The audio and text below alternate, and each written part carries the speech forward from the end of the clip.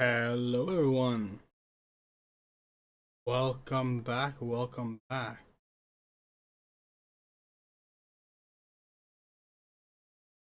we're both a little bit early and a little bit late today, which is fortunate, but that's how things go sometimes. Okay, so quick update. Today's gonna be a bit of a shorter stream, but we will make up for it immediately because we're having a stream tonight at 10:30 p.m. For that stream, Oni will be joining us. That'll be a lot of fun. Why is the window not at all up with text?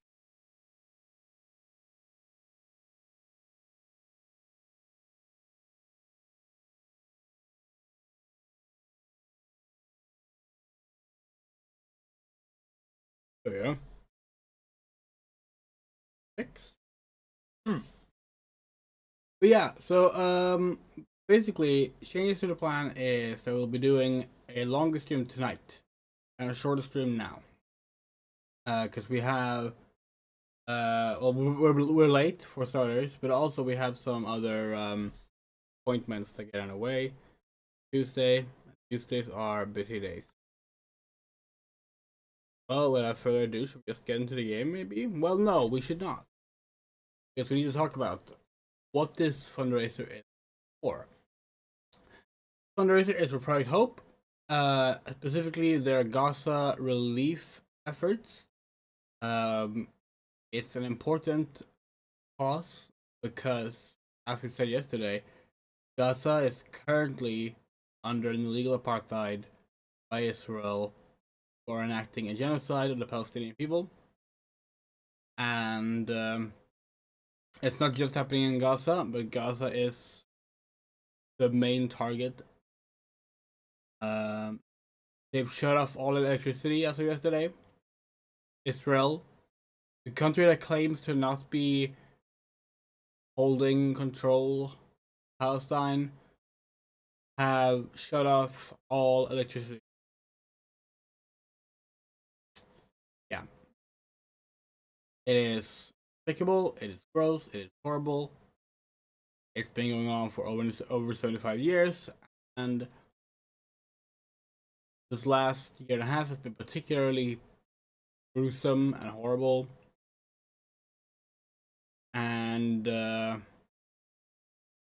any amount that can go to helping them is good.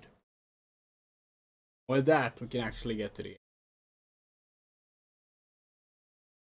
game that has resized itself again. Love when it happens.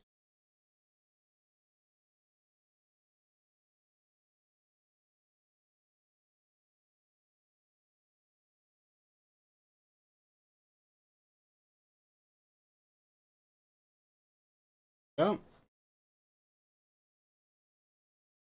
Alright, and Oni is not here right now, so we can take off the thingy. Alright, what are we drinking today, by the way? We're drinking Leva Leva Palestina. Another beverage that gives its relief money to helping Palestine. I haven't had it before. This is pomegranate flavor, so I'll be interested. Let's test it.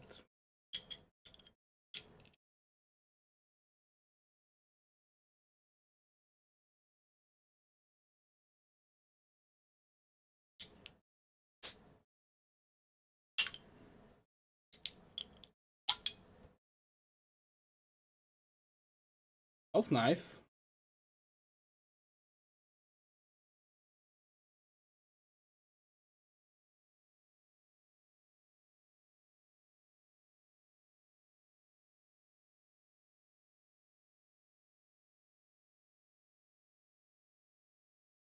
So, we did what we said we would do, which is we finished up library sequence 001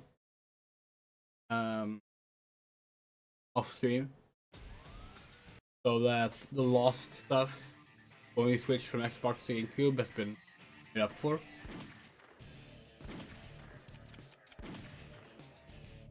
You see that here really. We have these 4.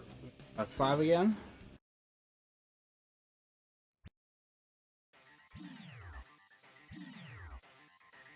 How many A ranks do you reckon we have?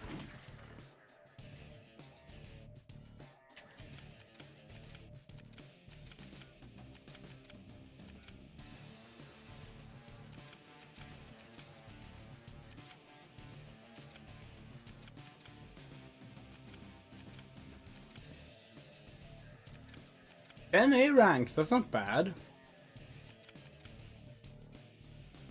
Not bad at all. Oh well, it's just up there. How many A ranks we got? Now 71.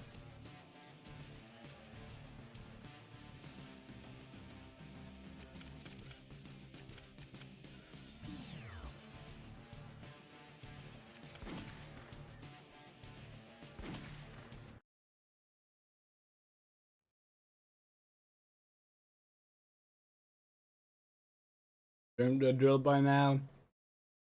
Starting with Dark Mission on Westopolis.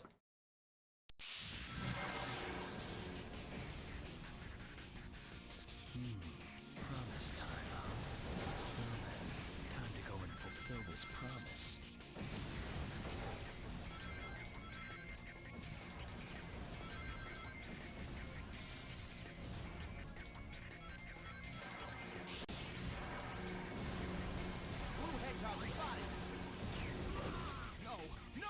So we have tinkered a little bit with the graphical settings. Because we were right, there is something going on with at least Black Dunes fading. We don't know if we fixed it. We also tried fixing the memory leak issues. Memory capacity issue. I repeat, hey Shadow, that's one of the Chaos Emeralds. Stop! With that Chaos Emerald, you can unlock unlimited power. Oh, it looks the same as always.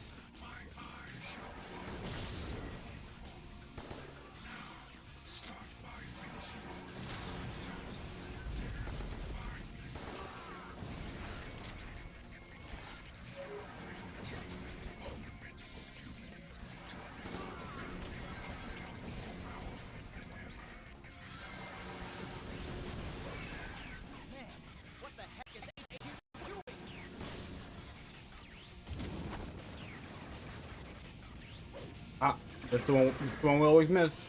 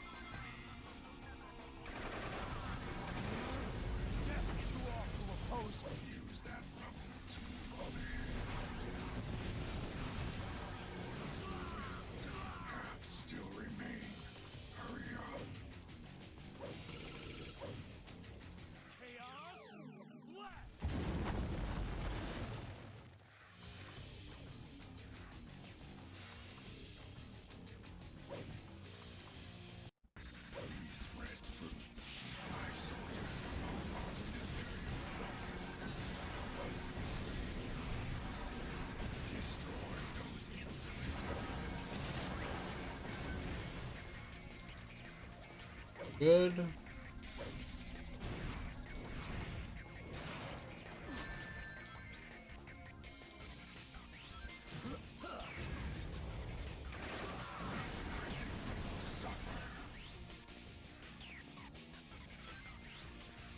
This is for my friend.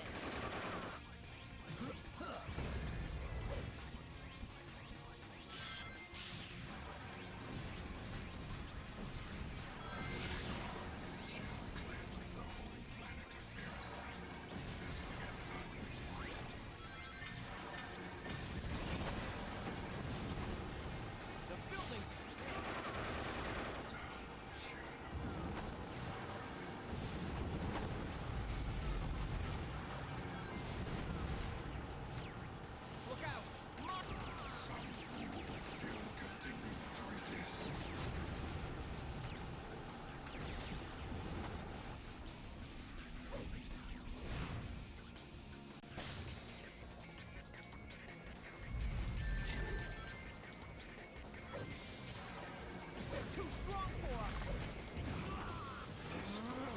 Death to all who oppose me. The same fate awaits the rest of this pathetic planet. Wait. 30 out of 35? That feels fewer than usual. Which ones have we missed? Status report.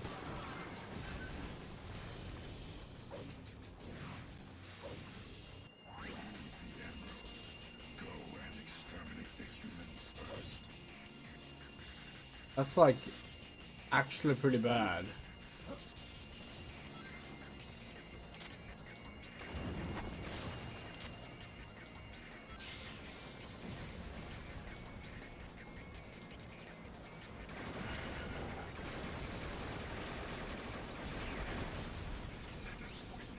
And we missed that one.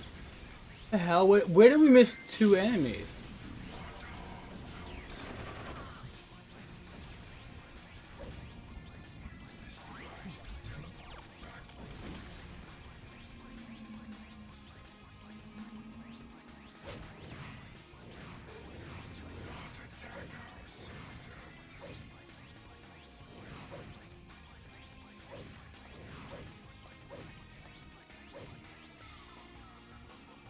This lock on the cage is controlled by a switch.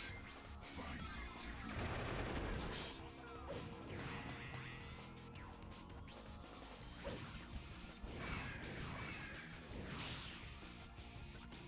if you Don't understand. Like, we missed one a lot of the time, but we made sure to get that one.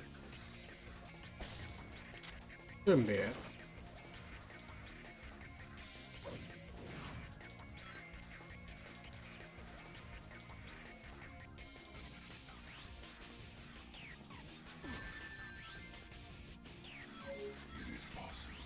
Yeah, what the fuck? One?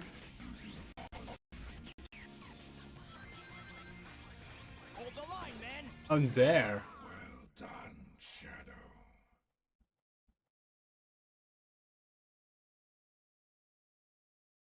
Anybody who gets in my way is my enemy.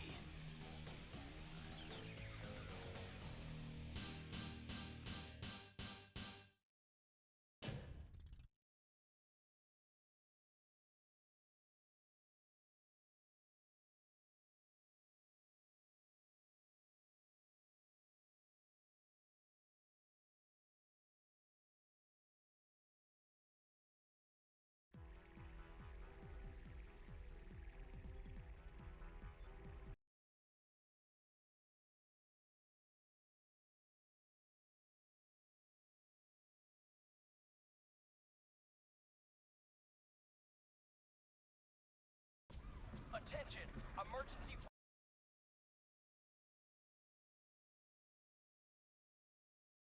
Okay. Well, I'm running out of ways to make it. They made some digital circus jokes of this. I feel weightless atop this light. I see. I can control which way this leads.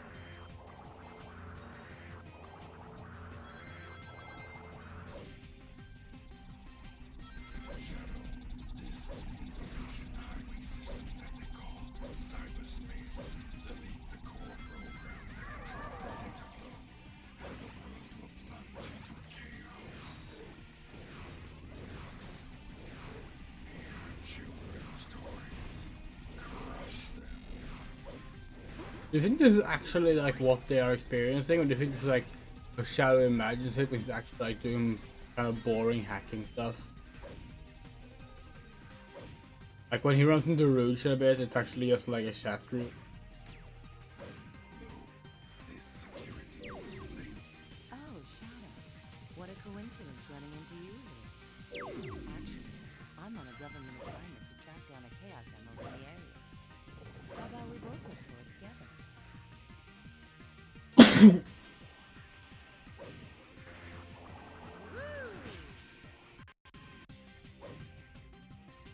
You know, as much as we say that the Sonic Frontiers blindsided us with retcons I don't know where regarding Chaos Emeralds and such, we do suppose this was actually the origin of Touch it, and you're gone. Chaos Emeralds can become stored in Time to cyberspace. ward off intruders. Watch out. Another firework.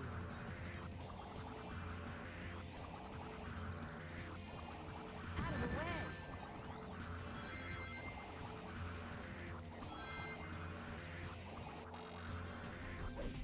That floating head is called.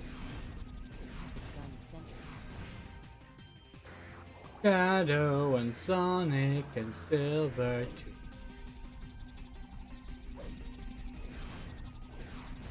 Stop attacking our ally.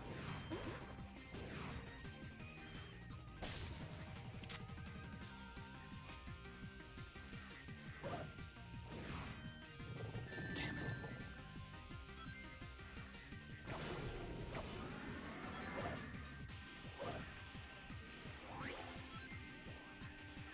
There's another drop here. Be careful.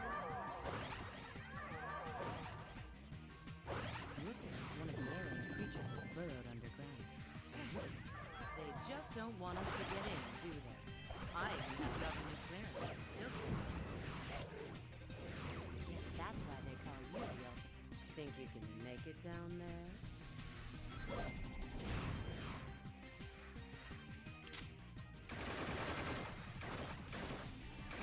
Aw, stupid ball. Hey, they're on our side.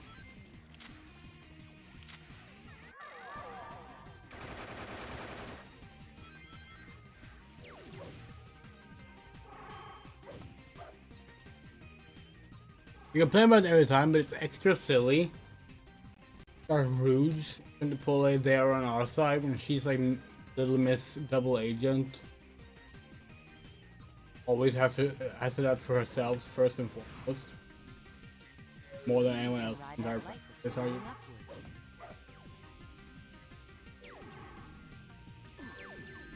upward. Fuck you, game. There's another drop here. Be careful.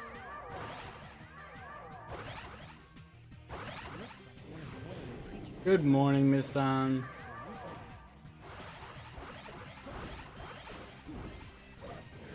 Guess that's why they call you the ultimate life. Good morning, it is Think you can make it down there? y'all slept good? We have not. Okay. Used to it.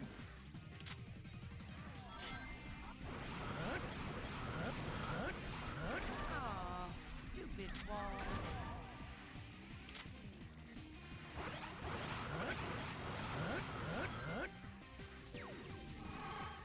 Maybe you can ride that light that's flowing upward.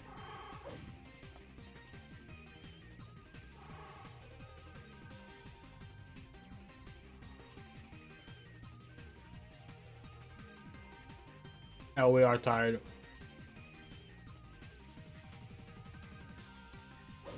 Yeah, we slept really badly. We woke up in the we were like ended up going up in the middle of the night.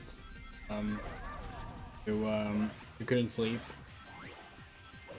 We sat in on East chat for a bit instead. Then we were able to sleep decently for a little bit, but it was just a little. That's part of why we delayed the stream today. God, we're fucking tired of that off-screen bullshit. Yeah, that's part of why we delayed the stream today. Is because we were so tired. We were just like, okay, if we start streaming now, we will not be able to speak coherently. You know?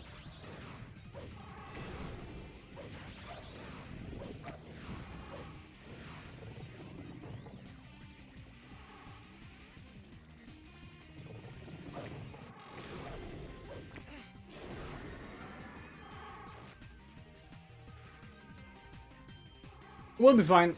We just took our ADHD meds, and for sure we'll be fine. Within the hour or so.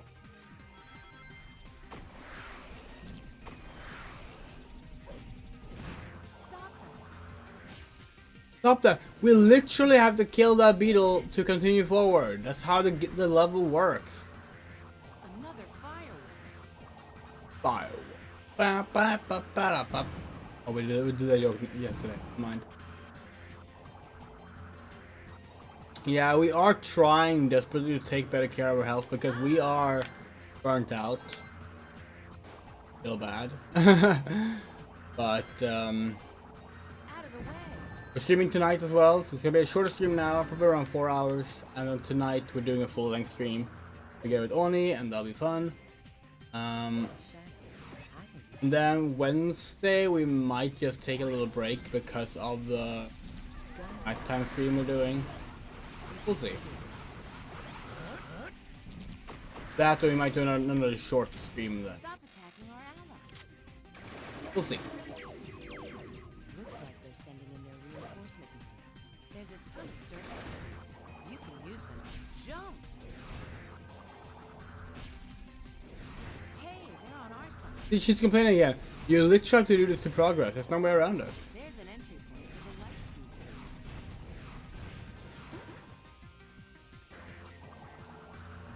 By the way, we figured out how to mod this game. There it is. That's the Chaos Emerald owned by the government. That'll be fun. You should be Later. able to use this searchlight to go up.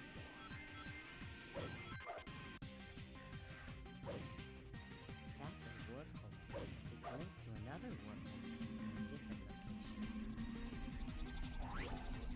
Where are you? Sure seems like someone are being taken back by deploying their combat. We hate that the electrical shields prevent gunfire as well.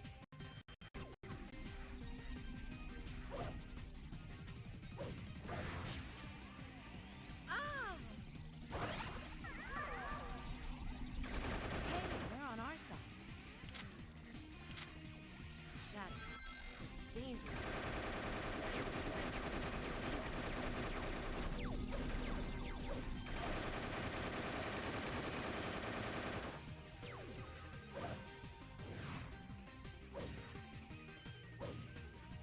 What in the world is this?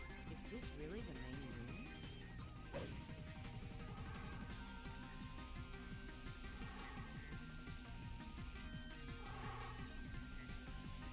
Maybe you can ride that light that's flowing upward.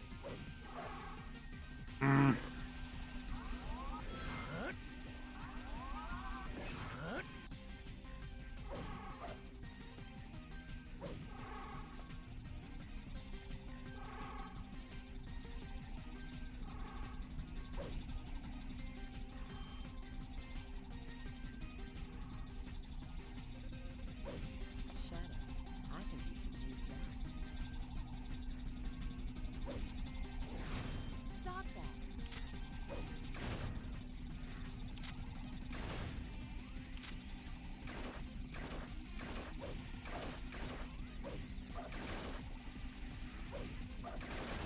Stop attacking our allies!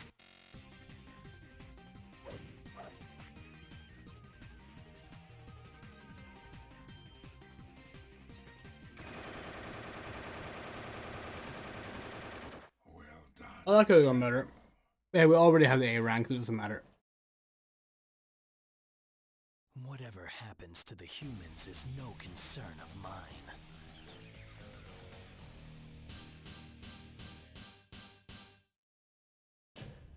A rank? Perfect. Yes, Mister, absolutely.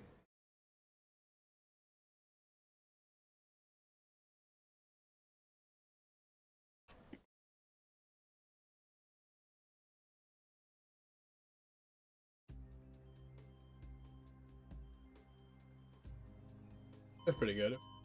Mr. President, we've received a report What from color the is it? Civil Information Agency. Our ground troops have successfully pushed back the black aliens from Westopolis. We've also managed to suppress enemy forces in 5 other cities. There's also reports that the CIA's mainframe has been compromised. We're investigating the incidents now. It is a strong possibility that this was also committed by the black aliens. Tell the commanding generals that the United Federation will never surrender to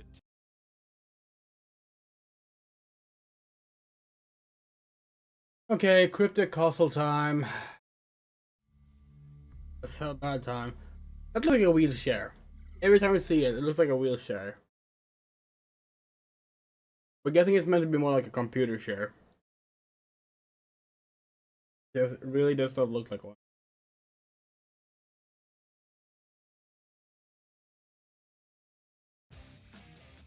The doctor must have gone this way. Oh, Shadow, I'm so glad you're here. Cream went into this weird-looking castle and she hasn't come back out. Will you go in there with me to look for her? Okay, how are we gonna fuck up this level this time?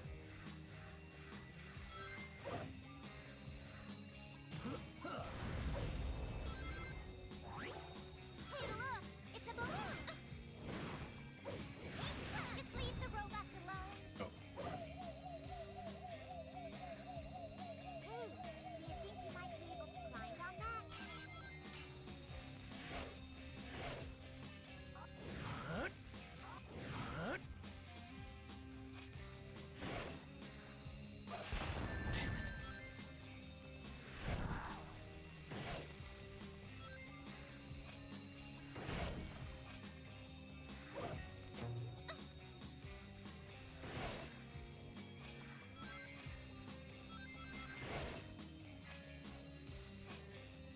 Hey, Shadow! The black creatures have infiltrated my castle. I'd like you to go and light those giant lanterns. They're part of my special defense system. Good job, Shadow.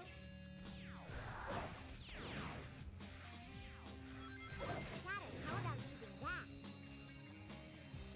Damn it.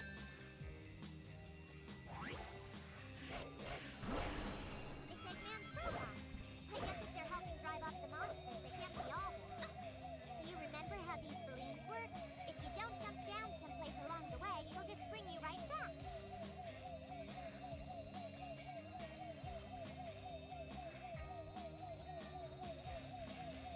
Try going down.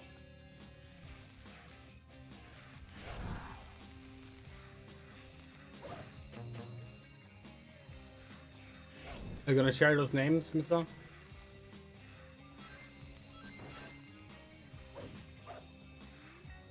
What? More Eggman's robots? Now I'm really getting sick of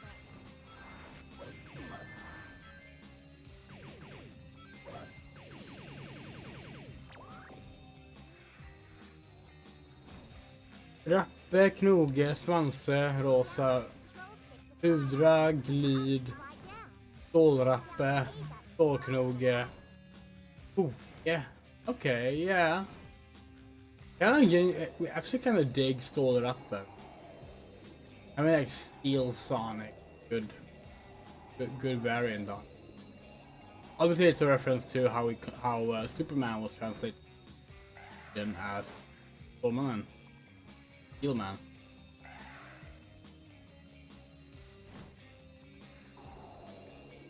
Yeah, that's funny.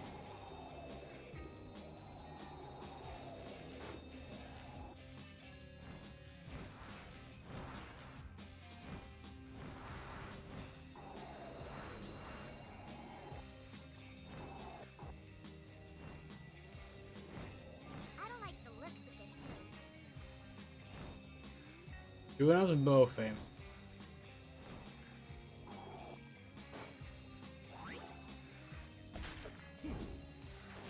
Watch your step, okay? We were hoping we fixed the memory issue. Guess we won't necessarily find out because it's guaranteed it happens. But, Go get rid yeah. of them.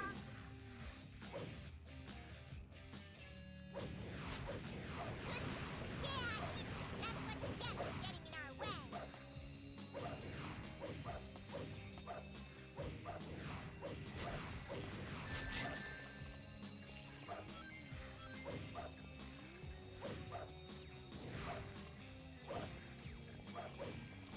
Good job, Shadow.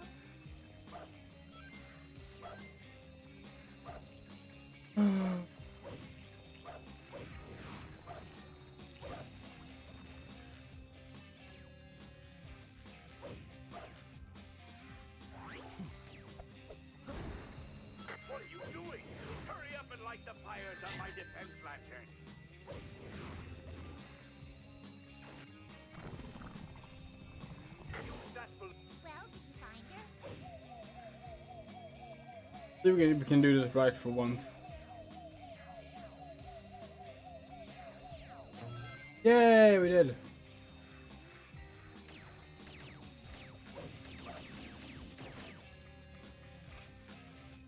There's another stone lantern.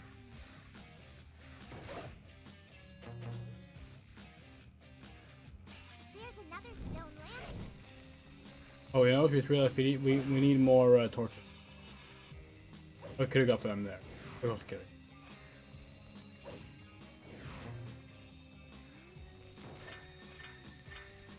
Hey, there are 5 keyholes here. That must mean there are 5 different keys to find. Maybe you should try breaking that. I think like what we would have named Amy as. 'Cause I feel like you could do something fun with like her name being like a regular American name, There's another stone lantern. and then like the word for you could find like some old Swedish name.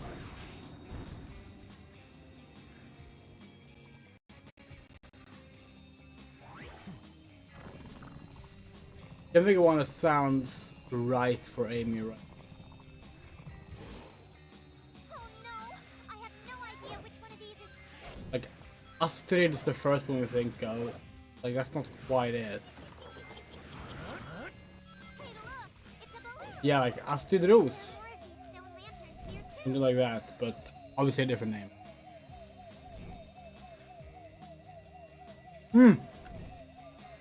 Rosmarie.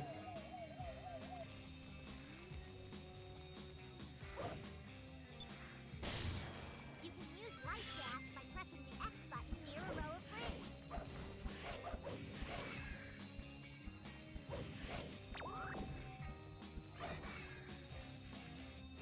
That birdie's health is shown in the lower right-hand corner of the screen. Try not to bump into any walls or anything, okay?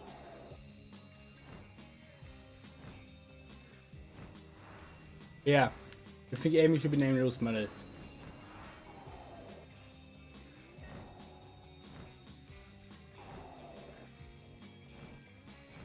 Anyone else with like a regular name like that?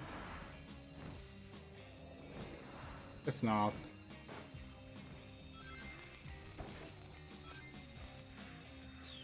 Nicely done, Shadow.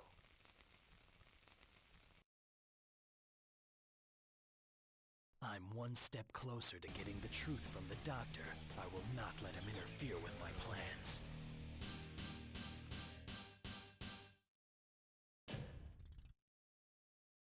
Perfect.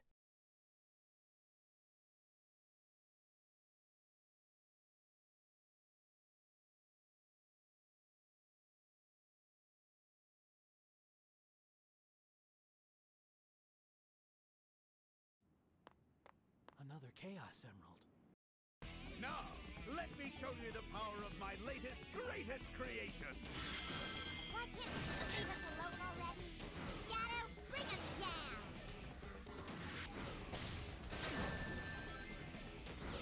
Eggman is talking on top of the robot's head.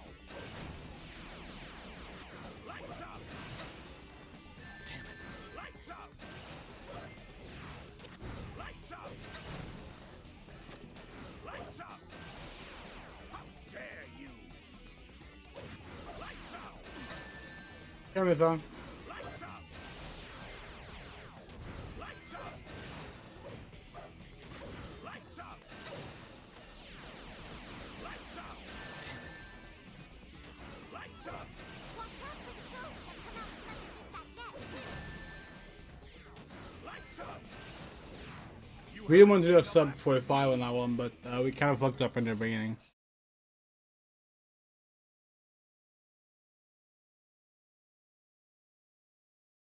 Sorry, Doctor, but that Chaos Emerald is mine.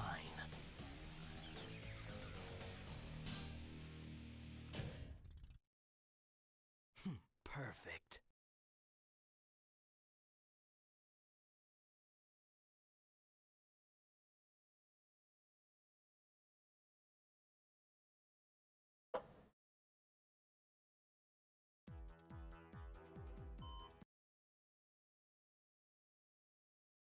Okay, now we have to do our hero mission. First time. Maybe it's a new, no, it's a hero mission. It's not a new mission.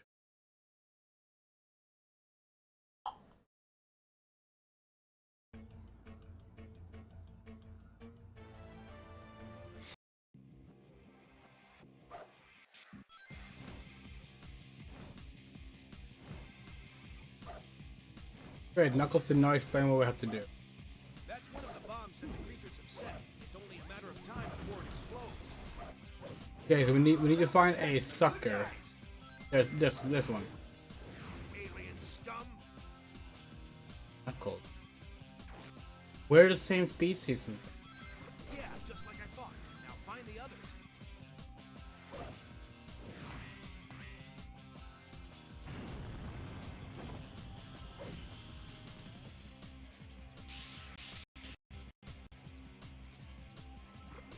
That's two.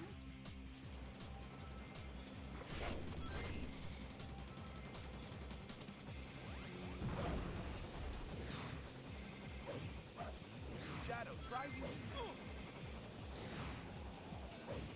These guys are monsters! Ha! Come on, we don't have time to just sit here. Those bombs are going to detonate in a few minutes. Yeah, but how do we get up to that one?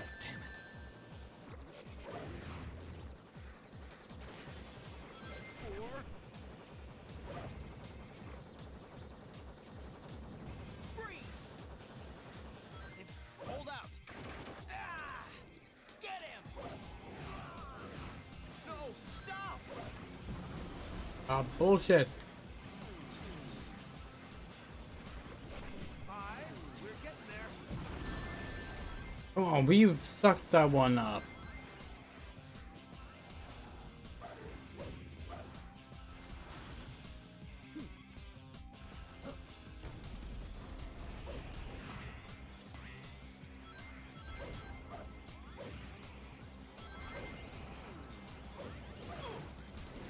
Not as tough as they look, are they? Multiple explosions detected. Spare me. Damn it.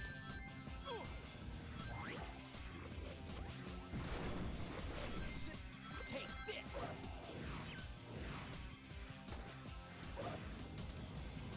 Seven. You know, if these things weren't so dangerous, looking for them might almost be fun. Get him! These guys are monsters!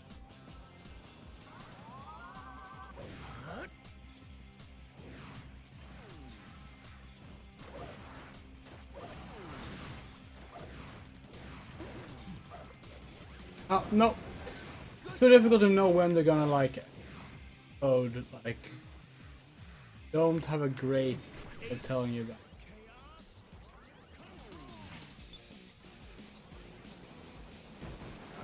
Only 5 minutes left. Let's hurry. If you want to go for a ride, just step on up and press the X button. For driving controls, use the A button to accelerate and steer with the control stick.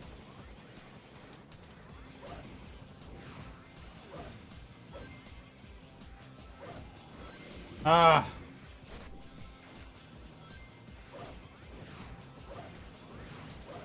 Dude, the moment you see them, that's when like they start being a potential risk of exploding. It's like ridiculous. Like it's way too difficult to like anyway. Like guarantee you won't. Oh, now what do we do?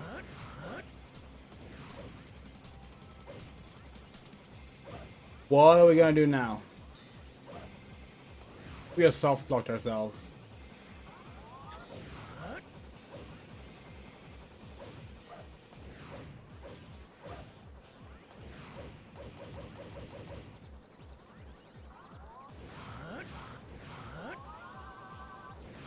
Oh, well, that's a level reset.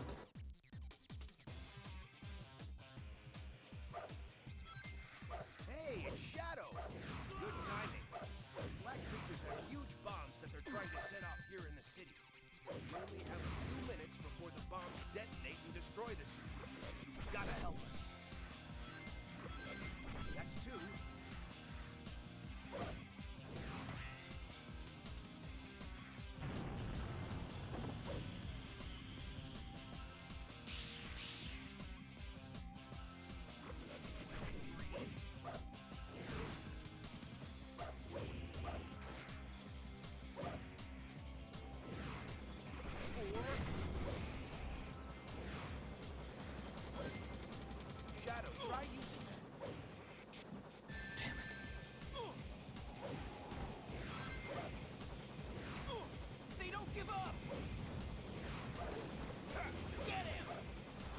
Then you have no idea how to get to that. Those bombs are going to detonate in a few minutes. Shut the hell up, Knuckles. We're doing our best. It's not our fault that a bunch of them explode before we can get to them. We're getting there.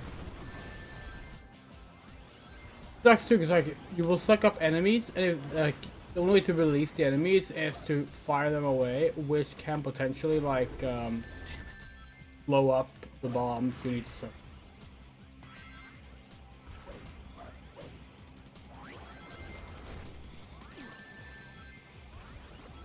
Not as tough as they look, are they? Currently engaging the black aliens in the southwest sector of the capital.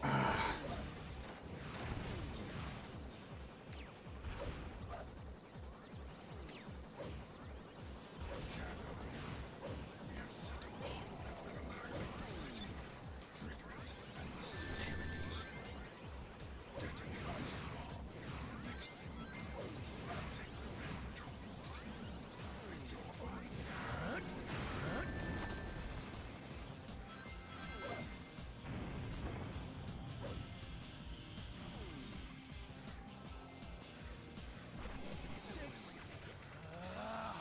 Behold the ultimate power.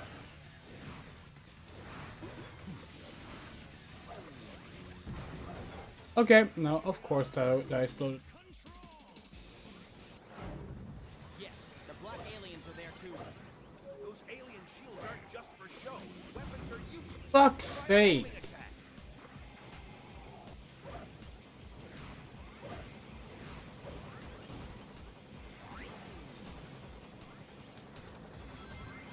Well, they've got giants too, do they? Finally! Damn, only 5 minutes. 7? You know, if these things weren't so dangerous, they might almost be fun. 8. Damn it. 9. Man, this is getting rough.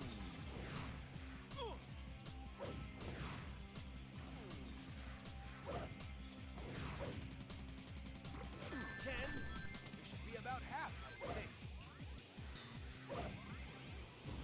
Leave things here to God. 11. What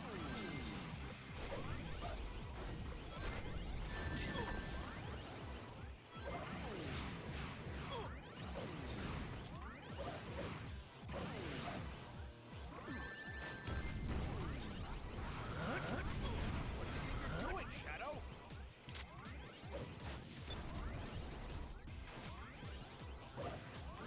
You should be able to smash that.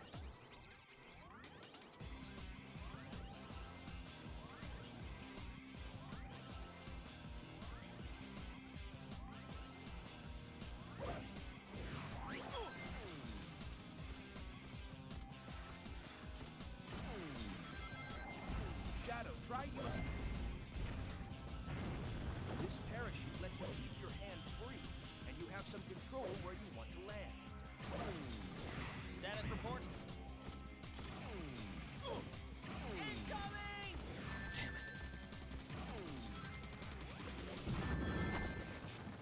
Uh, 12? Damn it. How many of these things are there?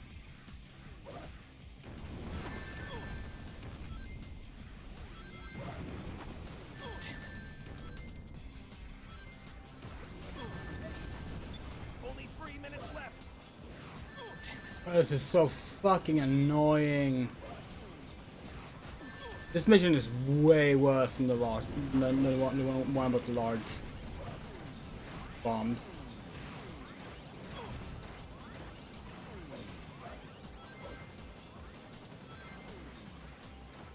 Like, not even a contest is worth. 13? This is for my friends. This'll just take 3 seconds. 14? You can blew a hole in the wall here. Oh, Fred leave. No! That's shit we're talking about. Like, what are we supposed to do there? Like, there's not enough time to, like, break the box and then start sucking. 15? The clock's ticking, hurry! Shut up, Knuckles.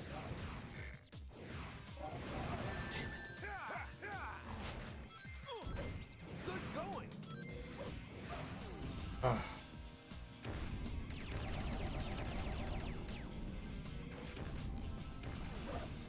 This mission wouldn't be so bad if A, the bombs took longer to explode, or B, they just like cared at all about like allowing you to 17, 18. two more. I think there's two more up. Surrounded. This machine would be so bad if either you bombs took longer to explode, or if you didn't have to use the fucking suck weapon. Because like, it means that you can't like deal with half of the obstacles getting rid of the weapon you need to use. Two bombs there. Do you think we're gonna get them? We're gonna explode and ruin our day. Okay, did it. That sucked. First hero mission completed. Such a cowardly attempt to take the city. Unbelievable.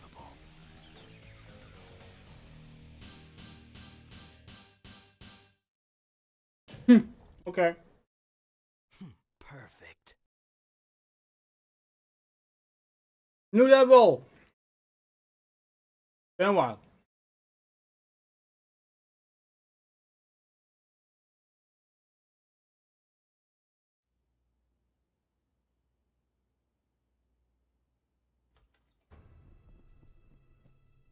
Sir, your transport is ready. We must go now. Sir, please. Once again, I have failed my duty to protect our nation. Sir, it's not... That's how you feel you should have resigned after SA2.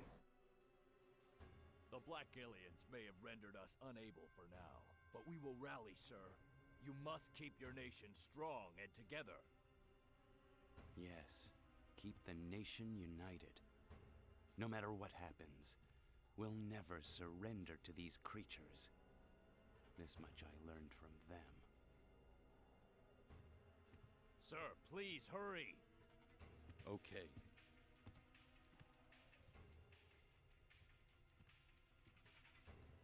The black creatures will feel their own bloody hell.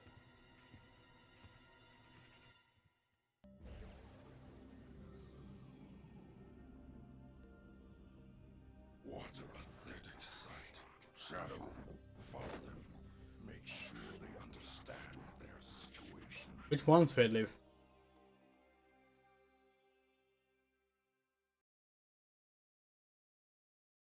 Where's your Rana in Igo as the exact same? Okay.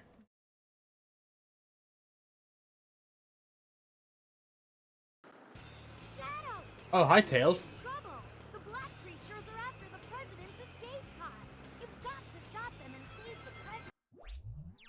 Not gonna do that. Destroy that human leader's escape. Gun has... You need to stop all of the black arms. Amy Pallant! Best Tails voice. Way to go, Shadow! This is gonna be easy. Don't hurt them! It's the black creatures! Shadow, be careful!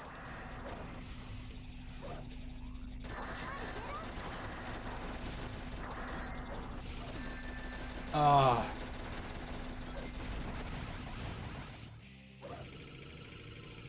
They're over here, too! No matter how many we defeat, they just keep coming! They're firing laser turrets! Jump! When you stick to the wall during the triangle jump, you can run forward a little. You've only got about 2 seconds before you fall, though, so be extra careful. Shadow, go. Destroy that craft and kill their leader. Then watch its effect on the humans. This junction switch can be used to send the escape pod into danger. Deliver a blow to it to switch the rail. What do we need to do? Okay. That is a human robot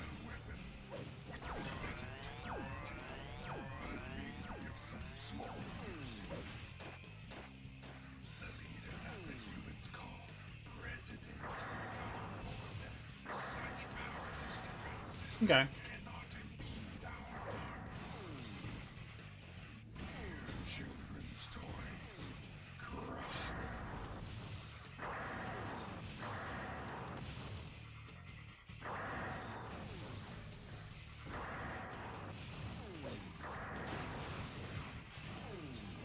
Make the humans suck. We've gotta help him. There it is.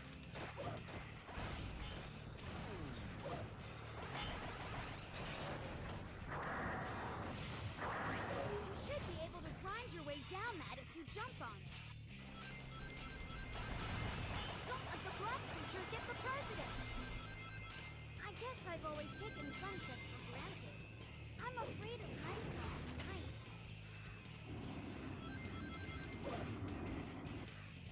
When the wind is blowing, grab onto one of the bars on the ceiling and hold on tight. When the wind stops, take the opportunity to dash back forward.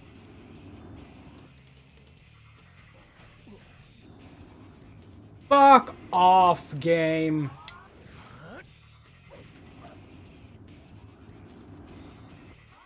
Yeah, you unlock the the hard mode, challenge mode, called, which is a non.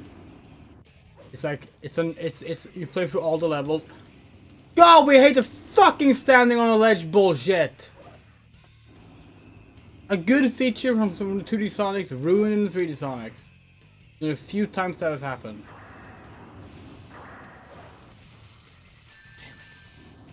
But yeah, you get the challenge mode, which effectively is like, it's a version of the game where you play through all the levels without any story progression or like different missions. It's just beating all the levels harder all at once. Like, what are we actually supposed to do here if we can't touch?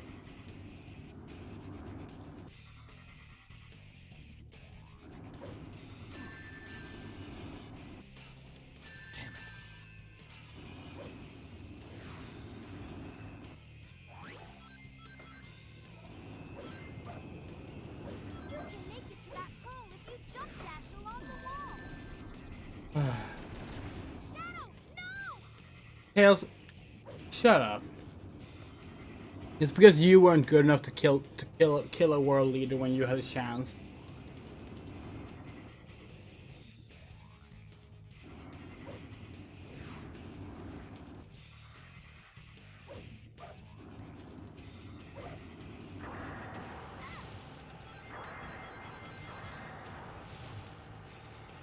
Damn, not here.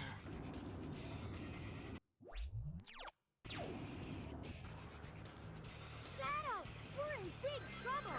The black creatures are after the president's escape pod. You've got to stop them and save the president.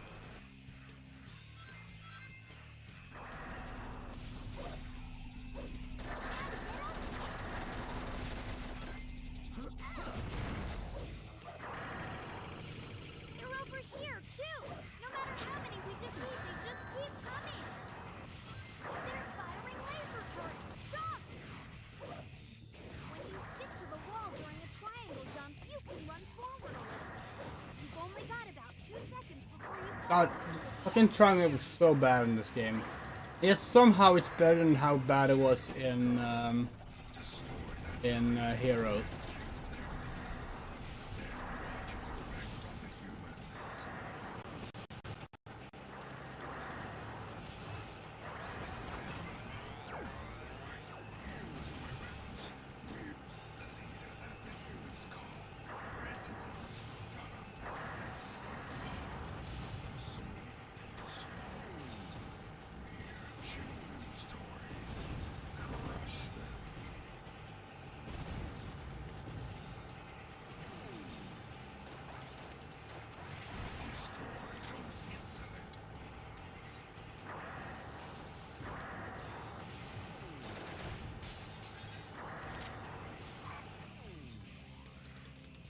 Yeah, the all A rank unlock is not as good as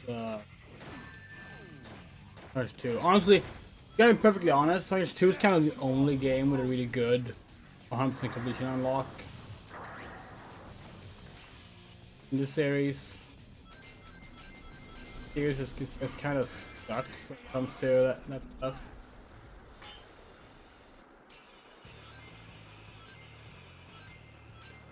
This shall be the last time that the humans What? Sam, not here. Ah.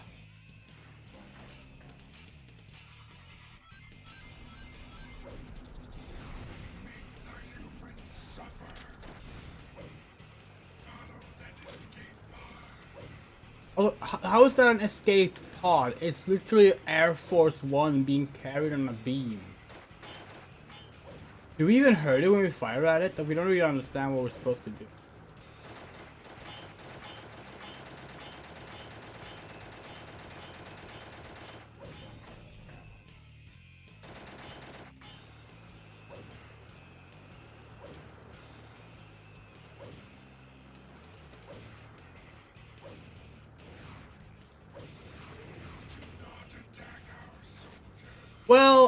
Well, Dad, you did not provide us with a weapon, so deal with it.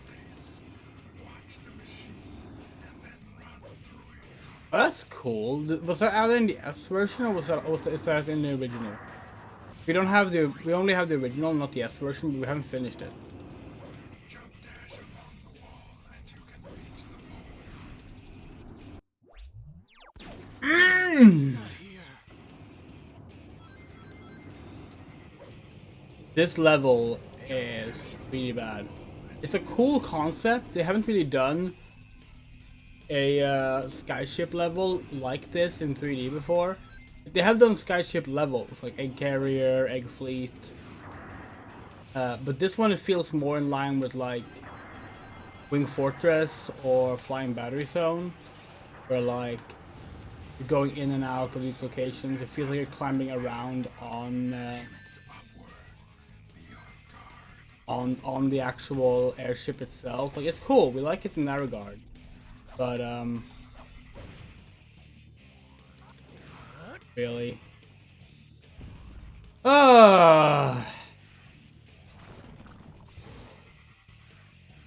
It is a shame that the weapon pickup is bad in this. If that's the kind of thing you would expect a shooter to make sure it was solid.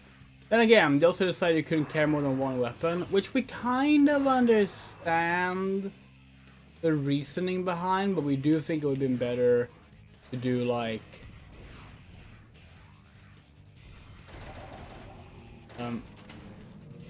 two weapons or something like that.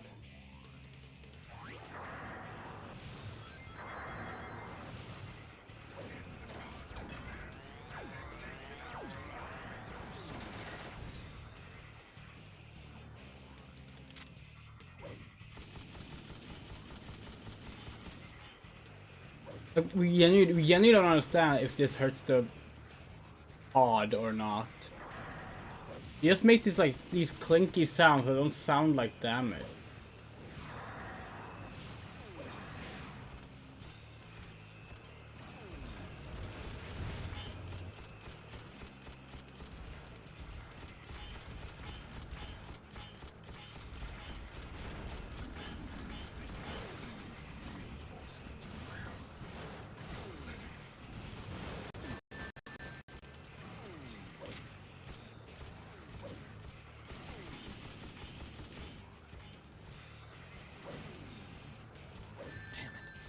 We like this level where you're chasing down an alien ship like this, but like that ship is like bleeding and glowing when you hit it. Oh no, okay, no, we are doing damage.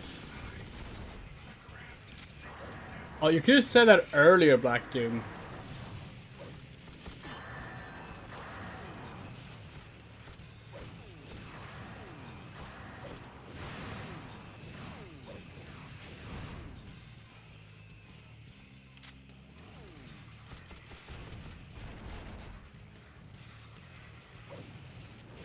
We need rings, we need rings, we need rings.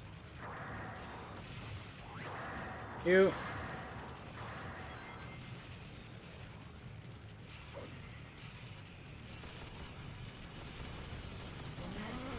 Death to all who oppose me.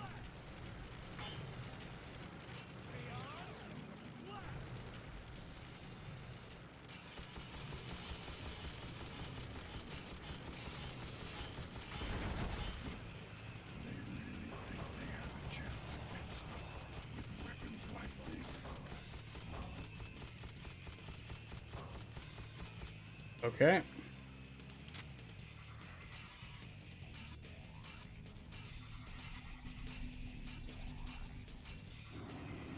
Grab onto something and hold yourself in place.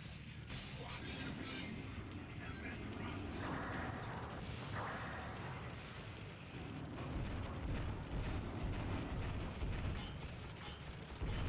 it. Man, imagine if the fucking black arms actually fired against the president instead of walking into us.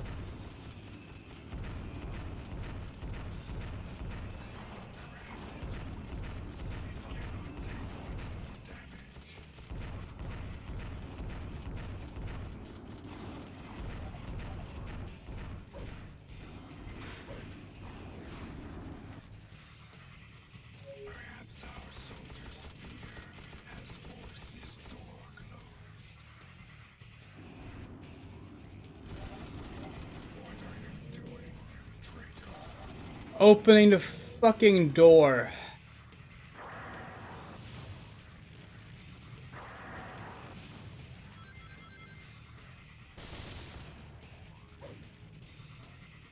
This door will not open any further, but you can still slip. Oh. What is wrong, Shadow?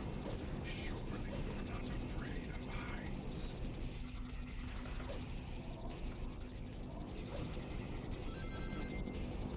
It's not about being afraid of heights, Black Doom. It's the fact that these platforms are unreliable, and you could provide us with a black vault or something to like fly on. But no. Oh, you couldn't even give us a fucking gun. You never do anything for us, but we have to do everything for you, Dad.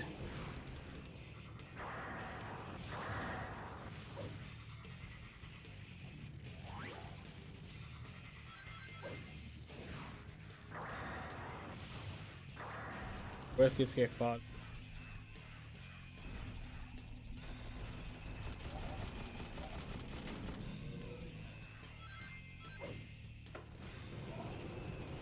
There it is.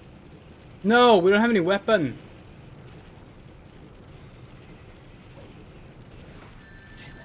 And you can't do that. Fuck. Damn, not here. Okay, we need to okay, the Switch version does it. Yeah, so that's S then. That's cool. We enjoyed Dragon Quest XI, but it did not like wow us.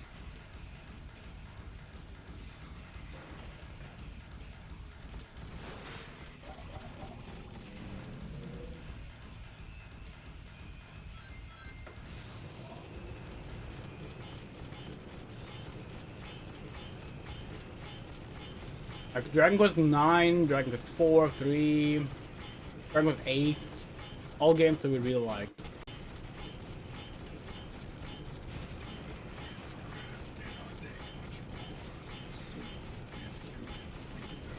The 11 was just something about it that didn't like us over that much.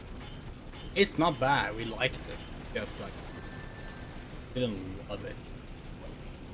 Oh, imagine if gravity existed. Imagine if you could do recover jumps like in most fucking 3D Sonic games. Oh, we'll start over. That level sucks. Shadow, we're in big trouble. You know what the worst part is? We know what happens in this game. We won't, like...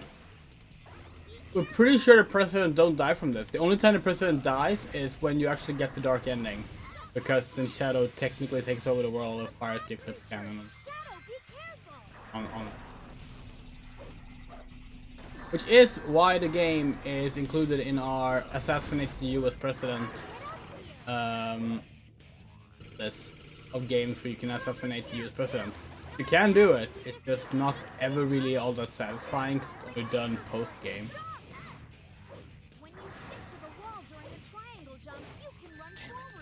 And of course, it's another example of like, the hero mission doesn't actually need helping. It's like, they tell you like, oh, Shadow, we need to stop the aliens from doing this, but it's like, you finish the mission and it's like, oh, if we didn't, because it already like sorted. Where is it? Oh no.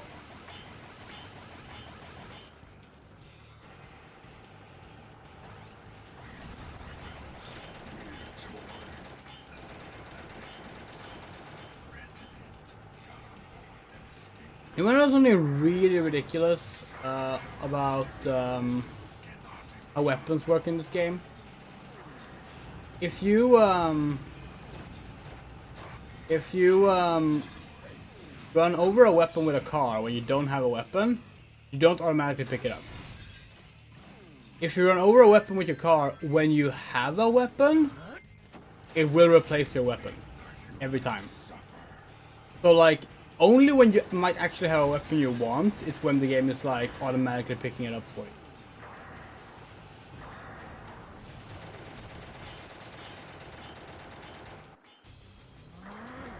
Death to all who oppose me.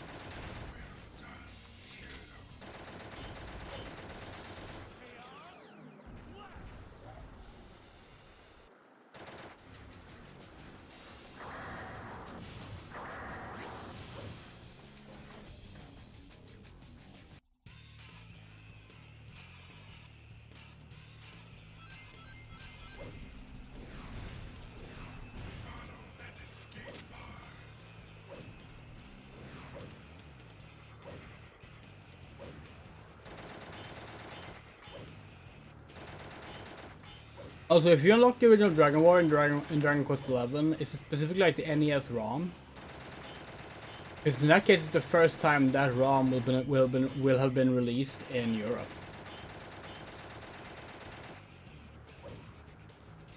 Yeah, we got Dragon Warrior. Our first Dragon Quest game was 7, no 8.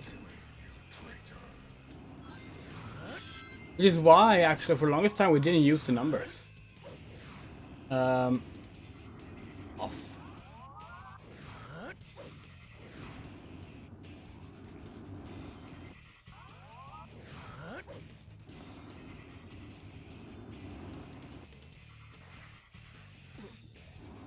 Fuck you, game! Fuck you!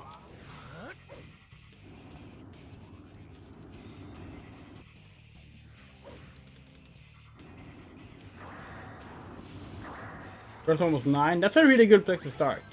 That's like a really good starting place. Jump dash along the wall and you can reach the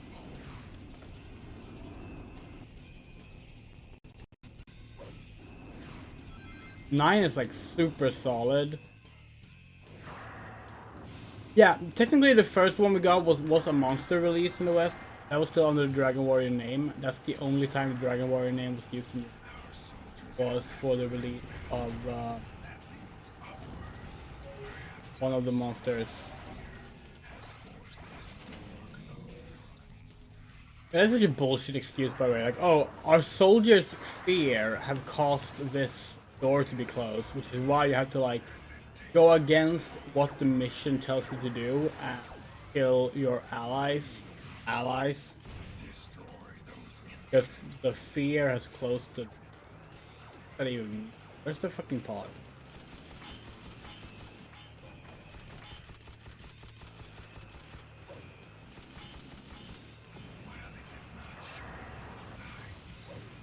Once again, Dad tells us something after it's no longer relevant. Well, it's not showing any signs, he said, just as it exploded into a few bits.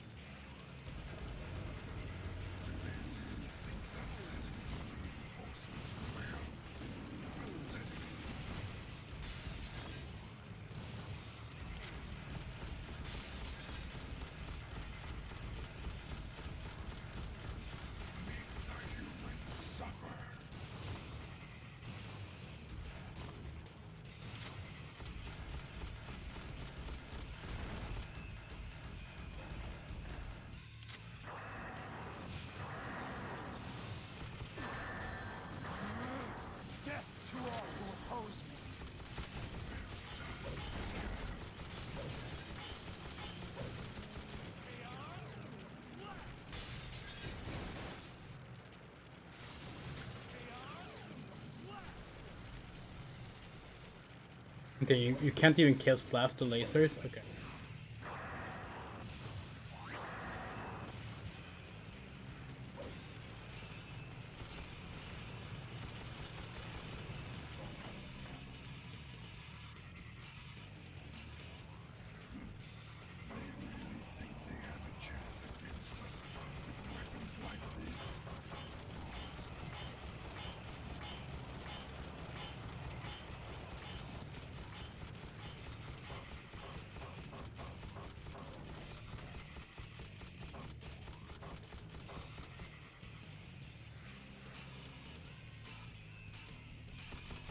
Destroy those insolent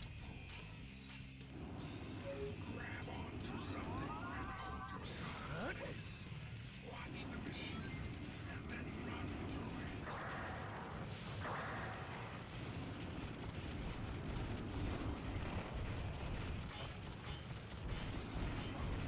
This super crowd is fun. It cannot take much more damage.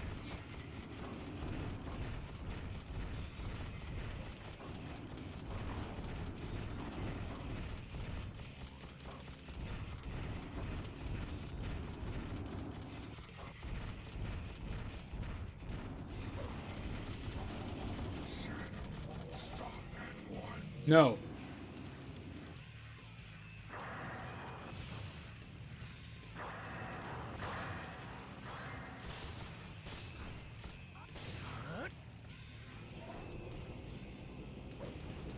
What is wrong, Shadow?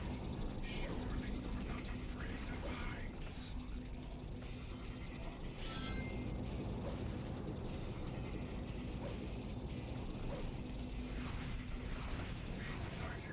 Really do hope they do make a Shadow the Hedgehog 2 at some.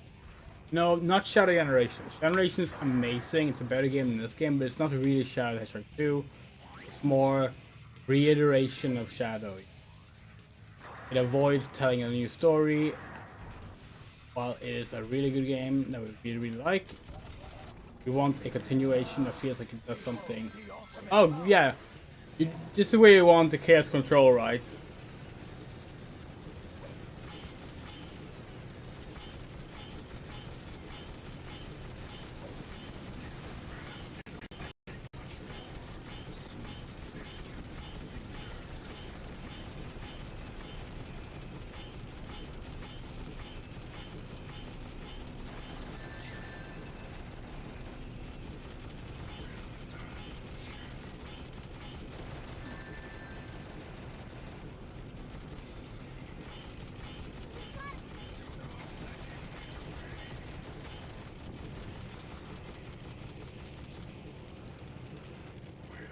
Okay, we did it. That was ridiculous. Terrible level. I had no choice. Well, actually, the level itself is probably fine. Terrible dark mission. They really needed to make it so that the plane like flickered when you hit it, and they needed to like lower the health. It was ridiculous. What's your favorite in-game reward in Dragon Quest?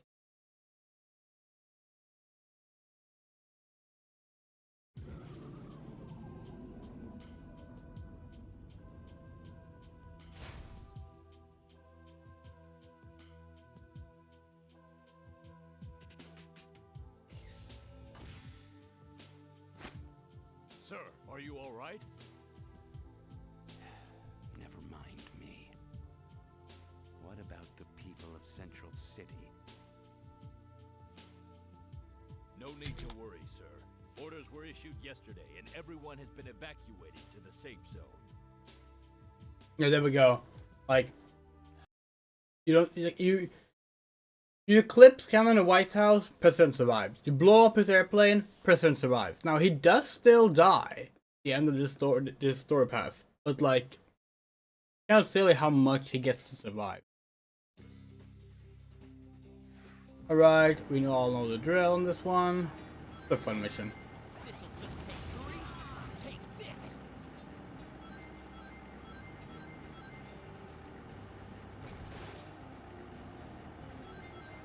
Well, that's funny. How do you like that? Ha, stay back. I would think we knew about that, but definitely didn't remember it. Does it count as a reward to say that your favorite Dragon Quest reward is the lesbian ending of Dragon Quest IV? Dragon Quest IV, which recently turned 35 years old, by the way, has a lesbian ending because it was the game allows you to play as a man or a woman, and they didn't bother like changing anything in the story for it, so it's like the same regardless, which for the most part doesn't really matter all that much. But one of the key parts of Dragon Quest IV is, spoilers for a 35-year-old game here, your childhood friend dies at the start of the game, and is very much implied that you all have feelings for each other. She's your childhood friend, like you all know the trope. And the game ends with you actually bringing her back to life and standing in like a romantic field of flowers. And when it came time to like adjust anything for the female version of the main character, they didn't do anything. So as a result, you get a lesbian ending in Dragon Quest IV if you play as a woman. We believe it's intact in all versions. Hello Moto, it's going pretty well. We had some trouble with the previous stage, so it was the first new stage in a while. But now we're back on a stage that we know well, so.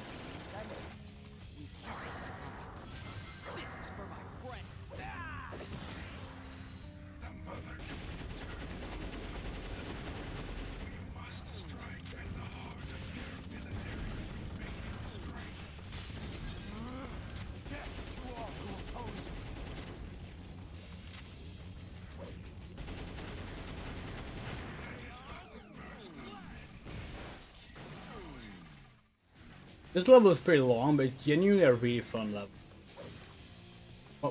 Once you know how to shoot at the main frame, it can be a little confusing. Oh, we forgot about the vehicle that brings us safely here. That's fine. The spin dash is really underrated in this game. This was the last 3D game with the spin. No, sorry, 06 was the last 3D game with the dash. Till Frontiers DLC. But like, spin dash is like, it's not SA1 good, but it's the closest it's ever been to SA1 since SA1. It's a little slow on the start. Like it takes a little too long to start revving it up. But like once you do get it revved up, you can do some really impressive jumps with it. I can show actually right here. We just take out these, we don't knock into them. Okay, that was not very good, but okay, you can do really good. Okay, we're not getting it now. It's easier with like a float.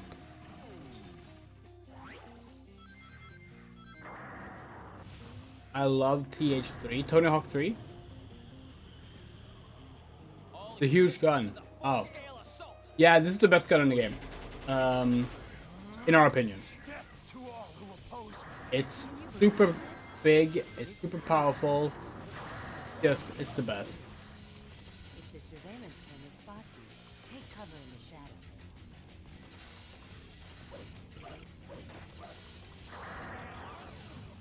I destroy that security camera.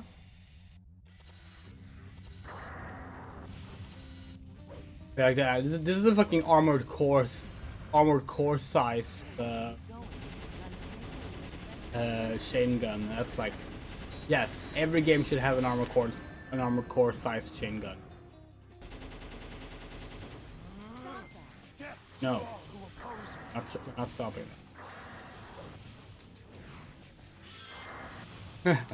That's fine, Mother. We all know that pain.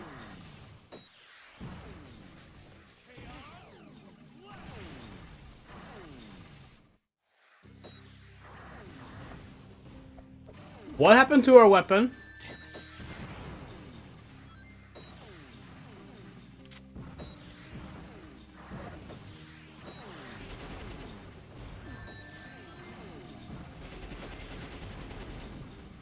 You're at work now, right?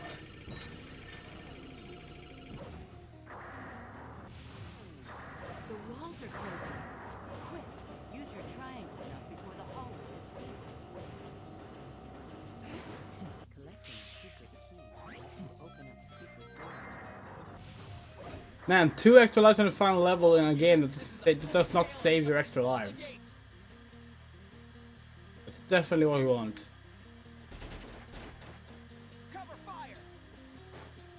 We decided to change a little bit how we do the donations, by the way. Actually, no. As we said that, we decided not to. We're gonna say that we're gonna do donations at the end of the stream instead. For all of the levels, all of the endings we've gotten. Then we just realized that we can't name them uniquely after each ending, so no, we're not doing that. Never mind. While grinding, use the control stick to jump in order to get on top of them. Press the X button while grinding to gain some speed. Press the B button while on the way. It's probably safer to take the upper route. Status report. Enemy sighted. Don't let him get away. Ha! Stay back. Take this.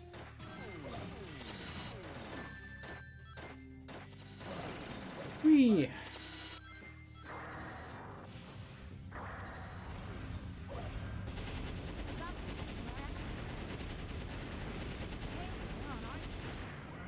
And time for the boss, which is gonna be the worst boss in the game, Diablon. Although we got an A rank on Diablon last night when we did when we covered up for the Xbox version.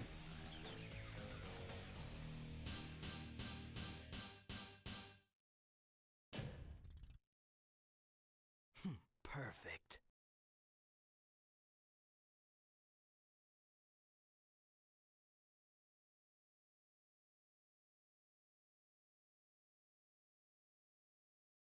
And for anyone that missed it yesterday, we had to swap from the Xbox version to the an emulated Gamecube version because of crashes.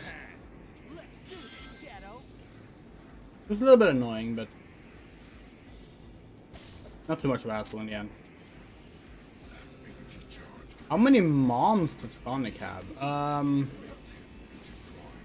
Well, if we count like every single variant of Sonic, like in all the continuities. Let's see.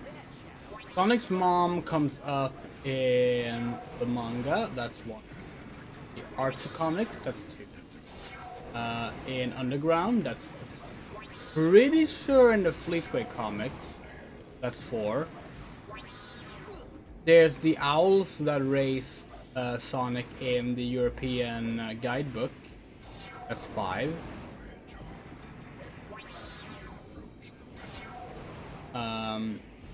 There's Longclaw. That's 6.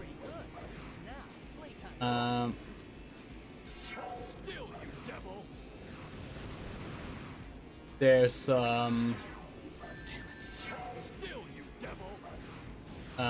Maddie, obviously.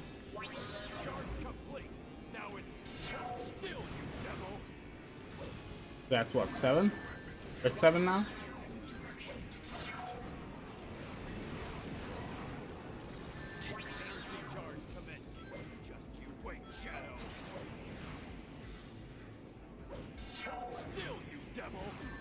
Fuck off.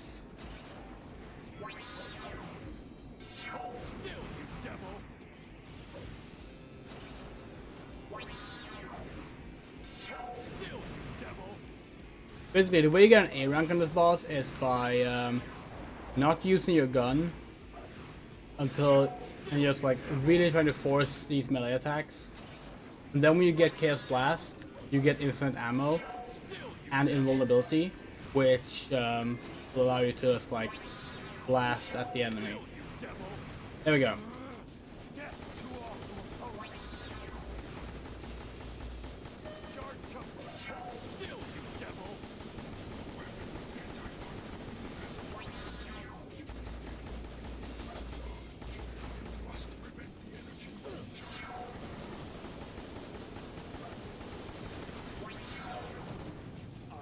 A rank.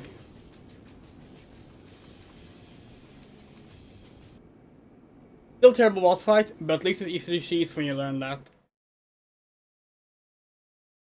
And that's library number 5.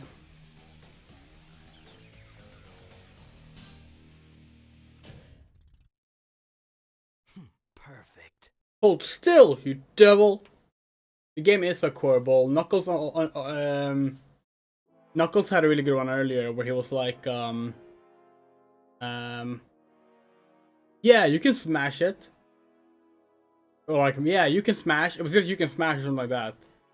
And it's just like, that feels like something you could use for like a lot of good memes. I've got all the Chaos Emeralds.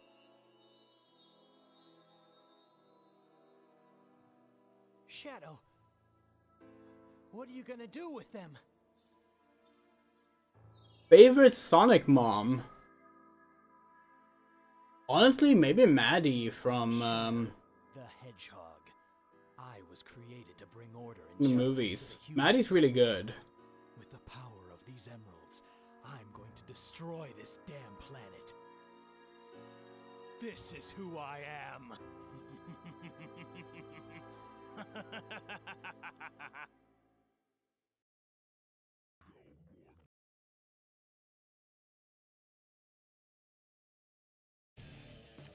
That was number 5. Purification via ruination.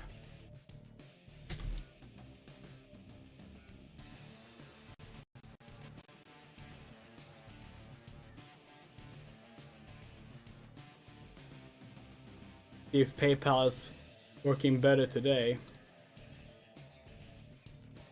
What if it would work better on like the phone? There we go.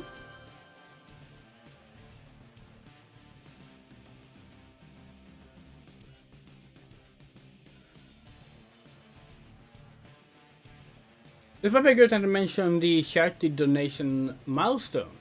$250 is the first milestone, and that will unlock a Shadow the Hedgehog karaoke stream. You can also give amounts for challenge runs.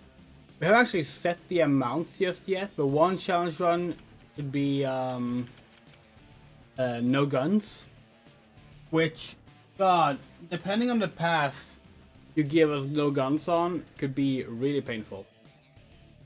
They all have unique names. All 326 ones have unique names. But like,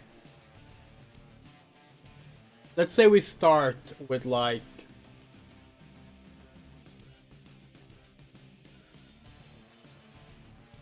$50. For $50, you can set the challenge run of no guns. And if that goes up later, it'll go up later. But but more importantly, right now, actually, we would love suggestions for other challenges we could do.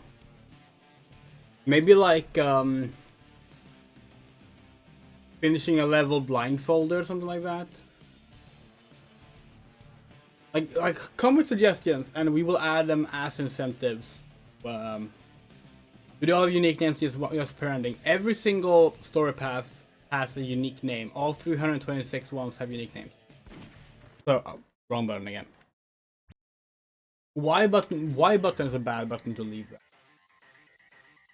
Now we're on to number 006. This is everything the same as the last one, but the only difference is the last mission. Go. Yeah, maybe a blindfolded run could be a fun, not a run, but like one level. One level blindfolded.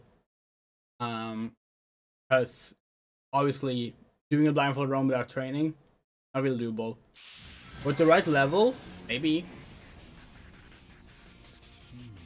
Like we could probably do like Westopolis neutral, blindfolded. Yeah. For now, challenge run 50. If you have suggestions for challenge runs, just know. Okay, let's go back to Sonic's moms. What other moms have... he's probably had more. Hey, Shadow. Long time no see.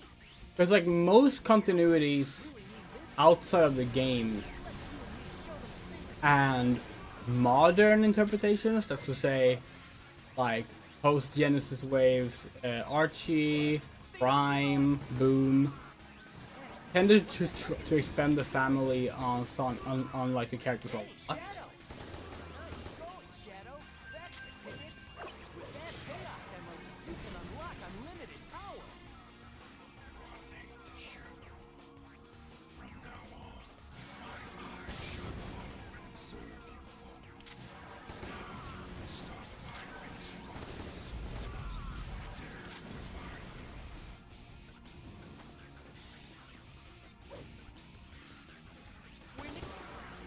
fucking soldiers.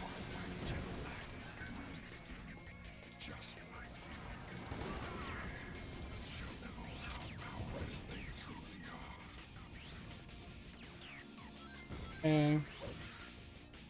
Really don't want to miss anyone this time.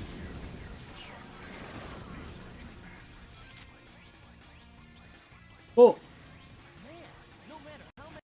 yeah, so for those who weren't here at the start, this is going to be a shorter stream, and then we have another stream tonight.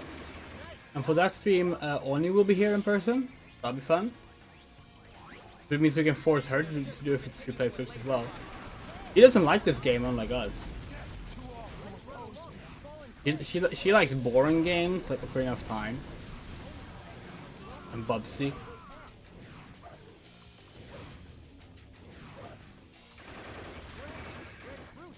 By the way, when Oni's here, she's not gonna see this. Yeah, when Oni's here, please send messages that start with the phrase, "Hey Oni, comma, you're a or an something fan, something enthusiast, something like you're a DC Comics fan, like anything like that." Follow with a silly question related to the topic. We have been tormenting Oni with stuff like that, such as, "Hey Oni, you're a Bubsy fan. When are you gonna play through Super Bubsy on Windows 95?"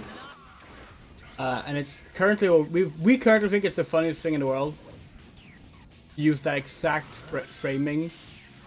And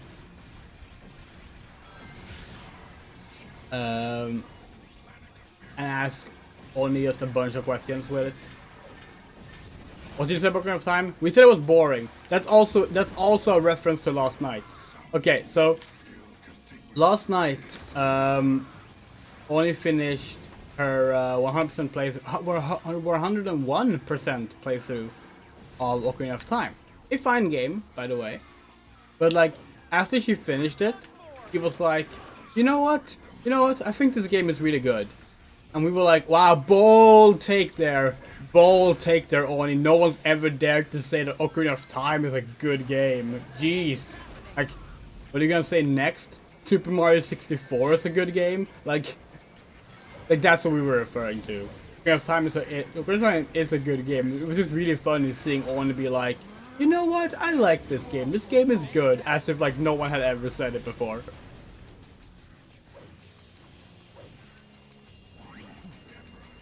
So considering we like non-popular games like this game, we think it's kind of funny to be like, oh yeah, Oni likes boring games. We like Shadow the Hedgehog. We missed the beetle, but that's okay, that's an optional enemy.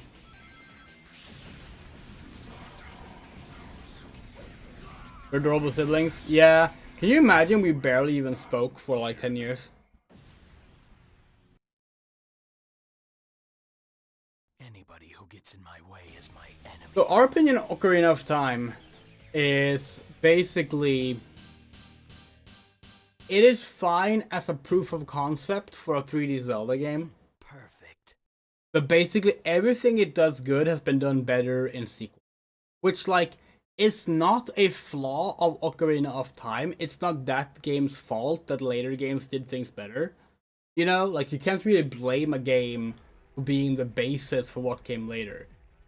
But personally, we don't enjoy it that much anymore because games like Majora's Mask, games like Wind Waker, games like Twilight Princess did things. Hell, games like Dark Souls did things that Ocarina of Time did. In a way, we enjoy them much, much more. So these days, it's difficult for us to actually like find the game all that enjoyable. But we still deeply respect it, and we do think it's a good game. What is this sensation? I feel weightless atop this light. I see. I can control which way this leads.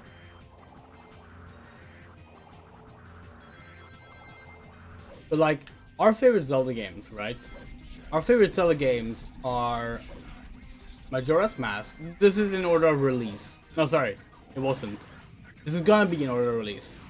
Our favorite Zelda games are Zelda 2, The Adventure of Link, Majora's Mask, The Wind Waker, and Twilight Princess.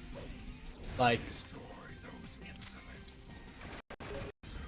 that's our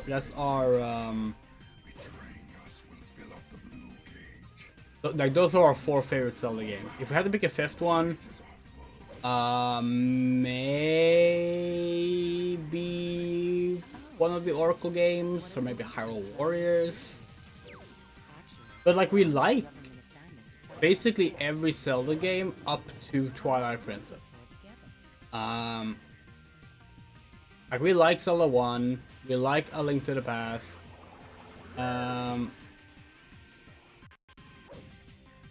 We like Link's Awakening. We like Ocarina of Time.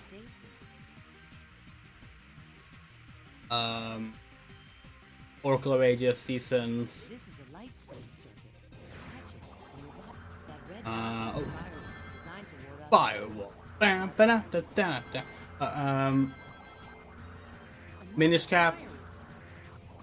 Yeah, we like Minish Cap, it's fine.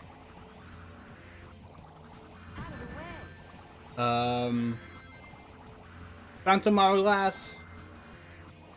We still like it, but it's definitely a weaker entry. Spirit Tracks, again, kind of did everything good about Phantom Hourglass better. And as a result, it's a better entry.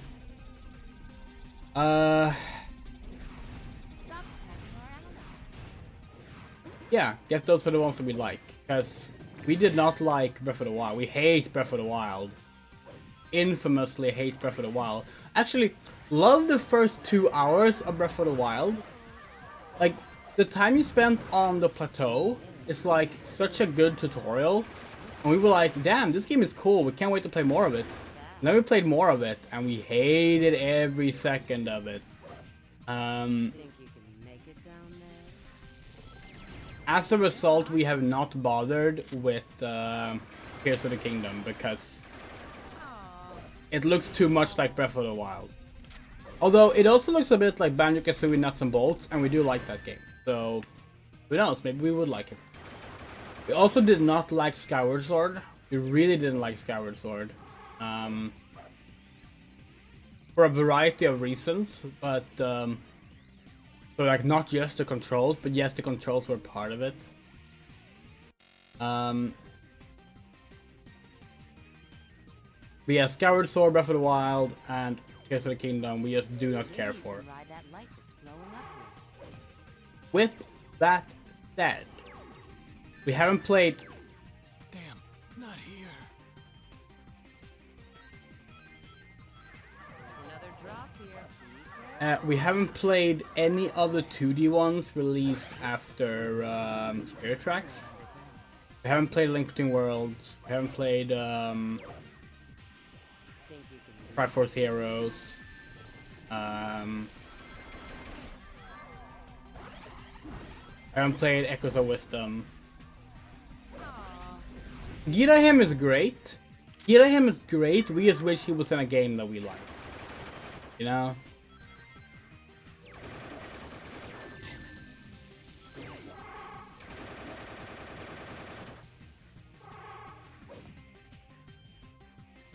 Do you have any other games like that where like you love a character but they're in a game you really don't like? Yeah, we agree, Faye. If Minish Cap should have been a better game than it actually is. We really like the writing in Minish Cap. We think it has really good writing and world building. And a really cute art style. Like, it really made good use of the GBA graphics. But the game is just kind of okay. Like, it's not, it's good. It's good. But it's like, if we're gonna go out of our way to play a 2D Zelda game, Minish Cap is low on the list, you know?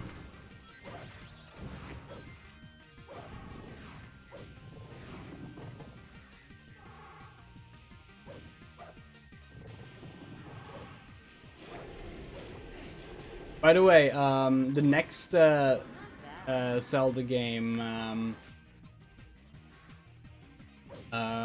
that Oni is gonna play on stream is Zelda's Adventure for the CDI.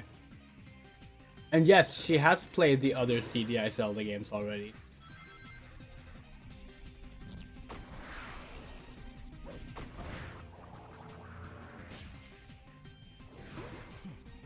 There's an entry point to the lights feature. Another firewall. Firewall. We're never gonna get tired of that. I don't even understand what that's a reference to. There's a fucking Pitbull song called Fireball. Like a ball of fire. And he says, Fireball. And then like the trumpets go, ba ba ba ba ba. Is Silver the Gira hymn of Sonic in your opinion? No. Absolutely not. We would not say that. They're personality-wise, they're too different. And also, we like Sonic 06.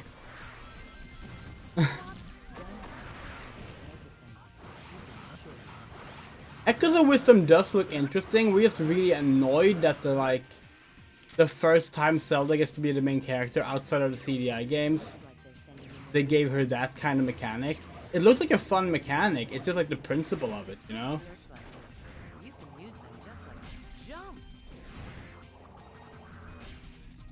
But maybe we'll play it eventually. We don't like the art style as well. Like that, we know that's a very unpopular opinion. But the Link's Awakening remake / Echoes of Wisdom art style, we just don't like it. It's really funny because, like, remember when Pokemon Brilliant Diamond, and Shining Pearl came out?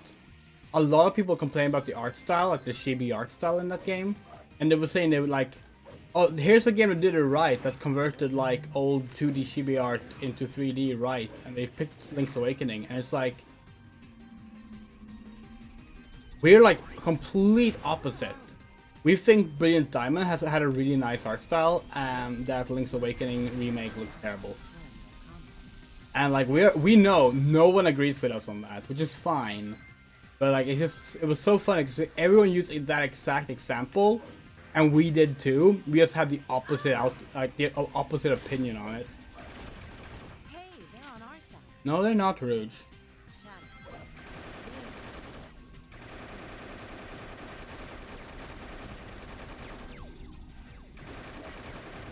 Unironically, the CDI games are legit good. No. Well, okay, so the 2D side-scrollers have really good ideas, but they control terribly. Like, the controls ruin everything about the game. Otherwise, they would be perfectly enjoyable. You know? And we think that's why RZ, which we haven't played RZ yet, we actually got that for Christmas, and we do look forward to playing it. But we do think that's why RZ went over well, because I was basically, hey, let's do a Zelda CDI game, but like, for systems with competent controls, you know? Because, like, controlling Link and Zelda in the CDI games is absolutely ridiculous.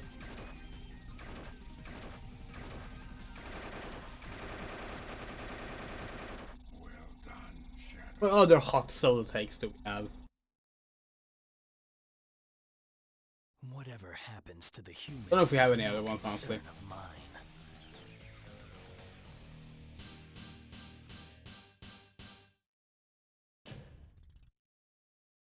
Okay, Cryptic Castle, Dark Mission again. Can't wait to. Oh yeah, I think it's after this one we're gonna get our first neutral ending. Like after this library entry. Yeah, honestly, Fayleaf, that's yeah. Controls are a big factor, and we kind of hate that like the solution to that was to just homogenize control schemes. So like now every game in every different genre basically plays the same, which that sucks. Like no, you can solve it in other ways. But yeah, and bad controls is definitely like the main issue with a lot of games. The doctor must have gone this way. So to be fair, a lot of the time, Amy, Bruce money. A lot of the time, honestly, we think that it's not even bad controls. It's controls that like is different as a result requires getting used to. Like this game. This game has pretty good controls. It's just if you've played other 3D platformers, it will feel off at first because it feels different. But like the problems with this game is not the controls. The controls are actually pretty damn good in this. We really like the sidestep function. We barely use it, but when we do use it, it's nice. Yeah. Yeah, Psychonauts. God, Psychonauts. We love Psychonauts, but like we first played Psychonauts on PC with a mouse and keyboard. And like that is kind of like the worst ever. And we remember like PC Gamer here in Sweden gave like a really negative review to Psychonauts because it was basically fucking unplayable with a mouse and keyboard. And at the time, it was considered like bad for a PC release to require a gamepad. These days, that's kind of changed. A lot of like games are just like PC games assume you will have a gamepad now, and people have accepted that. We're not sure how we feel about that personally, but we guess it is more common these days to have a gamepad that works on PC because of cross-platform gamepads. Like the Yakuza games fucking start with a screen telling you, hey, real Yakuza use a controller, and it's like, then why is this on a system with a mouse and keyboard input, you know?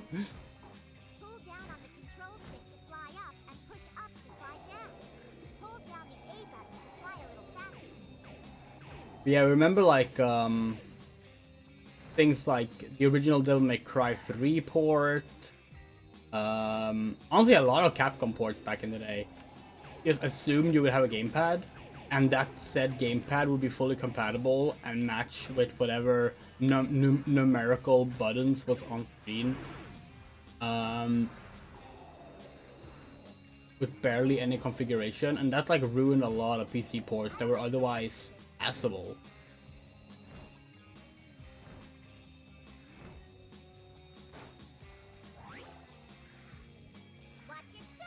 Yeah, we haven't played God of War, but Alan Wake 2 absolutely. Alan Wake 2 is a really good game, but like the fact that they got rid of the unique aiming system from the first game that was like thematically appropriate, where the beam of light from your flashlight is the aim in favor of just a crosshair. It's like really boring, and it reminds us of the Resident Evil games, because like Resident Evil 4 you had the laser sight, and that was the same in Resident Evil 5. Well, you had this laser sight that you used aim, and it was really cool. It was a different way to do it, and you aimed around the screen, not in the center of the screen. So like you could actually like keep the camera steady where you wanted it and still move your aim around, and it was really cool. We really like how RE4 and RE5 handles aiming. But then in Revelations, RE6, and the more recent Resident Evil remakes, they were like, no, it needs to control like Gears of War. It needs to control like every other shooter, you know? Crosshair in the middle, and you control the camera. That's what people expect, and therefore it's the only acceptable way to play. Even though like RE4 is like considered one of the best games ever made, and does not have controls like that. And most people think the best version of RE4 is the Wii version, which explicitly does not have controls like that. Like, they went further with the aiming around the screen thing. It's just like, it's boring. It is boring. And we think that's honestly why a lot of games feel less like masterpieces these days. Because they always feel like iterations on the same idea. Gotta be honest, this pomegranate soda, not that great. The aftertaste, we're not a fan of the aftertaste. Still happy we bought it, of course. It's nice seeing more Palestine supportive brands here in at our local stores. But yeah, that flavor, not gonna buy that again. That's okay though. Yeah, God of War is interesting because God of War. Shadow fell. One of the shadows fell. God of War, we haven't played the new ones.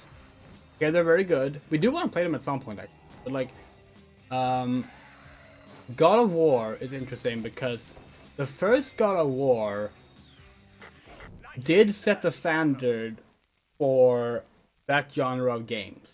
Sort of like character action hack and slash game. In a similar way to like how the Dynasty Warriors games did. Like you had these two kind of like competing schools of combat design and control design for that genre. And like you see games like Castlevania Lords of Shadow, that's clearly just God of War with a Castlevania reskin, which is like showing that created a foundation. And then they threw that out in favor of making it more in line with like other third-person action games. Like, it's a choice. It's a choice. A choice, and we don't like it, but it is what it is.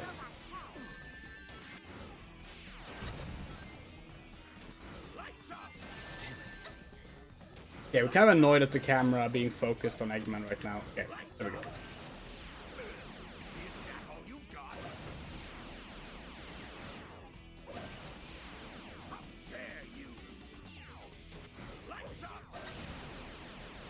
This might be the easiest boss in the game. No, actually, Eggbreaker on a different stage is the easiest boss in the game.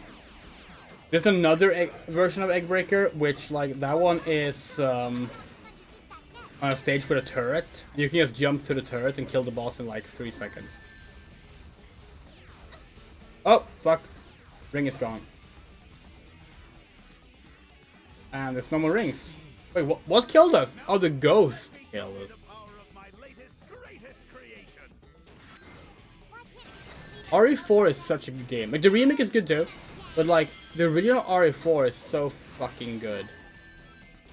We played a game when we were like, how old were we? 14?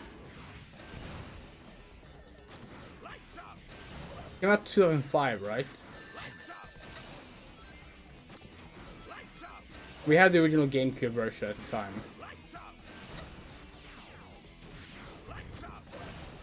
Honestly, RE5, great game.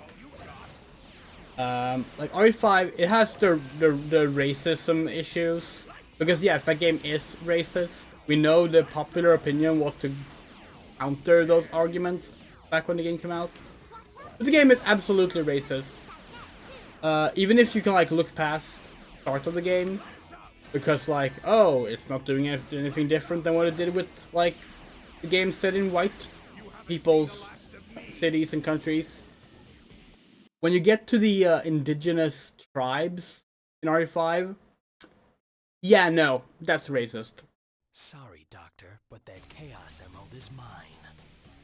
Are there any shooters where the difference in proficiency with guns between characters is reflected in gameplay? There absolutely are, but we're trying to think of one right now.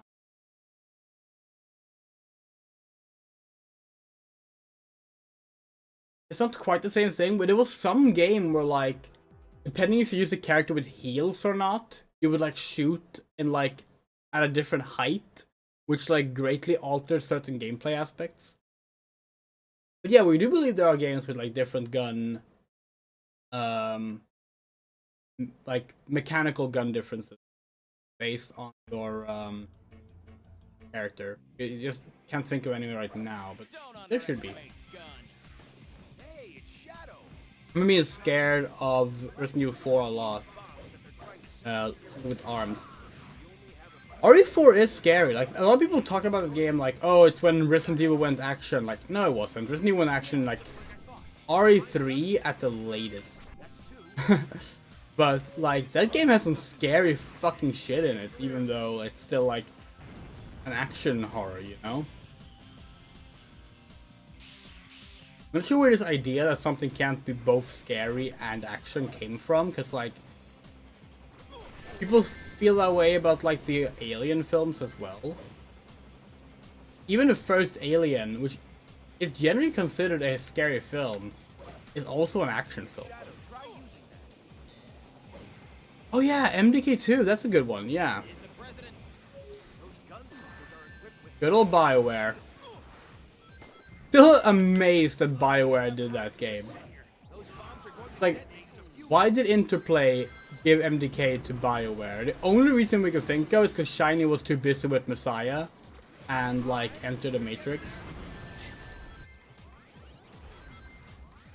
Shiny aren't around anymore, right? Pretty sure they're not. That's a shame.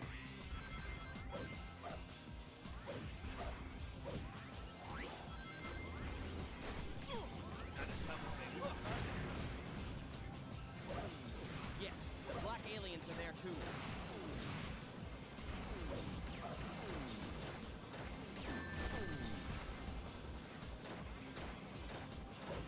Yeah, you're thinking more like oh, this character is good with this kind of weapon. This character is good with that kind of weapon, right? It's an interesting concept, but we are pretty sure we've seen it. We just can't think of where.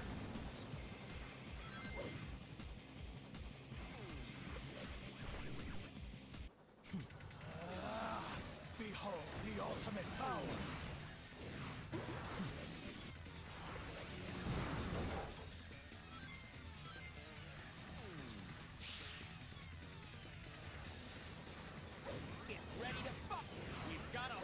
The reason we're not using the chaos control is because it will launch us into the wrong direction, right? Ah! These bombs are so annoying. Lamp oil. Bombs. Oh. Want it? It's yours, my friend. As long as you have enough room.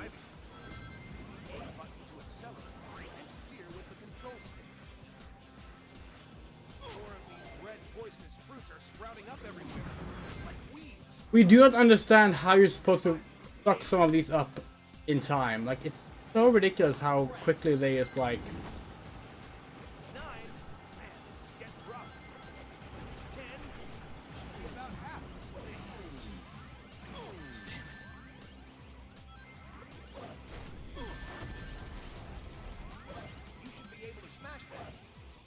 There it was. You should be able to smash that.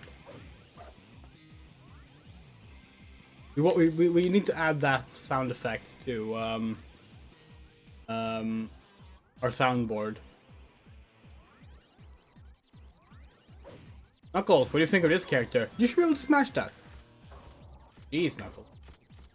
Okay, we're gonna try and do this now, which like this one is particularly annoying because like you can break the ground that this bomb is on. We also need to like kill a bunch of enemies to get access to the bomb.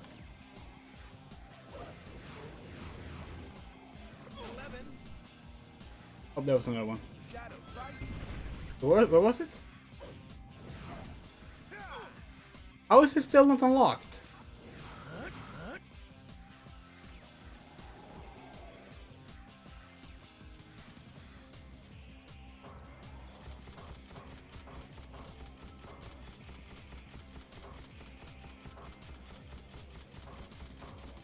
Come on! Well, now we can't get it anyway. Are you serious with this bullshit?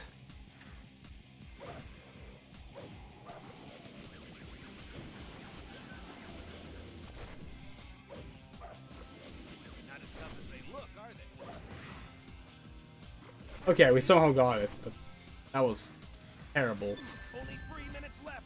Shut up, Knuckles. This parachute lets you keep your hands free, and you have some control where you want to land. We are under attack by giant alien soldiers. Okay, there's gotta be a vehicle here somewhere. Oh yeah, there it is.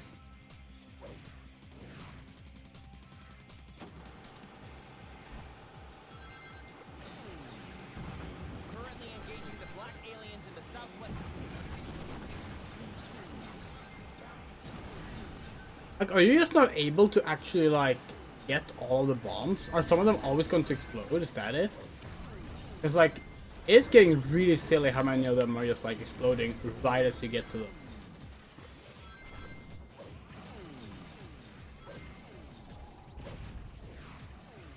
Did you find them all? 17? We've got to hold the capital. Oh god! We just thought of the most horrible fucking, way to, like, mash up some, dialogue stuff. Hold the line, man. Because Knuckles in this stage says both 17 and you should be able to smash that. Yeah. 18? Behold the ultimate power. Good going. Where's the fucking... Oh.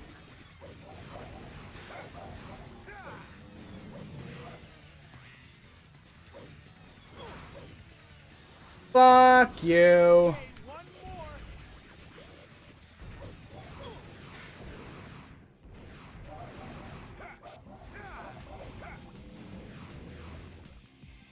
How do we get back up? Damn it. We only got 1 more minute before all the bombs go off. Yeah, well, Knuckles, did you consider maybe helping instead of just counting?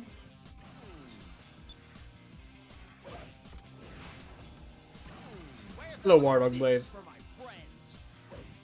He's talking about the android from DBZ. Fair.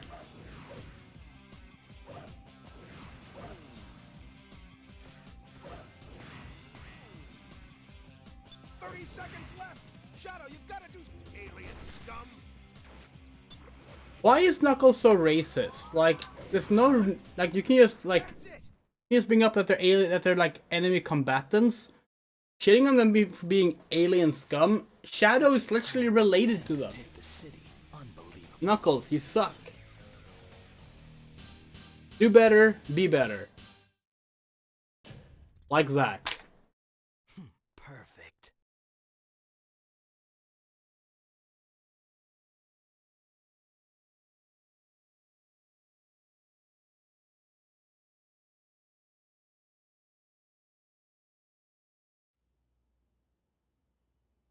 Okay, Airfleet time, and it's Airfleet dark again.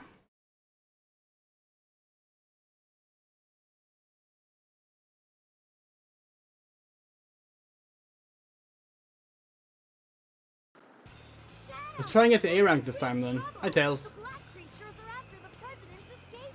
We gotta mention it again.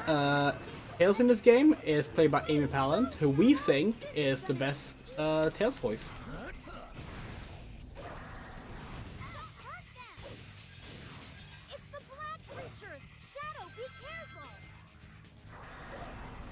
No disrespect towards like Pauline or Corey, O'Connor. They've all done really good Tails as well. Just Amy Pallant is so fucking good You've only got about as 2 seconds Tails. before Like, you she just blow. sounds Be perfect. extra careful. And let's be perfectly clear. We're saying that not as we wish she would come back as Tails. No. We don't want any old actor back as the Sonic characters, because we think they should do new takes. Not old takes. But here's our favorite. Destroy them all.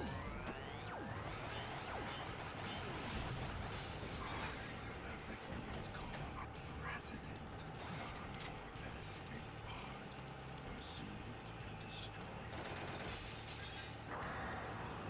Such powerless defense systems cannot impede that. Hear children's stories.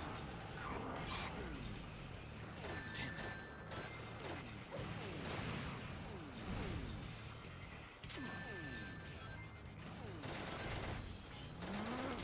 Death to all who oppose me.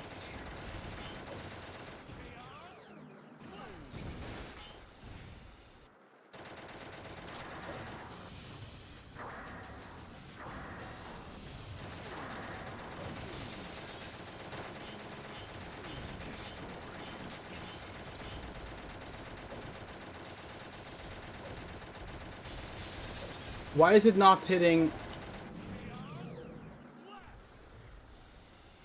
So for some reason, Shadow just stopped aiming at the president there. If he hadn't, we would have kept our dark meter going up, which would have been great, because like you can basically get infinite ammo through that. But or you have infinite ammo as long as your chaos mode is active.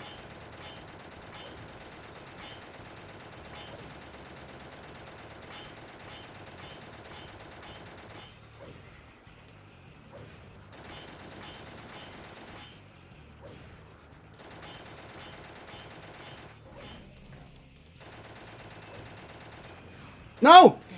Not here. God fucking damn it!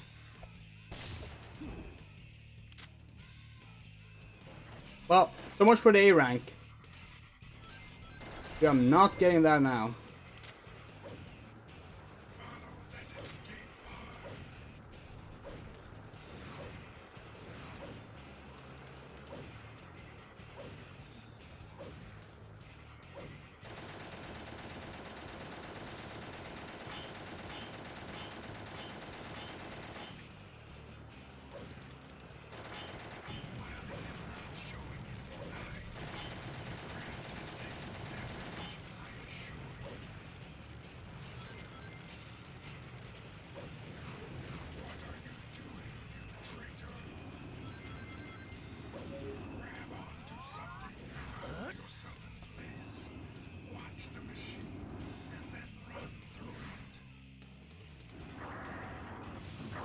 Hello. Oh, hello. Hey. You good? Yes. Yes, we are. Hold on one sec. Get you up on screen. Just give us a sec. Yeah. So, chat, this is our good friend Gwen. He has been in the chat a few times. Hey. I don't have the stream up right now. I just got into the house, but I'm gonna turn it on now. Alright. Yeah, we're gonna fix so Has to it get been going good? a. Yeah, it's going well. We're doing a short stream right now. We're streaming tonight as well. Gotcha. Are you coming to Right? RFSL? Maybe I don't know yet. Okay. Because we have some other stuff to do in town. Yeah. Depends. We also have like Ooh.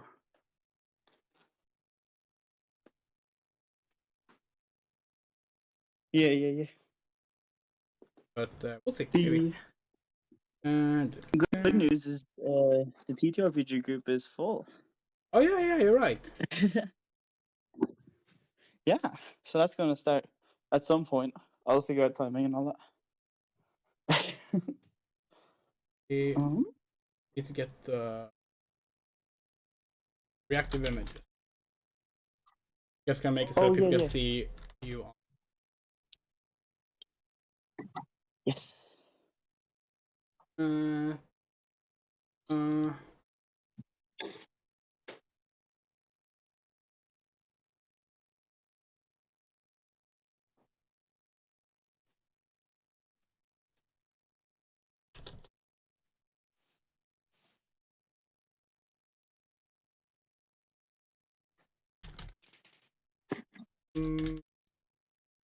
how do we spell?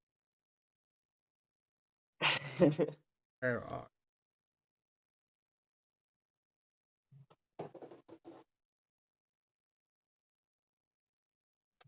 Oh, there it is. Okay.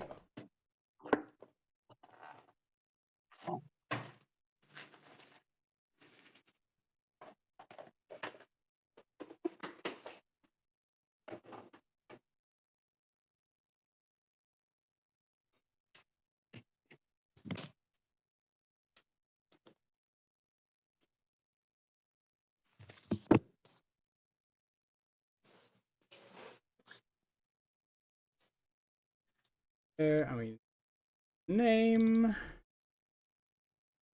You heard right? Yeah. Oh.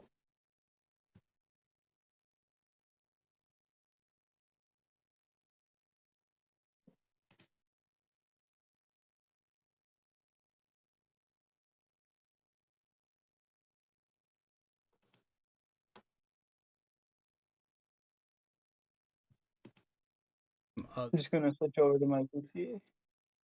There we go. There we go. Now people can see when you're talking and what the pronouns are, etc., etc. Welcome to the stream, Gwen. Can you hear Gwen chat? Hello. You'll be able to hear Gwen. I'm gonna up the volume on Discord a little.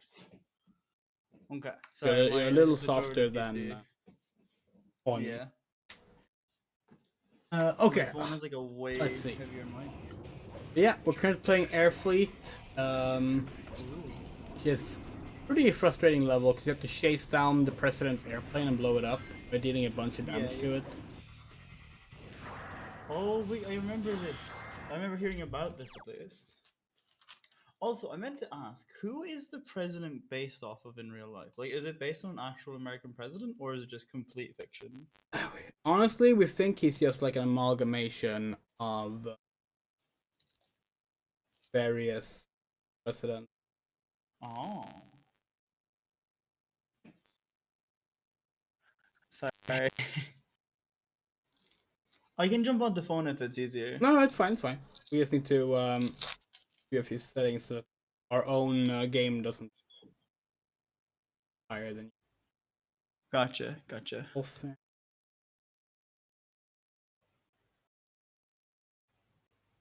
Can you say something? Testing? That should be better. Awesome. Okay. Yeah, I've always wondered Our about game is that. still Like, high, it was like... Oh yeah, so 'Cause I yeah, know- we're pretty sure the president is not based on any specific president. Yeah. It's like he was initially designed in between 2000 and 2001, which is when George W. Bush took over. But he has a bit of Bush and a bit of Clinton in him, which would make sense for that time period. He's giving Clinton. Yeah, but like at the same time, it's also like he doesn't act at all like a George Bush stand-in. And yeah, we're not sure, honestly. We would guess he's just like an amalgamation of expected presidential traits, you know?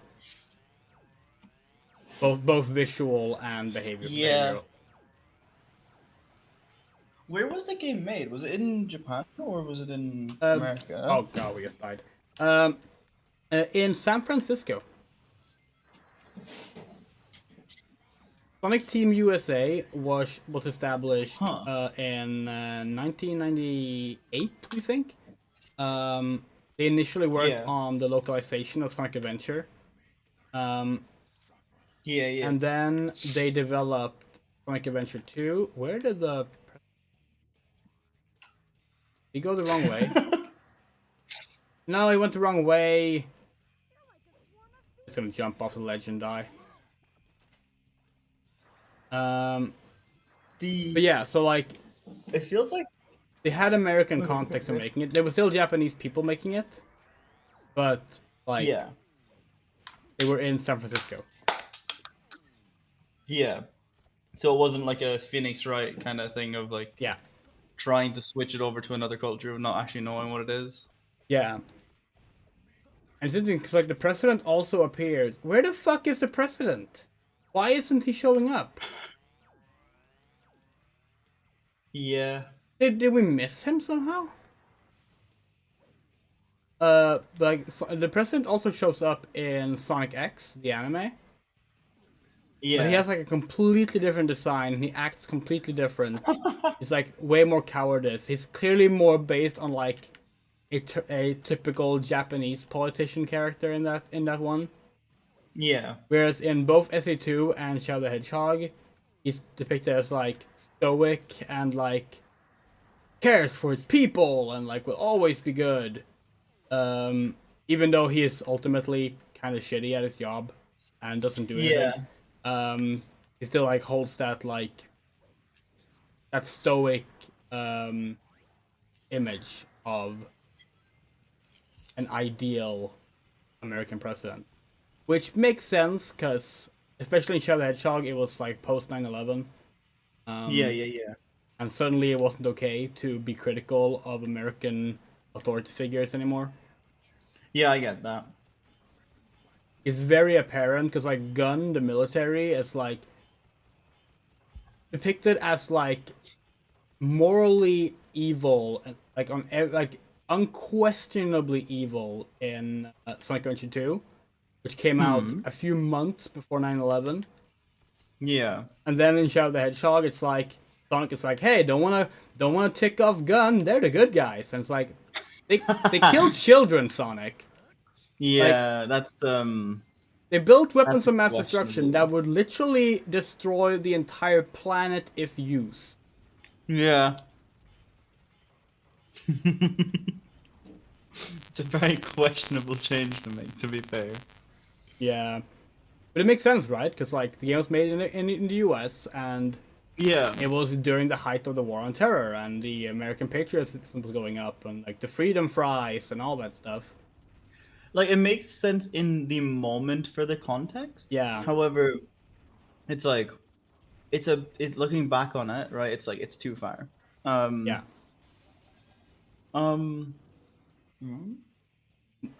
Miss Sun says, after 9/11, I got more critical American authority, actually. Yeah, no, outside of the US, that absolutely was the case. But, yeah, like I remember I was Yeah. in a call with one of our friends, and there was, like, an American in the call, and they were asking, like, do you not do, like, a moment of silence every year? And I'm like, what? Yeah. Like, that's, like, we, like, in the rest of Europe, like, yeah, there was, like, a thing where, like, we knew it happened, and we, like, talked a lot about it, but it was never really something that comes up, I guess, other than, like... Yeah, it was fascinating, because, like, in Sweden, like we literally saw the live broadcast of the second plane on TV. Yeah. Like, we remember seeing that, because, like, it was on TV, because obviously, like, a plane had just hit World Trade Center, they were reporting, and then the second one hit. But, like, it's really interesting, because, like, literally 2 years later, to the day, we had an assassination of a Swedish politician. Anna Lindh was killed. Oh, I remember hearing this. Technically, she was stabbed on the 10th of September, but she died on the 11th, and it was like, holy shit. Like, that was a big deal. She was a really popular politician. It was, like, incredibly progressive. And it was just like, it really sucked. And it was like, no one outside of Sweden cared about it. So why did, like... Why was it expected that all of us should, like, be all about caring about American Memorial Day. Like, yes, it sucks that it happened, of course. Like, it's a Yeah. tragedy that like so many people died. But it would be very strange to expect like non-Americans to make a big deal out of it every year. Yeah. Yeah. And honestly, There we was think like that's probably why it became such a like basic reaction to just ridicule them instead. mhm. 'Cause if America had See, there just was like Dark Mission failed, how what what? Okay, so wait, so in if you Ireland, I die, don't know if you the can do this. president don't reset the position? Is that it? 'Cause What? that would like that's ridiculous if so, but that's the only way that makes sense. That's That's not insane, but like that's bad. What the fuck? Who Yeah. came up with that idea? But yeah, but Um. yeah, it's ridiculous. Like we feel like if the US had not made such a big deal about like everyone else needing to like mourn 9/11 over and over, Yeah. we don't think it would have been something that people to this day still make fun of. Yeah. No, I agree. Yeah. There's a. I don't know if this can happen in Sweden, but in Ireland, if like there's like really big news events, the government can like hijack TVs and stuff. It's something through the TV license, but they like can like put like a little like a what's the thing you have at the bottom of a news broadcast with like Oh, it's like like the scrolling. yeah, the scrolling text, right? Yeah, Yeah. that can come up and it'll give you like a headline in case like it's something I big. think it's And called a remember, bulletin, but we're not sure. Yeah, yeah. My dad told me a story about how he was sitting playing. I think it was Brothers in Arms. Yeah. You know that it was playing that, and then he got this like bulletin just popped up on his screen like they've hit the second tower, and he was like, "Oh shit, where's that happen? Like how do I get there?" And he had no idea.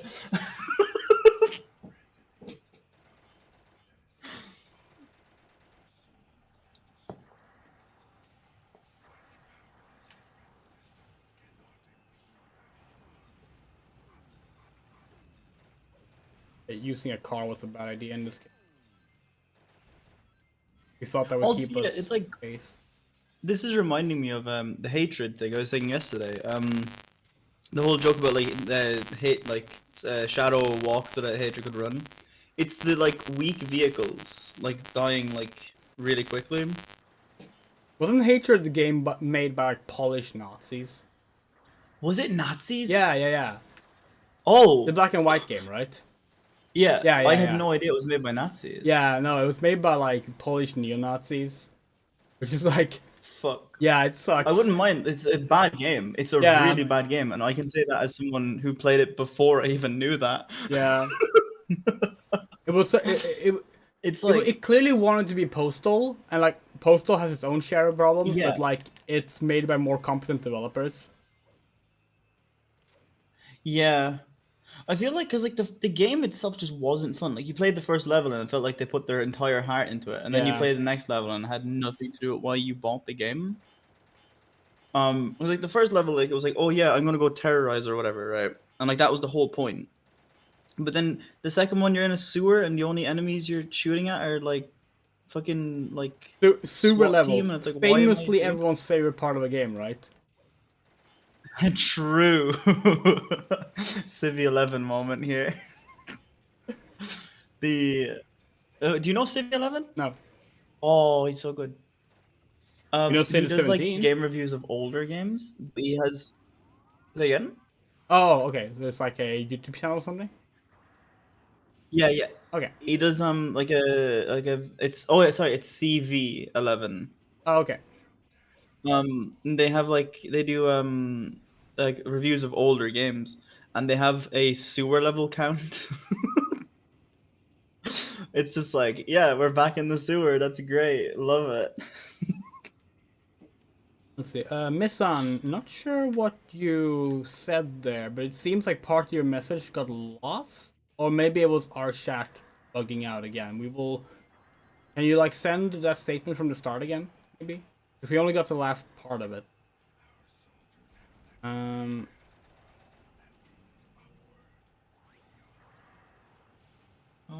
Yeah, like we love Wait, which one? like old obscure games are Yeah. like the most fun thing ever. Mm-hmm. It's percent. There's a percent.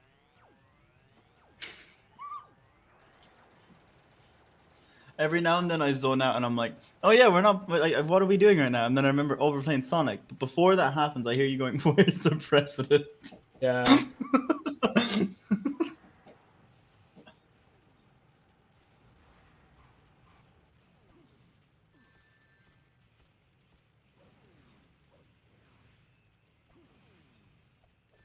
We really wish the melee combat in this game didn't suck. Mm-hmm. Like, it's decent if you have a weapon, but like the weapons all have like really low durability. Like Yeah, worse yeah. than like Zelda Breath of the Wild in that regard. But like it makes it that you Oh need to god. pick up the guns if you want to do any decent damage. Yeah. But obviously ammo management is tricky too because you can only carry one weapon at a time. Yeah. The what's the name of it? Okay, Miss Sun, we got the the fact that you had to say it was worse than Breath of the Wild is like wild. Okay, we're missing that. We're missing so much at the present. Really annoying. At least be a area we can shoot at them. Yes, it is.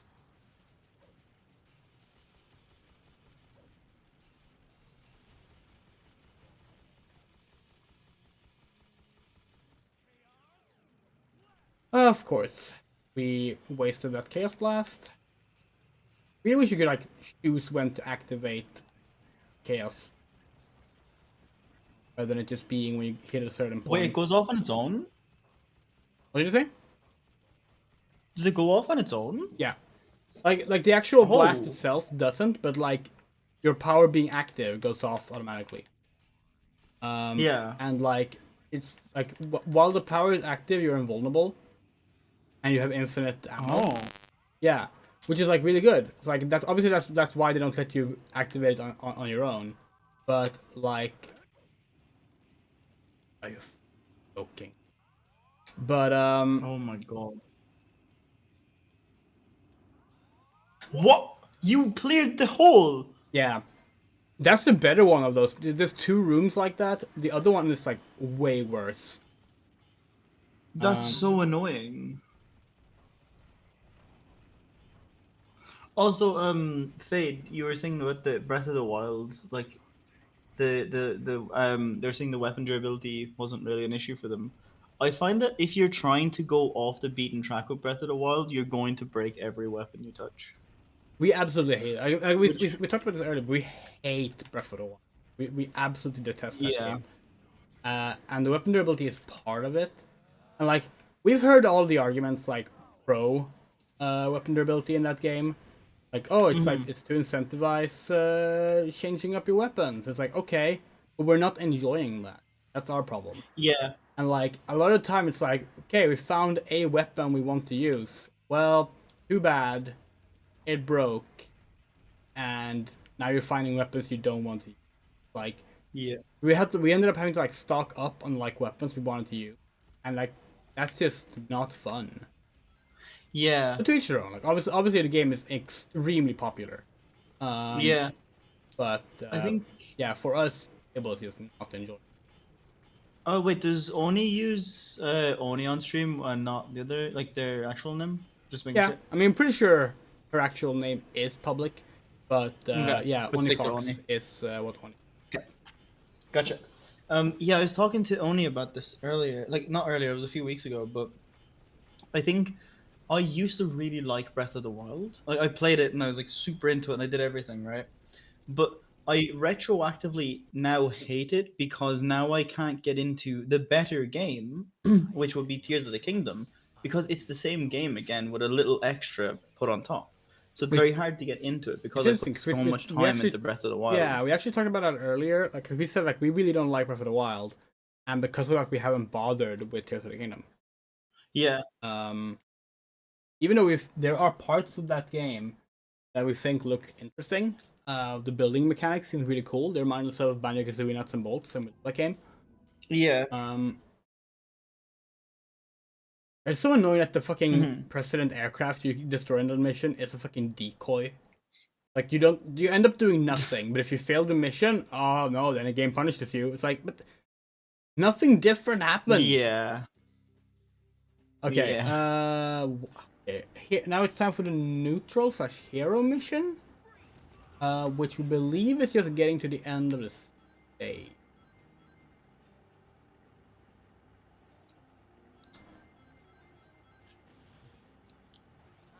I do agree with you, Leaf. The customization of weapons it's a game changer. We've seen amazing things made in the game. It's like we have considered it several times. It's like we should give the game a chance because we really think this building thing looks cool. And we just remember like everything about Breath of the Wild we dislike because it's not just like the weapon durability. Like we dislike the world design, we dislike the combat, we dislike the art direction. Like it's a game that we just do not vibe with on any level. Yeah. No, I get that. Yeah, so it's probably just better for us. It's like there's so many open world games we could play, you know. There's like what's it called? Oh my god, I need to go play the Sonic open world again. I need to try and actually get past the it's a puzzle made for kids, but is it the laser puzzle? Yeah. Yeah, that puzzle can technically become soft lock you.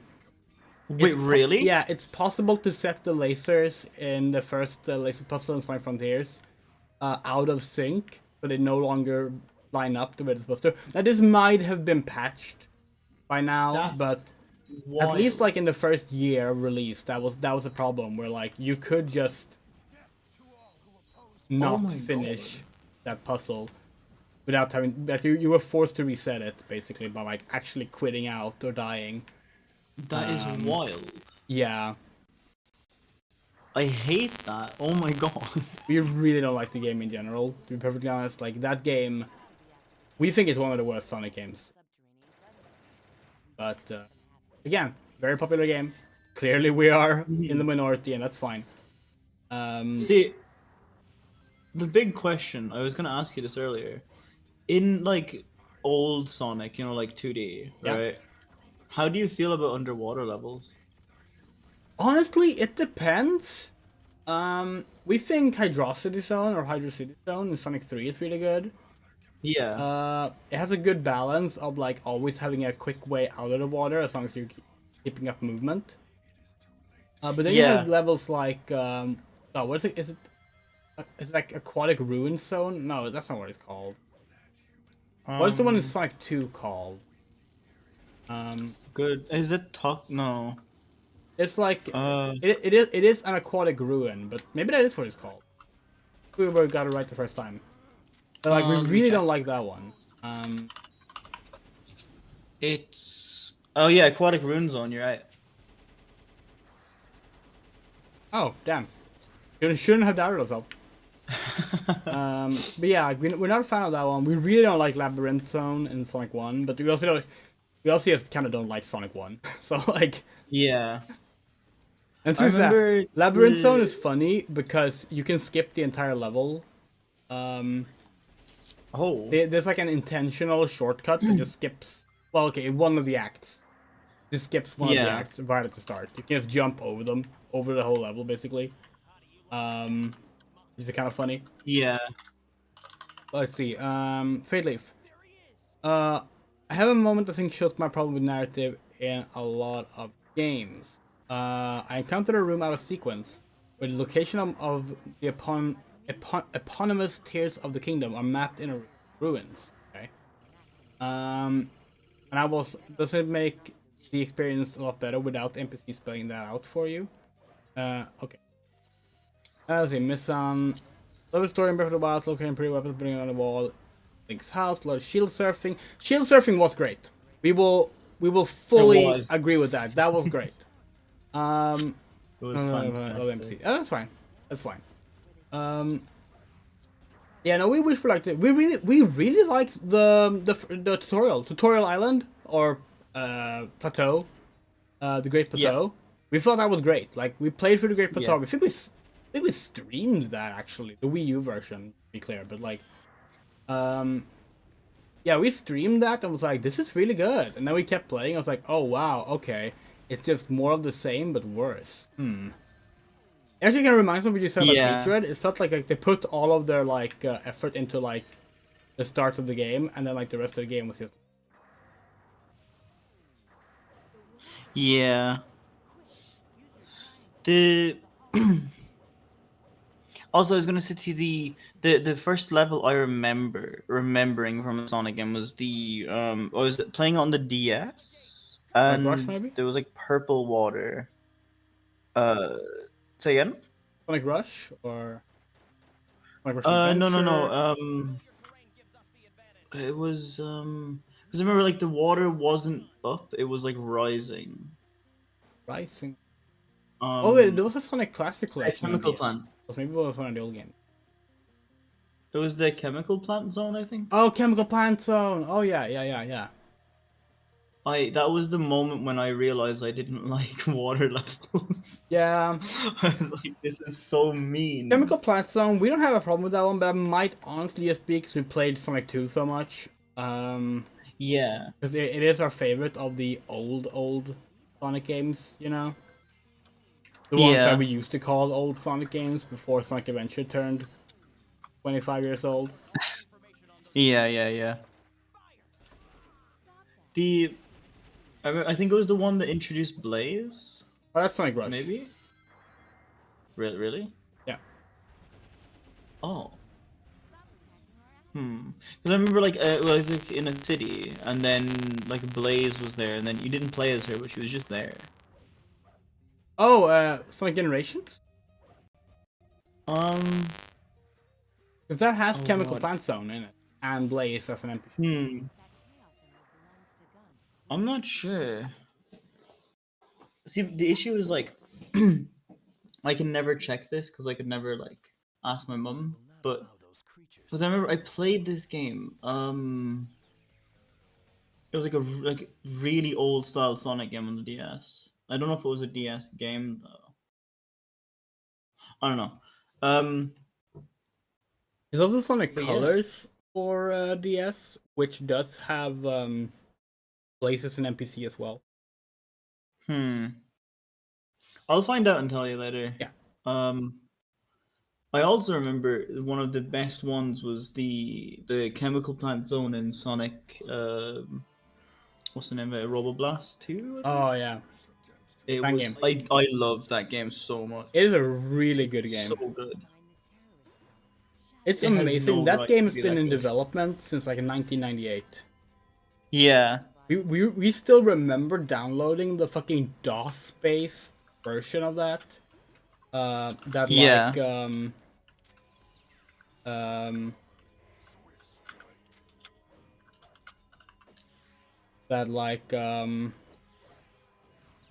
was like a Halloween demo. Like a proof of concept. Yeah. Using like Sonic Extreme sprites. Like these days, it's like not only is it like a fully fledged game, it has spin-offs.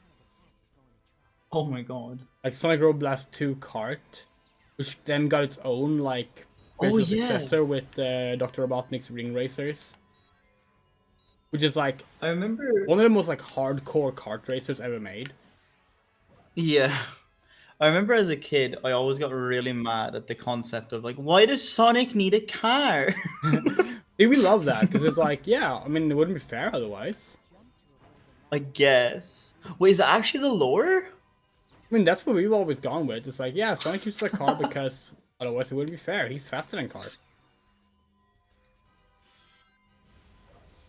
That's amazing.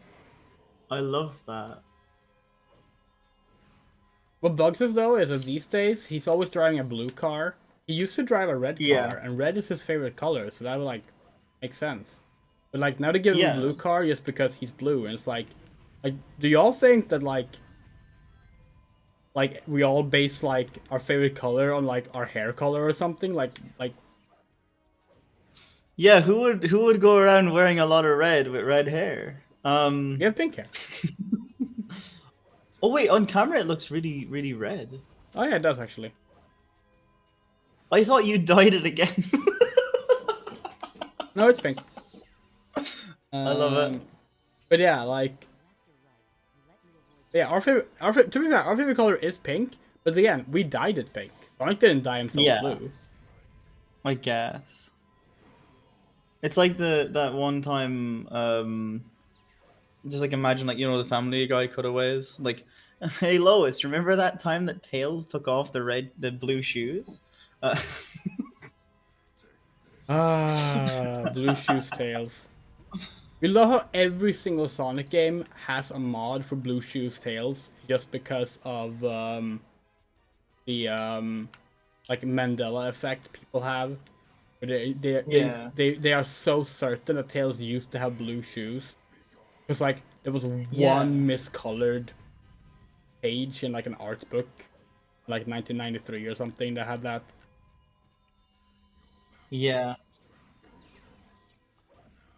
I mean, it is pretty funny overall, I think. We do actually think that blue might be Tails' favorite color though. Because like Tornado was red, but the Tornado 2, which was the first one that Tails built, is blue. And Tornado 3 is blue. So like maybe blue is his favorite color. Maybe he should have blue shoes.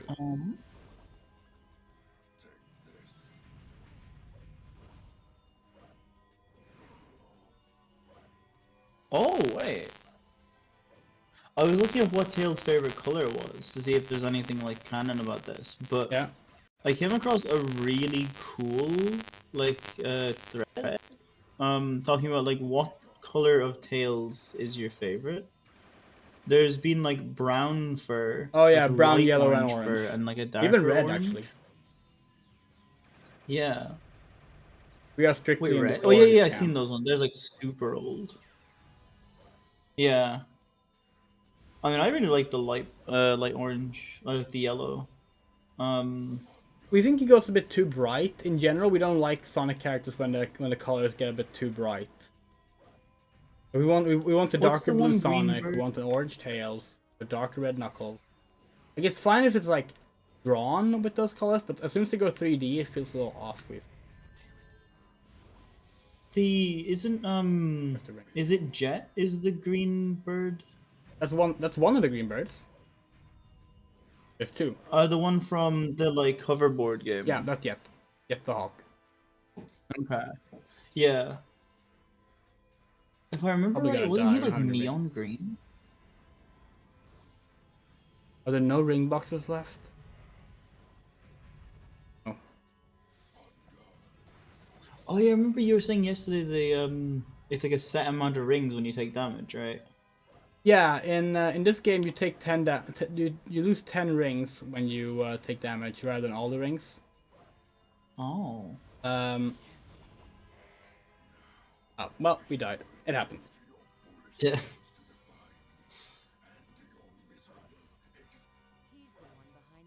You also start every boss fight with 10 rings. I remember if you start levels with that as well, actually. Yeah. Was there an algorithm to how they used to do it in the original Sonic games with how many rings you dropped? Or is it just you dropped like all of them? You dropped all of them, but visibly, and like you can only pick up 10 or 20 depending on the game. Yeah. Like even if you had like 200 rings, you would drop 10 or 20. Or 1 in the 8-bit games, because they can only handle so many rings bouncing around on the screen. Yeah. But in the Gamecube games, they actually like still gave you back 10 rings. They just it looked like 1 ring. Oh, okay. Okay.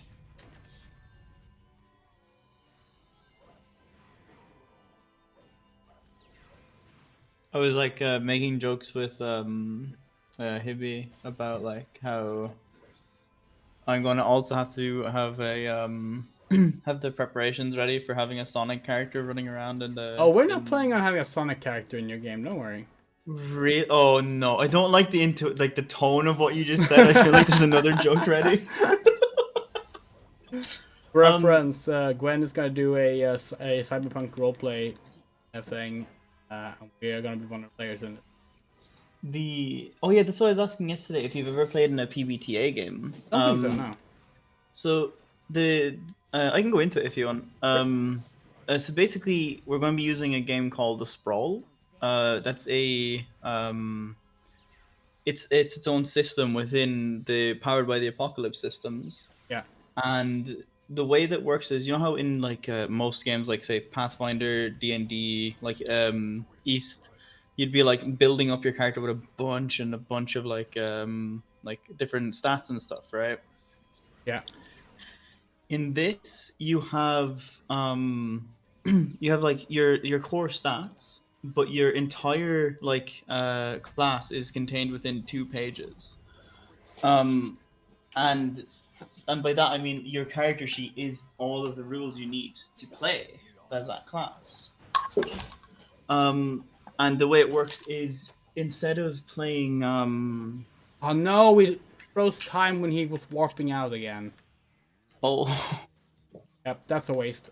That means that we can't do damage. The you have like your main stats are cool, to remain calm and focused, right? Yeah. Edge, which is to draw on your street smarts. Meat, which is to do physical talent. Mind, to think your way out of a problem. Style, to handle a situation with charisma. And synth, to interface seamlessly with technology.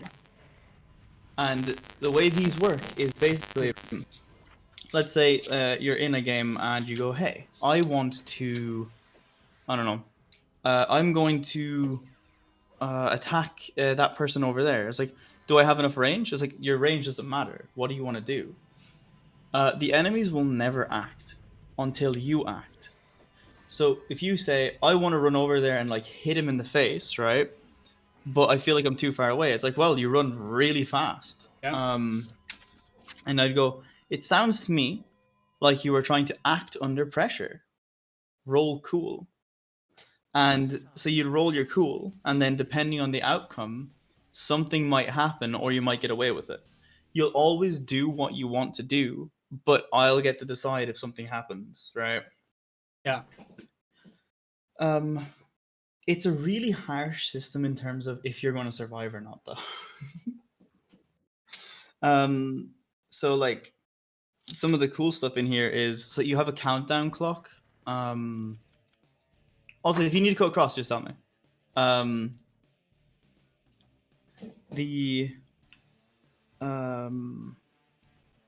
What's it called? Yeah, you don't have like a number for health. You have a harm clock, and you start at 3 o'clock, like 1500. Yeah. And then if you take damage, you cross that out, and then you're on to 1800. Then you're on to 2100, 2300, and then you're at midnight. The way it basically works is, if you're at 1500 to 2100, you can be healed by like basic first aid. If you are at 22 to 2300, you need trained medical help, right?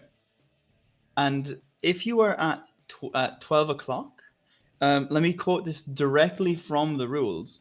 You need an ambulance right fucking now. Okay. Then you have, once you hit 12 o'clock, you do a roll. You hit 12 and it goes, it sounds like you are trying to acquire agricultural property. In other words, you're trying to survive, right? You roll meat, and then if you get a 10 plus, you survive, and the medics get to you, right? If you roll a 7 to a 9, you're going to survive, but you either got really bad treatment, you got saved by a corporation and they now own you, or you're going to take cyberware damage. And if you roll 6 or below, you bleed out on the street. Okay. Yeah. This reminded us of okay, so this is an old tweet from an account called Scene4, scene_4. Once consulting for a friend's police procedural RPG, you need a name for names for 5 stats. I said it Yeah. should all be body parts that complete the sentence. The kid's got blank, but he's a loose cannon. And we got heart, Ooh. guts, brains, muscle, and nerve. I love that. That is such a good concept. Like, you know, fuck cops and all, but like that. Yeah, Yeah. we would love to play that tabletop game with those stats, just because that is such a good concept. I think you're gonna love this then, because that's pretty much what this type of game is. Yeah. Because like basically it's like I have in front of me as an MC, I have like a massive book of like, here's the actions that people can take. Yeah. And then I get to say, like, if you tell me what you're gonna do, and then so for example, like you might say, I want to figure out like what's the weak points in this room, and I go, it sounds like you're trying to assess the situation. Yeah. Or you're like, oh, I'm going to threaten him, and I'm like, okay, when you threaten to put the gun against his head, are you actually going to pull the trigger if he doesn't do what you want, right? So like, if you like, say your character puts a gun to someone's head, are you actually going to pull the trigger? Yes. Okay, then it sounds like you're trying to play hardball. This is when you get in someone's face, threatening violence, and you intend to carry through. And like, there's an entire like page of what happens on that, right? Okay. However, if you had have said no, I'd go, it sounds like you're trying to fast talk, right? And that's a different thing you're rolling, and it becomes when you try to convince someone to do something, but you're bluffing. And each one does different things. You can do these against players. I don't know if I'm going to let that happen, because it seems like it feels like something you could farm to, and like I don't want that kind of an atmosphere. For example, here, if you do fast talking, if you do a fast talk against another player, the way the rule says it is that that player can choose to not do what you fast talk them into. So like, essentially, you could do the equivalent of a nat 20, and they could still go, no, I'm not doing it. But if they do it, they get to mark experience instead. So they're gonna like let your 20 go through, but they get experience points. I think that that's a great way to start fights at the table. So I don't think I'm gonna let that happen. Yeah. I really like, because like there's systems in here called, basically you get 3 systems called declare a contact, produce equipment, and reveal knowledge, right? Yeah. So in every single mission, every single player can declare a contact once, and it reads, when you need to call in a favor from a new contact, name and describe the contact. Then state why the contact owes you or why you owe them. They now exist. So it's like, oh yeah, we need a VTOL pilot. Well, I actually know a guy. And like, boom, it's in the game. That's really fun. Some classes can do it more than once. But yeah, mostly you can just do it once for free. During the beginning part of the game, you're going to do a thing called the legwork. So you're going to like plan and get the like mission ready, right? Yeah. And that lets you do these other 2. Producing equipment. When you produce the equipment you need at the right time, describe how and why your professionalism and forethought told you to bring the equipment on the mission and spend a gear. Basically, the example given in the book is, you got to a vault door and you couldn't get through it. Oh, but you packed the blowtorch. Yeah. Okay. You can only do reasonable stuff, like you couldn't, oh, I need a forklift. That's calling in a favor. But like something you could have in your pocket, yeah, you brought that with you, but you spend a gear to do it. And then you can reveal knowledge, right? So when you reveal your knowledge of the opposition's preparations, dispositions, or environment, describe how you discovered that information and spend intel. So for example, you could go, the security guard is actually like bereaved, or like is in grief right now because their daughter died. And it's like, oh, how'd you know that? Well, I was like, while I was stalking the place out, I overheard a phone call, and he's really sad about it. So and then you go, and I produce equipment. I'm going to bring flowers, and I give them to him. And it's like, oh, cool. So the guard might move out of your way. Like, it's like, he's really sad, and he got like an act of kindness. He's going to look the other way. It sounds like a really cool system. Like, yeah, we're looking forward to playing with it. It's gonna be interesting. the cool thing is that everything in the story is dictated as to like what the players want and what the DM wants, right? And the DM is told up front that one of the things they need to do is make everything personal, complicated as much as possible. Like, no, you're not just there's not just like a random assassin sent after you. This is your uncle. Um, like that kind of stuff. It's really fun. And this was Yeah. what was this? Was Cyberpunk Dublin? Was it Yeah, I'm going to be doing Neo Dublin. Neo Dublin? Because my concept was basically like, to me, people like I'm a first time DM for a group, so like this is very like it's a very like on like I have to think about a lot of things for the first time. Yeah. So I was thinking, let me take it to home place where like I know these things. I don't have to think about what's being said or how people are acting. And I don't even have to like think about like what's in different areas of this area. So to me, this is all normal. Like this isn't anything special. Yeah. But to a group of Swedish people, that's like memorable as heck. Like if someone starts Sure, speaking with yeah. an Irish accent and like acting like very Irish, it's like that's memorable. Yeah, I'm gonna do like neo-Irish slang. Yeah. Hibiscus was like tossing an idea to me, and I was like, wait, that's really fun. The concept of like what you were saying before, using the stats to describe people in world. Yeah. So like imagine like, oh, that kid's got meat when someone does like that's a really meaty kid, or like that kid's got meat for like they've done something physical. Yeah.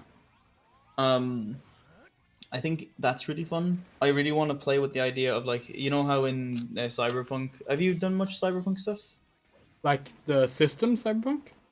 Like the system or like the genre? Genre, yes. System, no. Not that much. You know how it's very common to see where they'll use the word like zeroing for like killing. Yeah. I want to play with the concept of calling killing 12ing or like midnighting, because like that's referring to the fact that like at midnight you die, right? Yeah. On like the clock. I think that's a really cool idea. It's like something you have to like really think about though. Let me see. Oh yeah, there's like the different playbooks. At the moment, we know exactly two players classes. I don't know what they're gonna do with that. But we have a player who's going to be playing as the killer class, which essentially, let me pull the thing up. Let me see. Oh, you're the one we missed? Over here. Killer. Yeah, the killer. This is the... Oh, is it not in there? Oh my god. I hate that. The problem with this is like there was like a bunch of playbooks made. You're meant to have like the book in front of you, but the book never had playbooks put into it. Yeah. So there's no character sheets in the actual book, so I had to go get like separate ones. Oh, okay. It's really dumb. Yeah, so we have a killer, which is described as the purest, nonconformist, jaded subhuman terrorist. From flesh and steel and blood to blade, I fight to exist. Arrival of justice, extreme rush of hatred, survival in a twisted world where nothing is sacred. One sec, we need to get a drink. Yeah.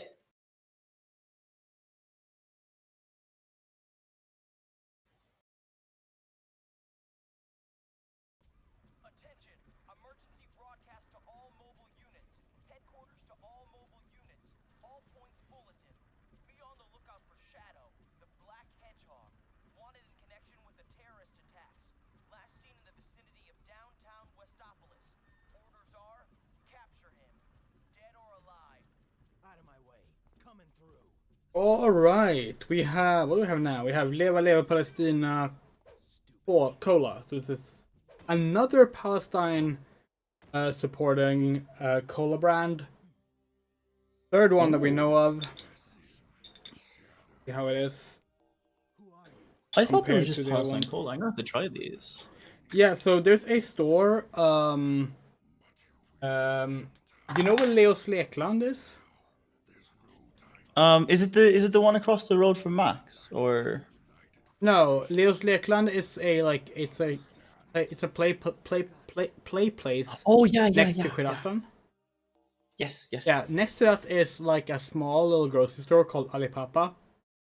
And they have these like glass bottles of Leva Leva Palestina soda of various different flavors. We tried their pomegranate flavor first. Ooh. Didn't like it, to be honest. Yeah. But we're still happy we tried it. And we're gonna try their cola now. Do you like pomegranate usually, or? Sometimes. This cola is good though. Hell yeah. Is it like a cola substitute? It's generic like, cola flavoring, you know, but like it's not bad generic cola. So like, it's not like freeway cola. Yeah. Oh, one of the few cola brands we straight up can't drink is like freeway cola. Yeah, it was like one of those things that, like in Ireland, like because it's like the Lidl's brand. Yeah, I think that's the Lidl's brand. Isn't it? Lidl is freeway. Yeah, because like they like that would be like the one that like, oh no, I want you can't get Fanta. We have freeway orange at home, and it's like, oh no, I don't want that. Yeah. It's like drinking like asbestos. Like watered down Saft. Yeah, like, it's so bad. It really is. It's the same as like, oh, I want a Red Bull, but all I can get right now is a Kong, and it's like, oh no. Yeah, we don't know that because we've actually never had a Kong, but it's like how do you say? You know when I say generic energy drink taste? It's that. Oh, okay. It's just that. Yeah, one of the reasons we haven't like tried to get any of the like Sonic the Hedgehog energy drinks that you can find for these streams, because like we know they're just gonna be like generic ass energy drink flavor. Yeah. It's not gonna be anything interesting. If we see one with an actual interesting flavor on it, it's fine. But when it's just energy drink, it's like okay. Yeah. It's always the same thing. It's gonna taste like less like low flavored Red Bull. Like okay. Yeah. Cool. I actually got surprised presently. Remember, I think I brought it to RFSL. There was like a drink called Pixel, like PXL. Oh yeah. They're really good. We have which I thought they were like cans generic. of Pixel Final Fantasy 16 energy drink. Yeah. That we were supposed to drink. So basically, we collected so much footage from our Final Fantasy 16 playthrough because our plan was to do a scripted video review, right? And we were going to like splice in the middle of that interview, in between spoiler-free review and spoiler review, we were going to split in a energy drink review, Final Fantasy 16. I love and it was gonna be unscripted, so like first time tasting it. Here's the problem: we've been off our ADHD meds up until 4 days ago. Oh no! For like 2.5 years. So like we have been unable to like script anything. So, like, I get it. Those cans have just been in our fridge for almost 2 years now. And it's like, will we one day actually do that? Maybe, but like, who wants a Final Fantasy 16 review now?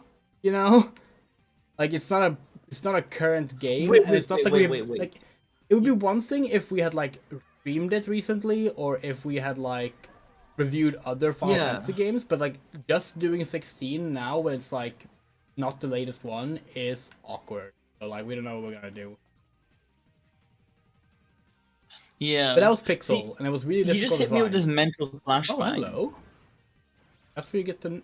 You hit me with this like mental flashbang of like, you're telling me Final Fantasy 16 is 2 years old. I believe in June. That is wild. That's like a game that I'm like, oh yeah, that just came out. What the hell? Yeah. Final Fantasy 7 Rebirth turns a year this month, we think. I need to play Rebirth. It's really good. I've been told that like it's the same with like the Resident Evil thing with you play Resident Evil 4 and then the reason you play the remake of 4 is because you want to relive what it felt like to play 4. Sort of, yeah. Apparently like that's what like Rebirth feels like. Rebirth is like Is what I think. really good. It is packed with content, and somehow it Yeah. doesn't feel like overstuffed or dragged out. It's Yeah. like there's so much shit in that game. You can play that game for a year, and Yeah. like without repeating content. That is Um, wild. I love But it's that. really good. Like it is really good. See, I know that it plays on the. It doesn't do like active time battle. It does like actual like how do you call it? Like Action RPG. no, it's yeah that. There's like a word that we use for a spectacle fighter. Is that how you call it?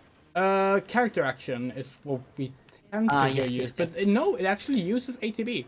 Really? It mixes them.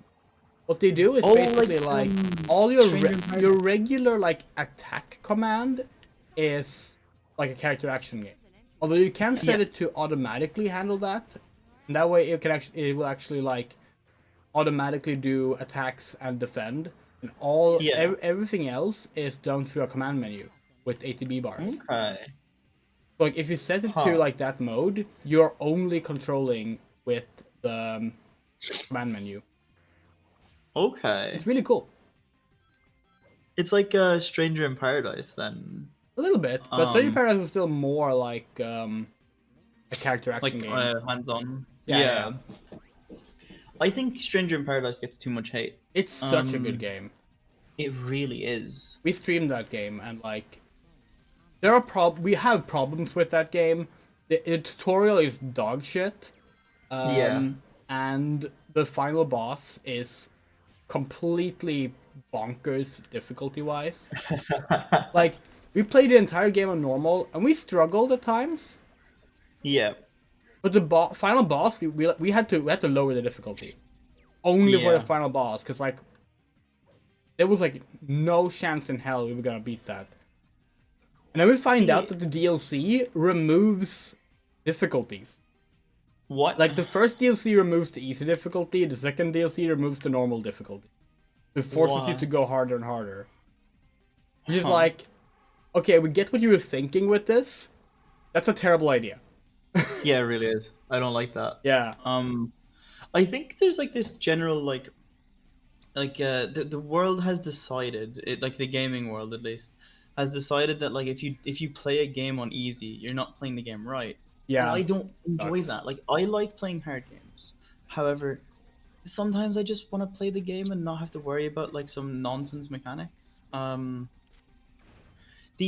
I do feel though with Stranger in Paradise, it does feel to me that people have it feels like a repeat of Final Fantasy X, if you know what I mean. The like it's bad because the story's bad. It's like, did you hear that laugh? Like, oh, I could go I mean, off on that we're for not hours. we can't agree with you there. Final Fantasy X is like on par with 7 and 6 for like the most beloved Oh, I Final agree. Fantasy game.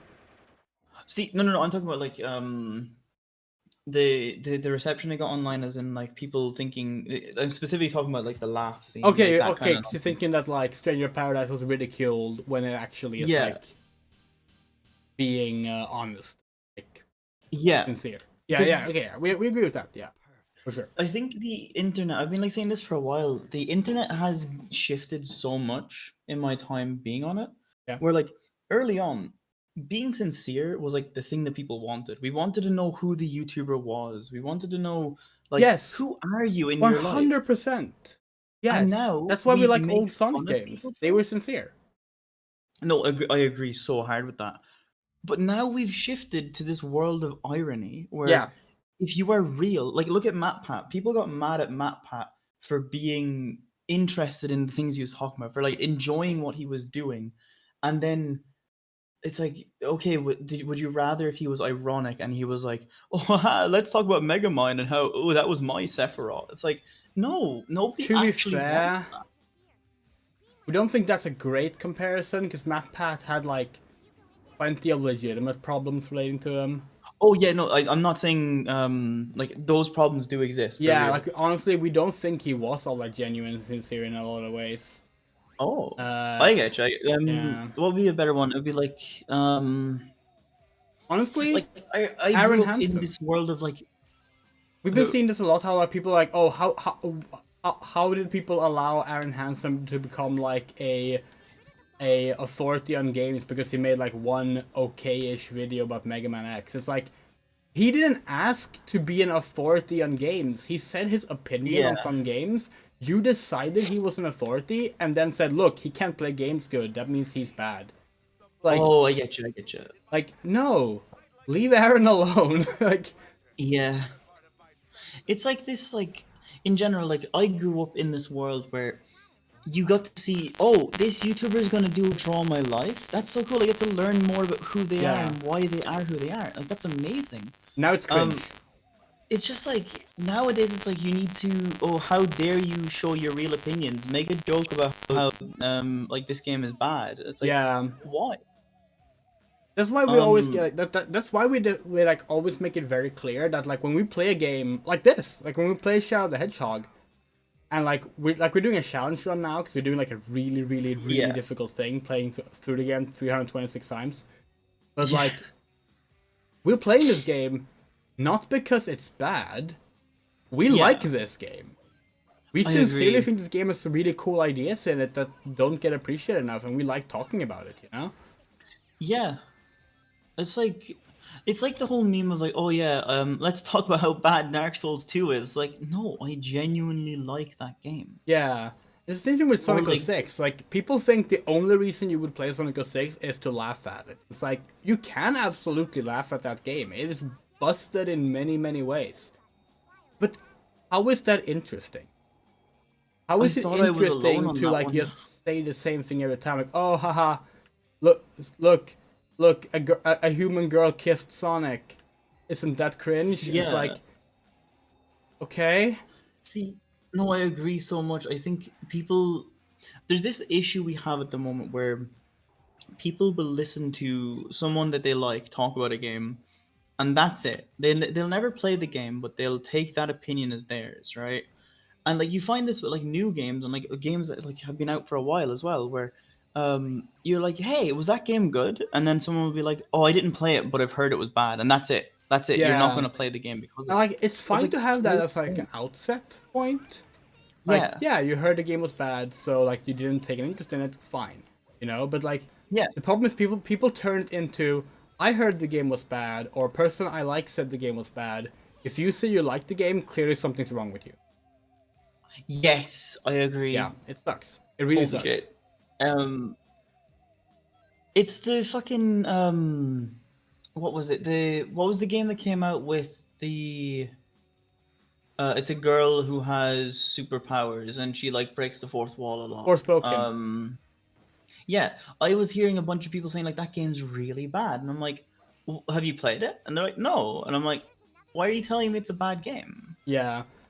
We actually haven't played it either. Have you Because okay, our only experience with Forspoken is trying to play it on our old computer and realizing it's like way too like our computer was shit. We did it as a joke for like our final stream on that computer. We only played things the computer couldn't handle. But we want to play the game at some point because we'll be honest. Yes, the dialogue in the trailer did put us off, but like it's also some dialogue in a trailer. Like yeah, no, I agree. It's very silly to judge the entire game based on that. And like it's fine to be like, yeah, well they market that, so it's fine to like value whether or not you're gonna check it out based on that, because obviously they wanted you to see that and make up your mind. But like there's a difference between doing that and deciding what the game is. There's a game that you might actually be interested in, because I know you're like a fan of like mecha stuff, right? Oh yeah, absolutely. There was a game called Generation Zero. I think it's called Generation Zero. yeah, we know of it. Yeah. It's really good. It's set in Stockholm. Well, on like the islands off of Stockholm, the like small ones. Like that kind of an area. It's really cool. And like it was like my first experience of like, I know it's like haha, you're playing a game in Sweden, you don't know Sweden. But that would have been my first experience of something set in Sweden. It's a really good game. What's it called? The the other one I can think of, and I know like people love this game, but I know when it came out, people were like, "Oh, that's just like a bad game made by like someone who just like threw something together." There was a horror game set in Stockholm, and I never Oh remember the yeah, name. not Layers of Fear. That's the other one. It's what is it called? Let me look it up. Because I never remember Cry the of name Fear? of it, but it was really good. Cry of Fear, yes. Yeah. It's Cry of Fear. There was a meme in it that I absolutely loved. There was like a bus stop. And they had like it was one of those things where like you're not gonna go there, right? And so they put a meme on the side of the bus stop where like an advertisement would be. Yeah. And it's like a picture of like a rabbit. Wait, what does it say? Oh, I need to find the actual picture of it. It's really funny. Oh, it's a picture of a rabbit with a heart and it just goes kaniner. Alla älskar kaniner.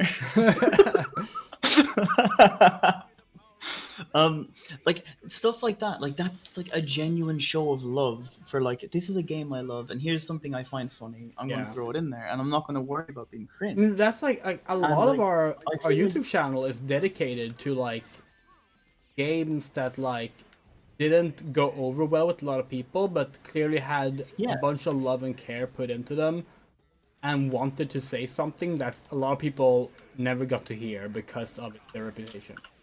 It's why we play stuff like we played Atlantis, or we play like Trespasser. We play like the bad Sonic games. You know, Alone in the Dark 2008. We fucking love that game, and it's like it's only known for being so bad it's good. And it's like, yes, but it's also actually kind of good in a lot of ways.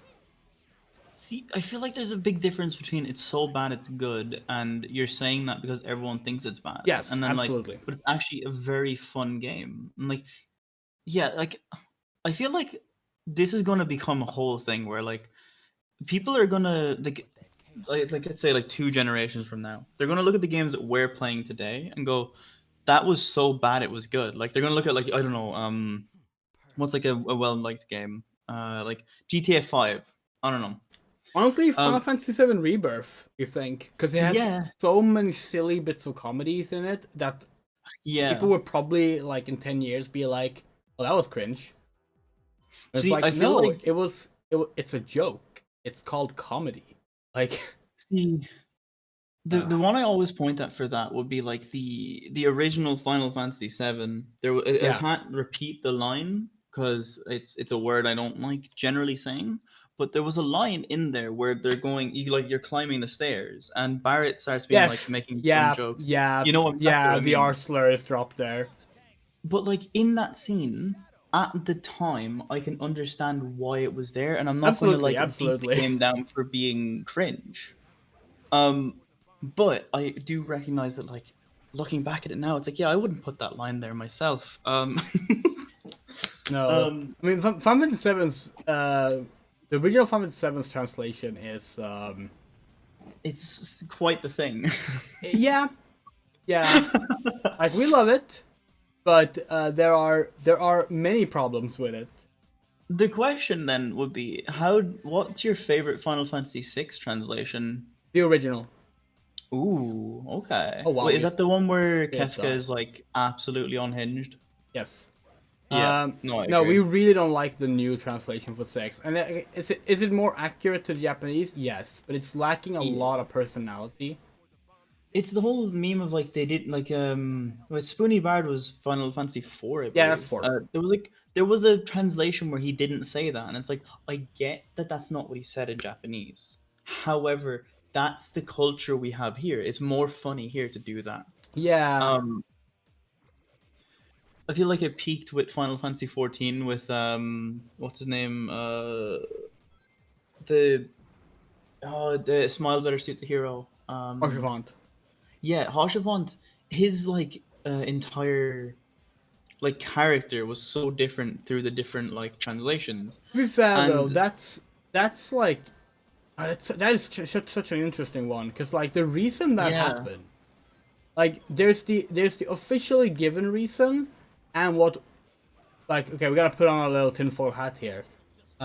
We talked about this while actually playing 14 on stream as well. But like, we think it's like the official reason given is that when they started translating Harshafont, they were not aware that he would be a major character later on, and as a result, they didn't take too much care in like preserving the personality because they just focused on like giving something fun for the audience to read. And in Japanese, he was very flamboyant. Yeah. He was very like overtly sexual to the player, and very much thirsting for them, regardless of gender. He was not just queer coded; he was a queer character. And then like as they realized, oh shit, this character's gonna be important in Heavensward, they had to like try and start weaving that into the character without changing how they had written the character. So like they still wrote him as like flirtatious and really into you, but like without the he didn't suddenly turn into like a very horny character, you know? And like that's all well and good.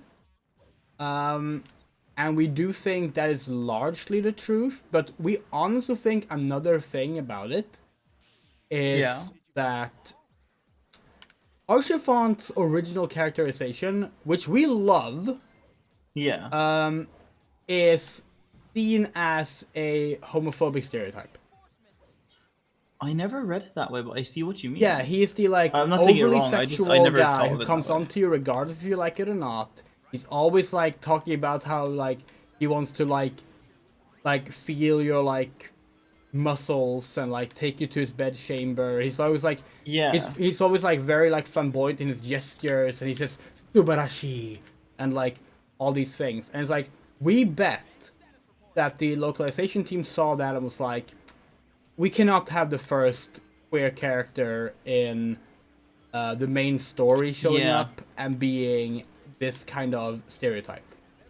Now, we are of the opinion that was the wrong choice to do. Because we think it would have been better to maintain that. But we also understand why it happened. Yeah. If your average gamer... Like overall... If your average gamer suddenly had... Like average male cishet gamer was playing their like fucking power fantasy RPG, and suddenly a like horny pansexual man starts flirting with them very, very sexually, they would lose their shit. So yeah, we bet that's probably why they changed it. But he was still a great character, obviously. Everyone loves Harshavon. I think I really like I really enjoy the English Harshavon. I think he was such like an empowering character for what he was. Absolutely. It was like the first like character that like I cared about like where their character went. And like I've gone back to like where the shield is like a couple of times. Yeah. The what's it called? The other one with this I always point out is the Feaul. Like they were so good in English. I would argue that the voice chosen for English was like the best choice they could have made. Yeah, absolutely. To be fair, at that point in time, they had started localizing the games like during main production. Like the translators were part of the writing staff, which meant that in general the localization got better. You know. Yeah, I know. Like in what's it called in the Japanese dub? Like I say dub as if it's not like the original, but like in the Japanese version of the game, it feels like the character was meant to be like this like fairy princess like anime style thing, right? Which I feel doesn't fit who the character turned out to be. Though I haven't read the Japanese translation one yet. We think both work really well, but we do prefer the English one. Now, to be fair, we also started with the English one, which, like, that is always gonna matter. Like, yeah, in general, like, if a character is very different in one translation and you start with one, you will likely, like, feel like the different one is gonna be, like, off. Yeah. But yeah, no, we think English Fair Earl is amazing. Yeah. Also, hey, Leaf. Hey, Leaf. I think just oh my god, Final Fantasy 14 is such like it's the perfect game. I mean, there is problems. There's stuff that can be fixed, but Oh yeah. overall, Oh yeah. like For sure. what like I'm looking for, I would say it's the closest we're going to get to a perfect game. Yeah, I mean, we agree. It's our favorite game of all time. So yeah. Also, I'm drawn back for some reason. The Monster Hunter mission in Final Fantasy 14 is unironically so fun. Yeah, that's a really fun one. Oh, is that the last time we liked the Monster Hunter thing? Probably. The did you know the Nier Automata raid? Yeah. Did you know it is not Nier lore? It is Drakengard lore. Well, it's the same thing, but yes. Yeah, because like I went into it and I was like, oh, I'm super into Nier Automata, and I was like, I'm not understanding anything that's happening. Who are these people? I'm from ancient Greece, and like the like most of the lore in there is pertained specifically to the Drakengard timelines, right? Yeah, because I mean, we can explain this for like chat if they don't know it, because like Drakengard is an RPG made by Yoko Taro, and it had a bunch of endings, including one joke ending where basically a portal opens up and dragons and shit are unleashed in New York. That's the ending that Nier continues from. Yeah. I find because like if the developers for Nier and Drakengard were asked about this, like is this canon? I was like, yeah, if you want to have the entire experience of Nier and Drakengard, you need to go all the way through Final Fantasy 14. Yeah, and you get also need past to watch Shadowbringers and do the raid. You also need to read the stage play. The unproduced stage play is part of continuity. See, find the this Chaos is something, Emerald, new mission. This is something that most people don't actually know about. When you beat that raid, did you go back weekly to do those quests? Initially, yes. Most people don't even know that's a thing. Yeah. Which is like wild. We're gonna be perfectly honest. We didn't really like that raid. Like we loved the gameplay, but like the story did not. Like we just did not care. No, I get it. I get it. It's very like tied to, hey, have you played all of the Drakengard games? I mean, we have played all of the Drakengard games, including the one that Yoko Taro doesn't consider part of the continuity. But like, we just like. Actually, funny enough, the one we haven't played is Nier Automata. We played it. We played the tutorial level of Nier Automata, but yeah. Did you not like the No, we loved it. Or? We loved it. We just haven't gotten around to it. Like they released a demo, we played the demo, we bought the game, we started the game, and it was the demo level again. Yeah. Yeah.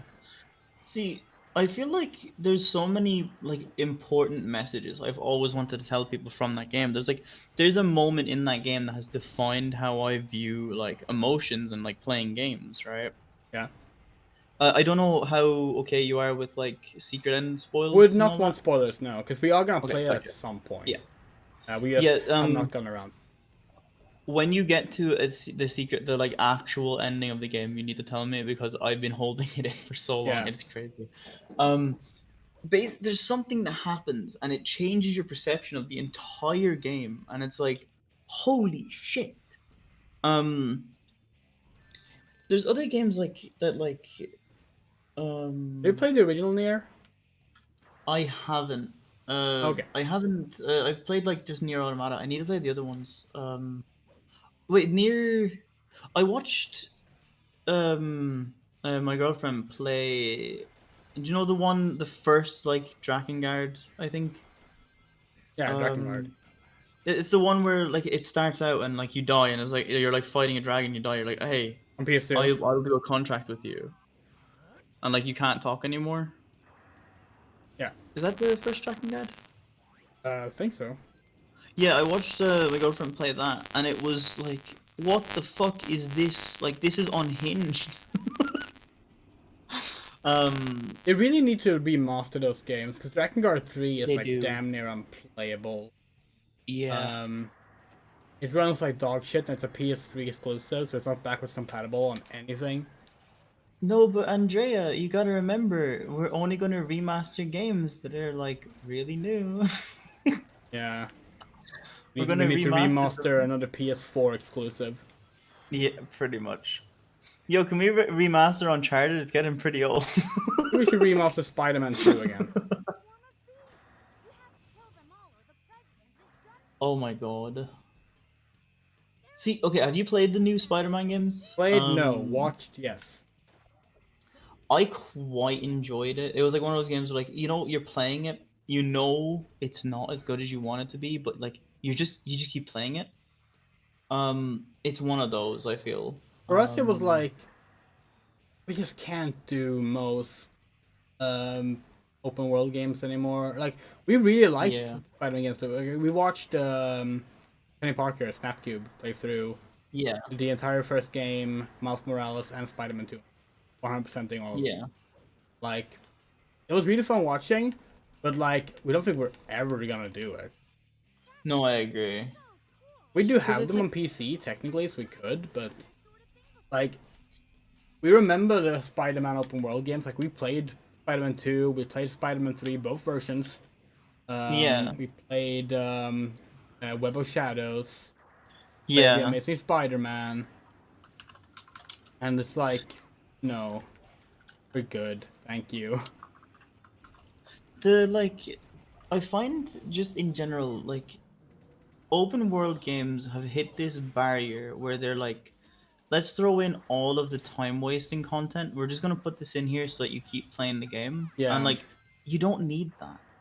Like, the reason they were there was because it was fun at first. Because like, give me something to do on the side. But we've done it so like you have to do too much, and then you're like I played Cyberpunk again, and I pretty much just ignored the story and did all of the side content. I was like, I don't have it in me to go and do the story now. Yeah. Sony and Nintendo are two extremes of remakes and access to classics. I agree.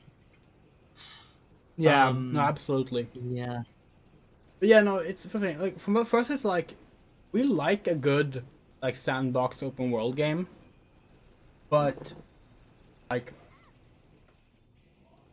we're done. You know, like we don't want to anymore. We don't want to play these games anymore. Yeah. I feel like I think the reason the Ubisoft model of game got really like popular and kept happening was because like at first people really wanted it. Like people really wanted that.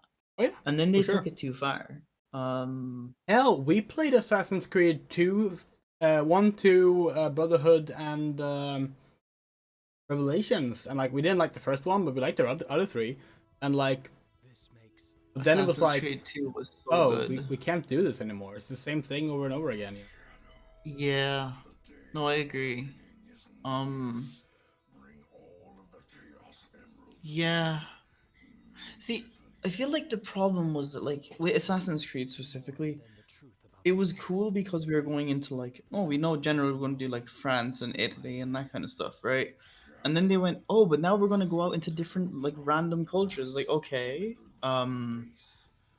okay, I don't think you've understood why we enjoyed it, but sure. And then nowadays people enjoy it for reasons that we didn't enjoy the first two for, so we can't really go back to them. At least that's how I've been seeing it. Another one for us is like Far Cry. Because like people. Oh god, yeah. Like Far Cry 1 was a level-based FPS game. Far Cry 2 was a ridiculously huge survival open world simulator. With the story that, I'll be honest, most people didn't bother with. Okay, we do dark story. Okay. But like then like Far Cry 3 happened, which we like Far Cry 3. A good game. But after that, it was like, okay, every Far Cry game is now gonna be Far Cry 3. Like, oh, that sucks. Yeah, what's happening now? Like Far Cry 4. Oh god, I couldn't do it. I just couldn't play it. Same. Because like it hit all the things I liked in Far Cry 3, but the problem was like Far Cry 3 wasn't why I liked Far Cry. Yeah, Far Cry 2 was the game that we really loved. Like, yeah, and Far Cry 1 to some extent, but Far Cry 3 was like, oh god, we hate this level. Far Cry 3 was like, yeah, it's a cool game. We didn't want every fucking first-person shooter RPG ever to be Far Cry. I remember when Far Cry 3 came out and people were like, oh, it's like Skyrim with guns. And it's like, well, no, actually, that's not at all a good descriptor for what it was. But people took that to mean, okay, so now we make all the games be like this. Because we were making all games be like Skyrim before. So now we're making all games be like this. Yeah. Yeah. What's it called? The thing that has been like annoying me in gaming is karma systems done badly. Yeah. If you know what I mean. What do I even point to? Metro did it fucking horribly. I remember the one scene, I don't know if it was in, was it Metro 2? Yeah, Metro 2. Last Light? There was a scene, yes. Yeah, because Exodus is the third one, right? Yeah. Yeah. And you're like in like the Nazi like area in the underground, right? Yeah. And then you're sneaking out to get out, and there's like a sleeping Nazi, and if you kill him, you get bad karma because he was asleep. And it's like, it's a Nazi. Yeah. Why am I getting bad karma for killing a sleeping Nazi? That's a problem with this game, honestly. This game is really bad with deciding what's like good and bad to do. Like, destroying debris and objects in the environment is always going to give you bad points. But like sometimes killing Eggman's robots gives you bad points. Sometimes they give you good points. And it's like, what? Yeah, because it depends on whether or not the aliens are there, because the aliens are worse than Eggman. So if Eggman's robots are there and the aliens are there, then you're not allowed to kill Eggman's robots if you want to be good. And it's like, what Sonic game are we playing where fucking Sonic will tell us to not destroy Eggman's robots? It's like, what? It's silly. And it gets even worse because like all the enemies will attack you. Yeah. Regardless of what you're doing. Because there's no way to like actually flag them as your allies. Yeah. That's I don't like that at all. Yeah.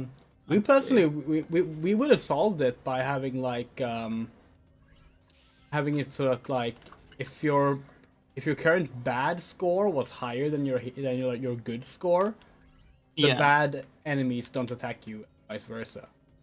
Yeah. That's how we would have solved it, but apparently that's not what they want to do, so.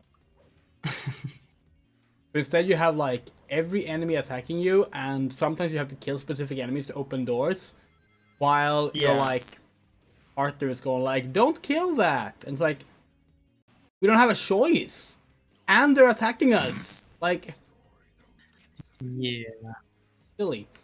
Honestly, we struggle thinking of a game with a good morality. Do you have one?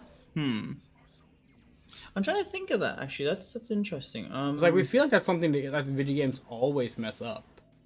And to be fair, it's because it's difficult to do. But like,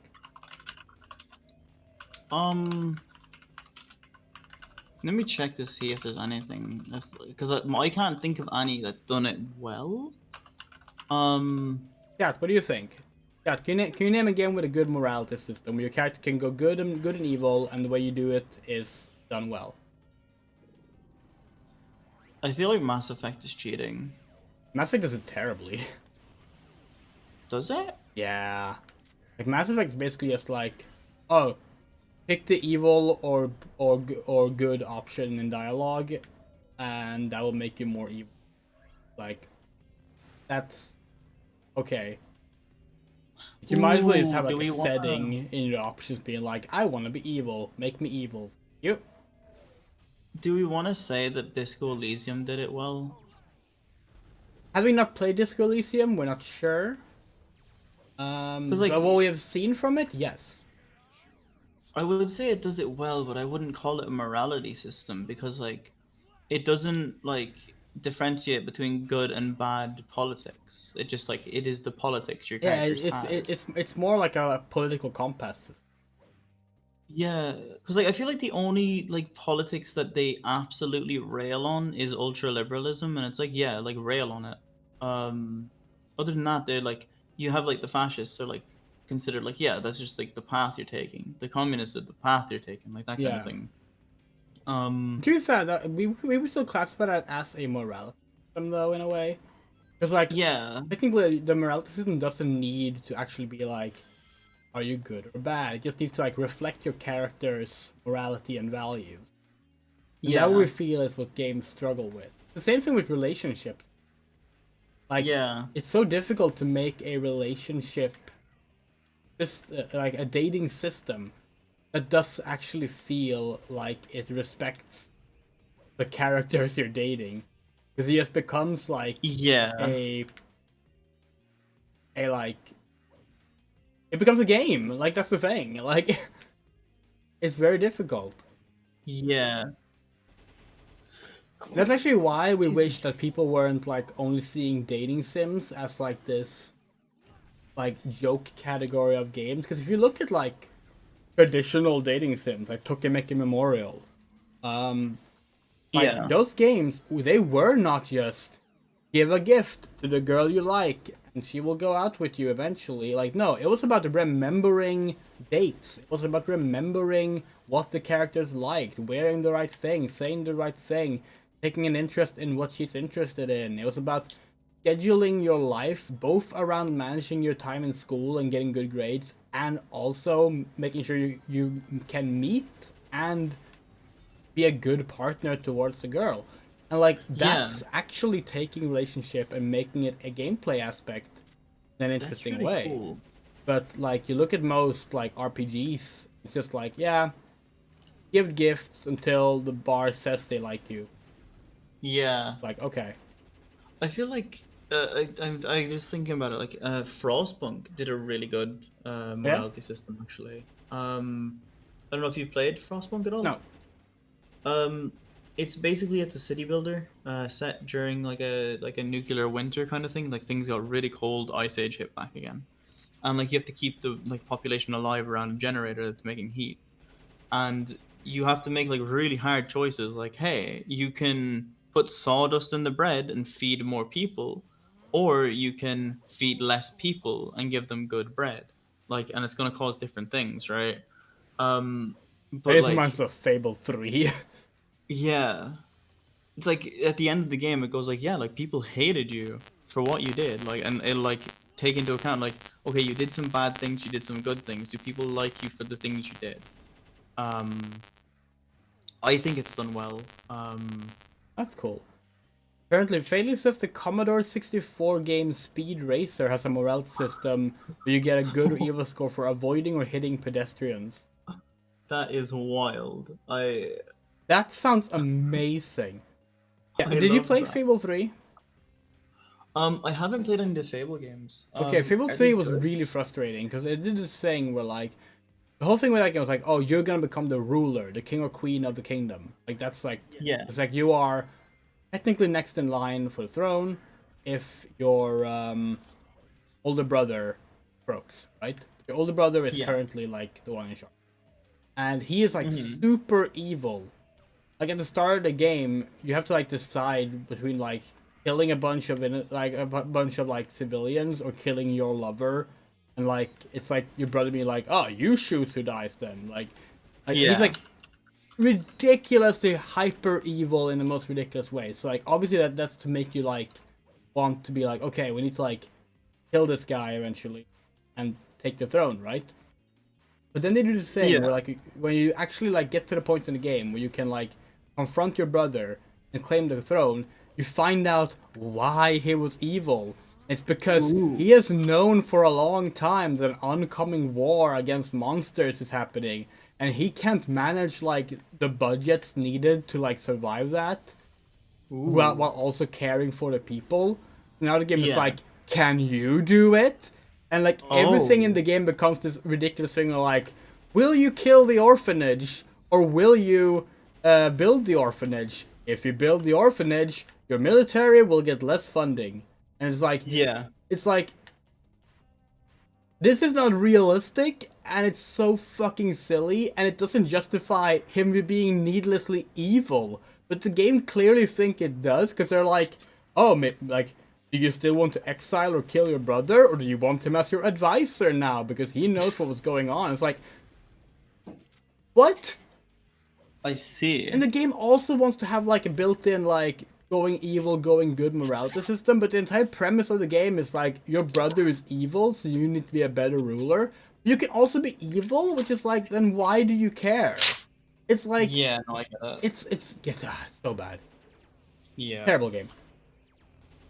Oh, by the way, so just a side note, because it just popped into my head, because I was gonna get ready for the RFSL, because I'm gonna talk to the other players in the game about it. Yeah. Do you know generally what kind of archetype you want to aim for? Like what kind of mercenary are you? What like not criminal yet. are you? We are not there yet in figuring it out, but we will let you know when we know. I mean, we might know later today. All we know. I can toss like the archetypes your way real quick. Yeah, sure. Like, or just what give it is to available? us at Queer Hang. Hell yeah. Oh yeah, Fadeleaf points out this is true. You can avoid the budget issues by becoming a landlord. So if you become a landlord, you can accumulate so much wealth. You can just be kind to everyone and still win the game. Which like, I love that. How's that for a morality system? Landlords are what will save the world. Yeah. And again, that's probably not the intention they had when they made that, but it shows how ridiculous it is to build a morality system around RPG mechanics most of the time. We also agree with Fadeleaf. There needs to be more games where being evil is fun and not just in the context of being like a murderous bastard, you know? I agree. Because like, I agree. We like playing a murderous bastard from time to time, but like, a lot of time it's like, it never feels like you're actually actively making the choice of being evil because it's the more fun way to do it. Yeah. It's gotta give you more fun gameplay, you know? If anything, it's gonna make the gameplay more tedious. I getcha. Worst boss fight again! Yay! Woo!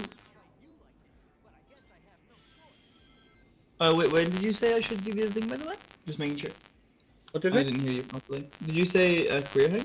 Queer Hang, yeah. We're gonna be there a little while at least. Okay.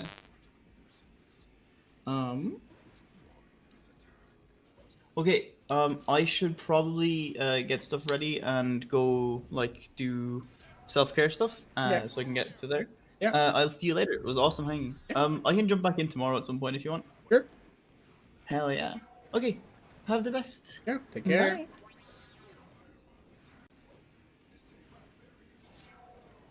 Oh yeah, Fadeleaf. Yeah, we agree. That always bugged us about Overlord.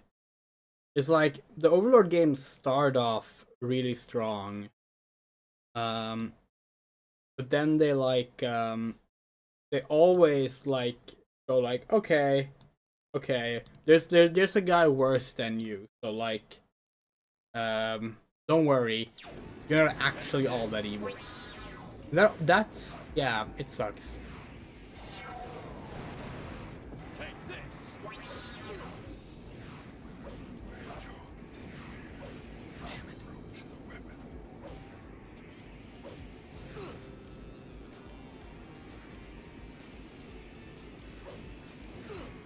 Sonic jump.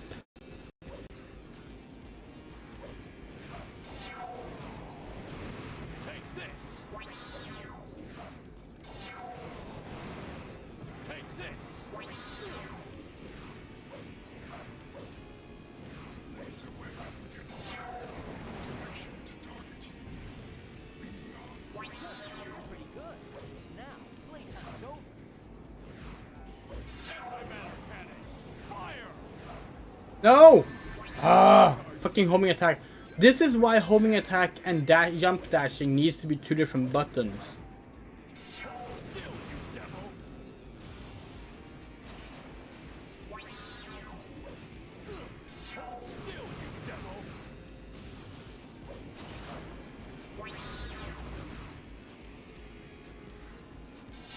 Still, you devil. Still, you devil.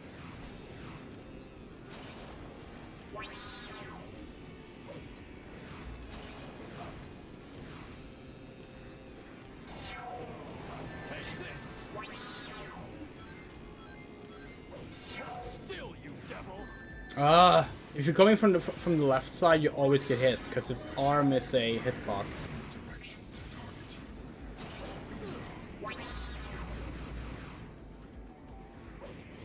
Anti-matter cannon. Fire. Energy charge commencing. Just you wait, Shadow.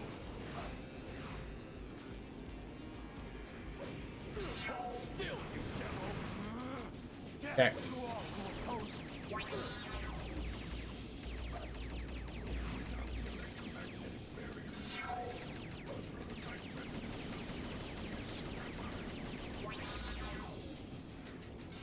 Still, you devil.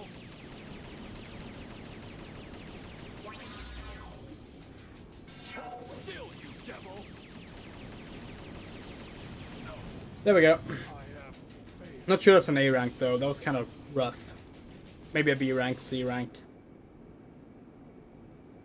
Pretty sure you need sub 3 minutes for an A rank.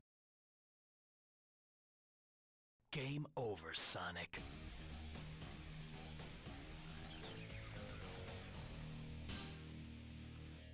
Really? That's an A rank? Okay. Perfect.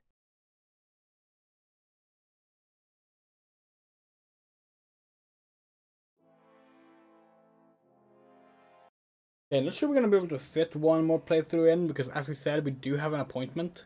At is that 3 or is that 4? Hold on. Let's double check that.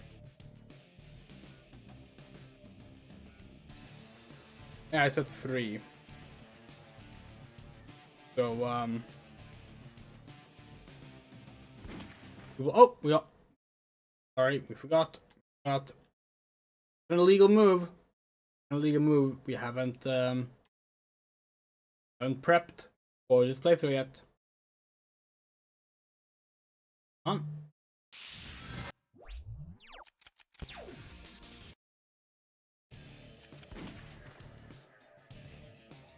True Soldier of Destruction. Once again, keep in mind this is a fundraiser. If you can donate, please donate. It's for a good cause. Gaza needs it. They literally lost all their electricity yesterday. Israel cut off electricity to all of Palestine, which is also illegal, by the way. It's interesting how they keep doing these illegal things.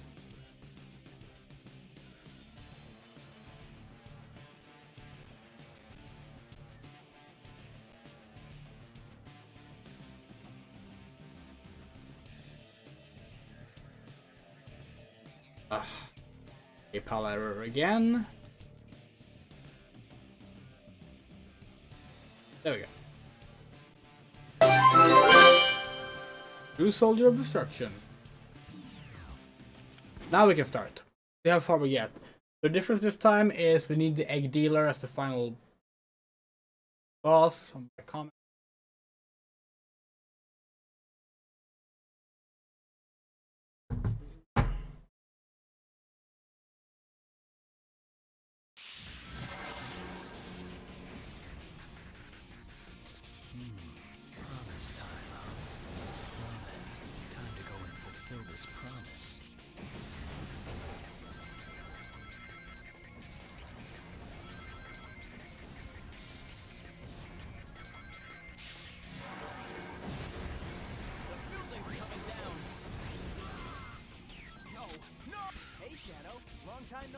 Hi, Sonic. Looks like these black creatures really mean business. Let's you and me show them Ugh. This is for my friend. Hey, Shadow. That's One of the lines that you can get the gun soldier saying is Mr. Yuji Naka is safe, or is okay, or something like that. All right. Implying that they have like evacuated Yuji Naka.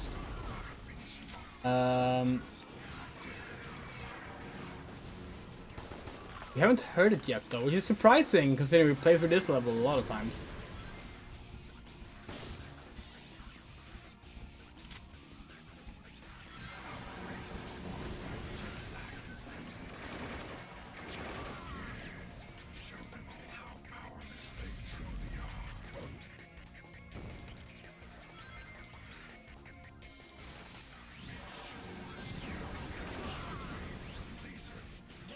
no matter how many you defeat, they just keep coming.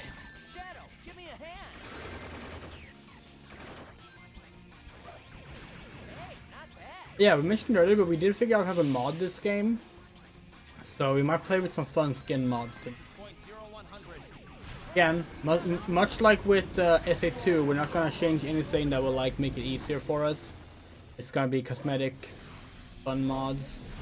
We're also gonna try to avoid them when we're actually doing like new levels and cutscenes and such, and focus on doing it for like when we're replaying content. But we'll see. Watch out for the lasers coming from above. Hey, he's on our side. Pressing the X button while atop a save point will teleport to the other side once you've touched.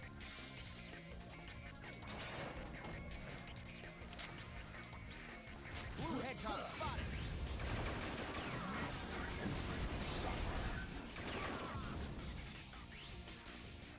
You know what? Let's use this weapon. Basically never use this weapon. It's only available on like 50 levels.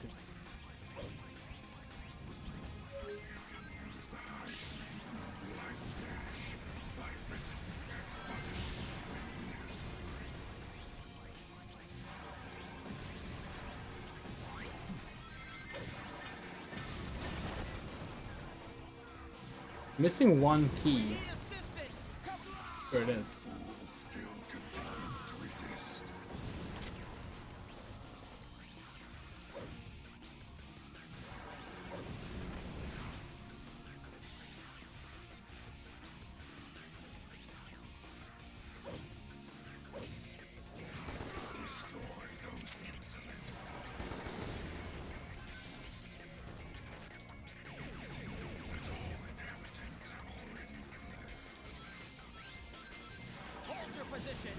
Speaking of games where it's fun to be evil, by the way, we've heard that Baldur's Gate 3 is really fun to play as an evil person. We will be doing a Dark Age playthrough this year. We did the regular playthrough last year, and it was a lot of fun.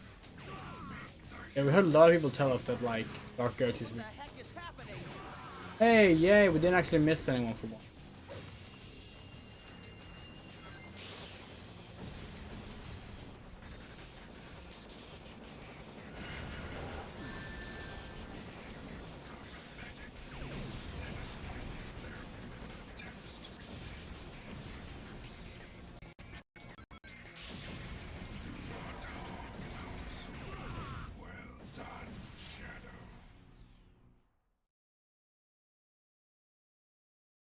Anybody who gets in my way is my enemy.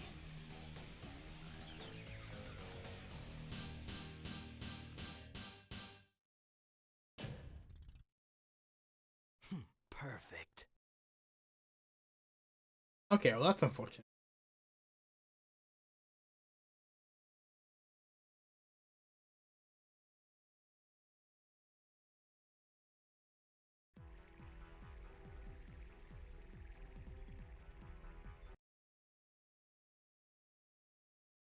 All we know is that we're gonna be playing Dark Urge and we're gonna be romancing Minthara. Our second fave. Attention! Emergency broadcast.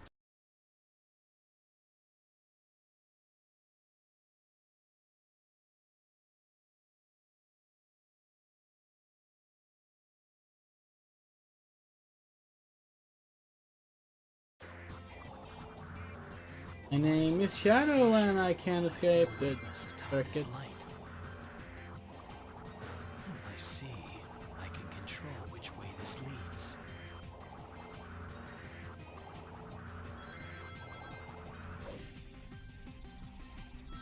Shadow, this is the information highway system that we call cyberspace. Delete the core. How did... Okay, we need to know... How the fuck did Black Doom learn the phrase cyberspace?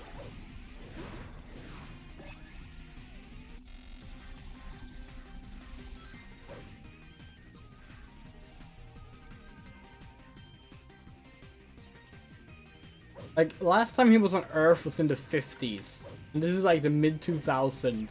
And his go-to word for the internet is cyberspace. Like it's fucking 1997. Google? Maybe? It's so funny because he specifically says it like, yes, that's the name. This place is called cyberspace. That's what everyone calls it. He's like, ah, the information superhighway known as cyberspace. It's like, sure, Dad. I mean, we love that. Cyberspace is a cool word, but it feels really like anachronistic. Another fire.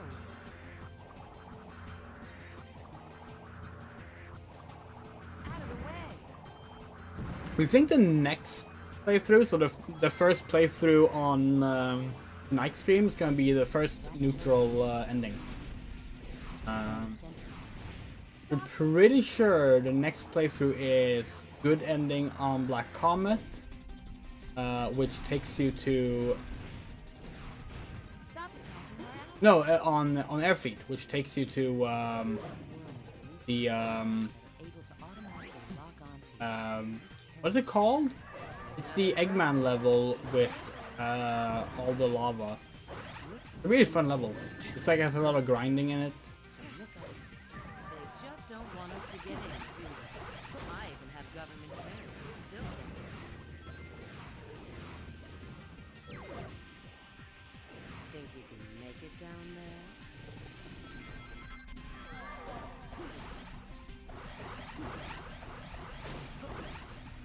Aw, stupid ball. Remind us to like make a list of incentives for the for donations so we can put on screen. You can put it like beneath here when we don't have an OBS a Discord guest on.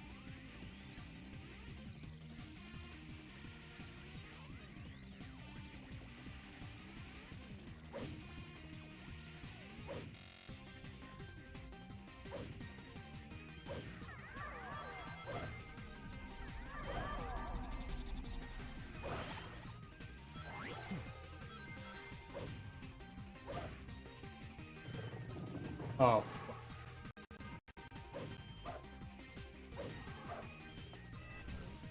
Oh, yeah, we were worried about that. Oh, wow, we somehow avoided it.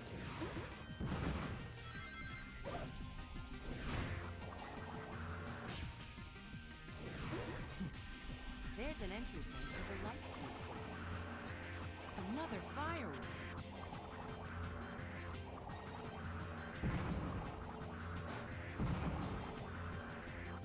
But yeah, if you have the fire shield, you don't take damage from the firewalls.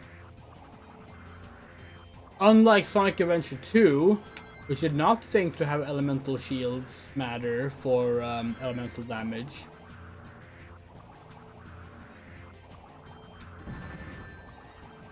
What?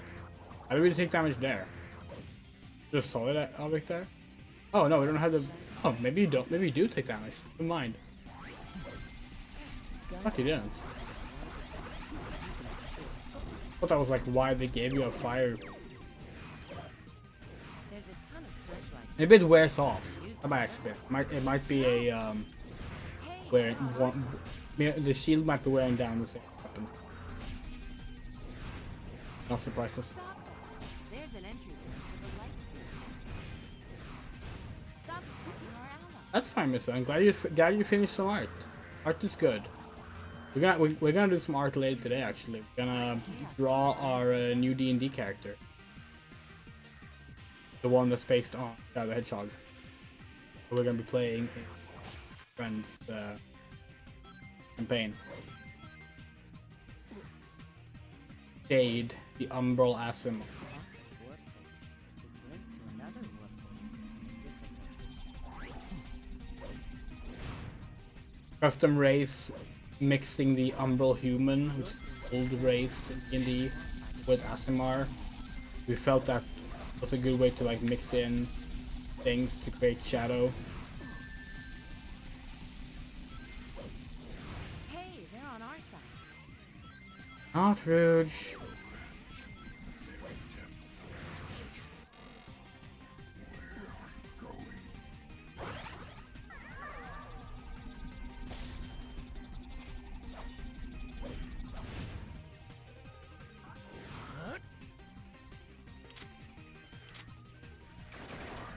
It's a shame that the like secret weapons you unlock are like kind of garbage.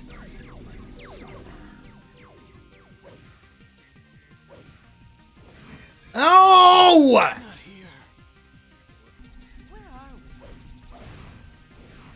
Sources of external activity backed by deploying their combat. Ah!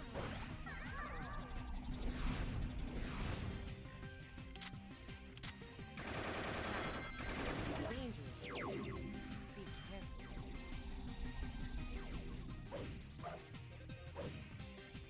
What in the world is this? Is this really the main room?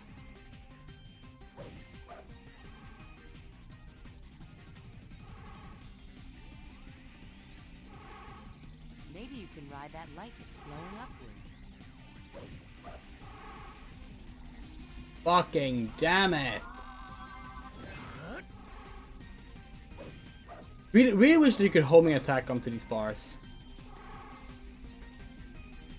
But that's the thing, like this game, as much as we do like it, and we would like a authentic port, Shadow. we would love it if they added some kind of like remix mode with quality of life update.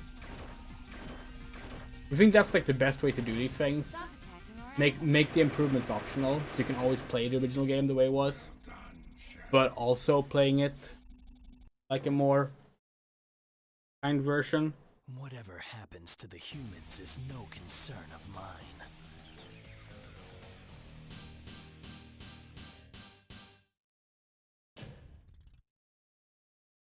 Perfect.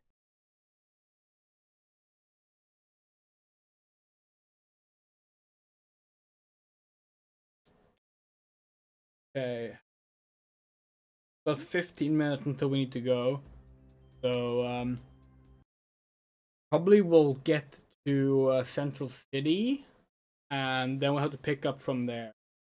But we'll be back tonight. Once again, it is a fundraiser. Please remember to actually donate. Right hope. And if you can't donate, share the link. Share the fundraising link. Share the stream link. We understand that not everyone can afford it. That's fully understandable. Oh, Shadow, I'm so glad you're here. Cream went into the Funds are difficult, and it is perfectly okay to not be able to afford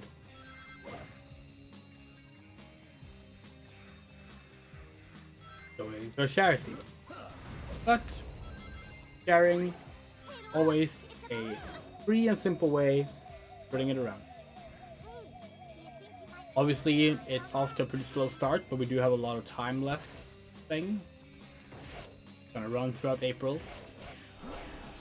We knew that we did set a slightly high bar for, let's face it, an unknown streamer like us.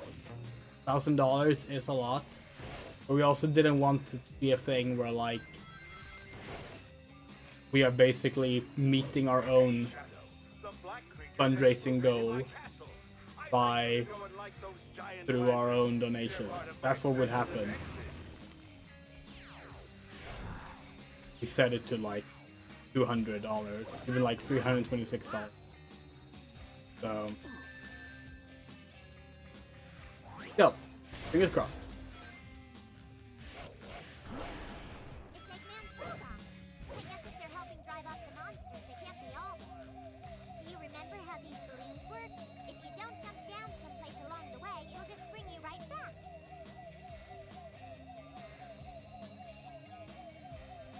We're hoping to get our tax return in between streams too, like during the break at the end of March, which ideally will allow us to do some large donations as well.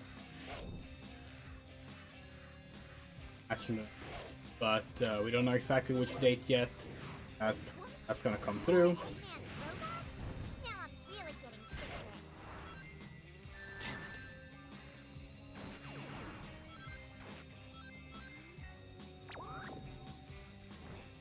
this. Genuinely, considering we're pretty low on funds, there might be a point where we have to pause our own donations, the single dollar ones, until either the tax return hits or another paycheck comes in. We are selling a bunch of things as well on Swedish auction site, but those have been slow lately as well. So. But when we finish the 326th one, we will make sure to have donated all those $300 from. We forgot about the fucking thing with this part of the level. Oh, we saved it. Watch your step, okay?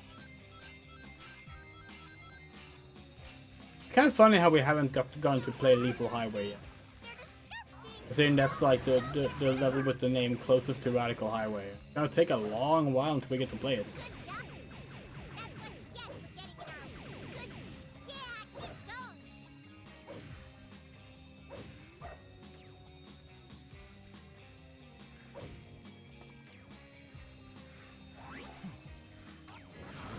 And also, of course, another way you can help out is by just liking the video, subscribing, all these things.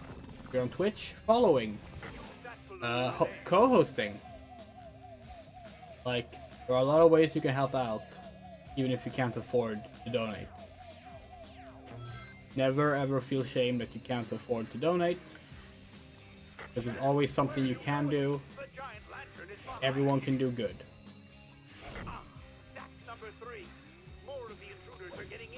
How many keys do we have? Number one is still one that we haven't fixed.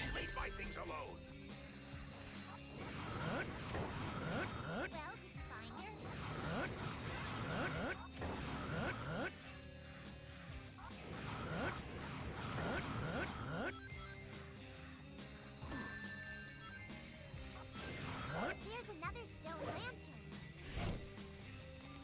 I think we might do a we do have other games planned as well. Oh shit. Yeah.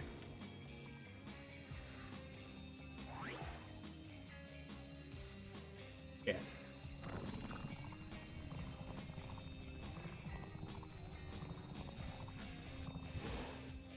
Oh no! I have no idea There are really no torches in here.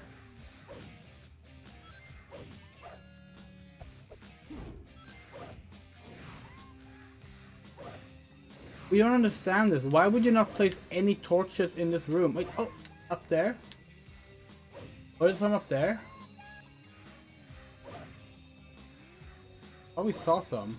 There are. Okay, how do we get up there? Oh, that's how.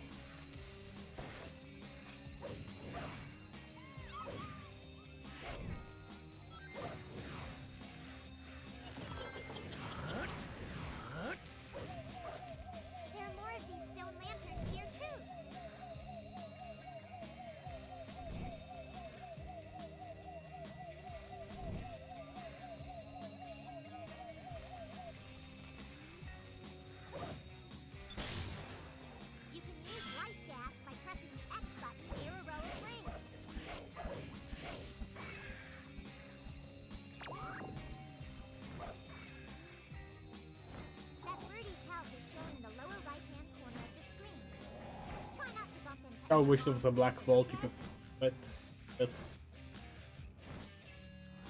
auto scroller without any real input apart from up and down.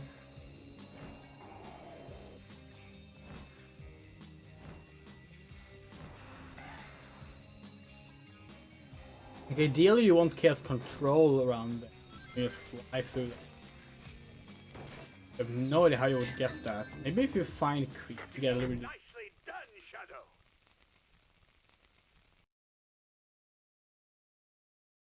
I'm one step closer to getting the truth from the doctor.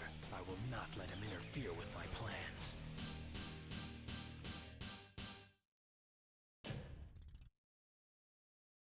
Perfect. Do you reckon the Haunted Mansion levels of this game and Sonic Heroes is set in the same region as Pumpkin Hill and Skyrail and such? Or are there just multiple, like, Halloween? Another chaos. Now, let me show you the power of my latest, greatest creation. We can see both things being true. Huh? Shadow, bring 'em down. Take this. I don't understand why Amy asked to leave the robots alone now. Like, surely now they are the opposite side. We're fighting Eggman. Lights out. Is that all you got? How dare you? Lights up. Lights up. You haven't seen the last of me. Was that a sub 45? Yes! 38. I think that's a new record. That come out from underneath. Sorry, Doctor, but that chaos emerald is No mine. damage, right?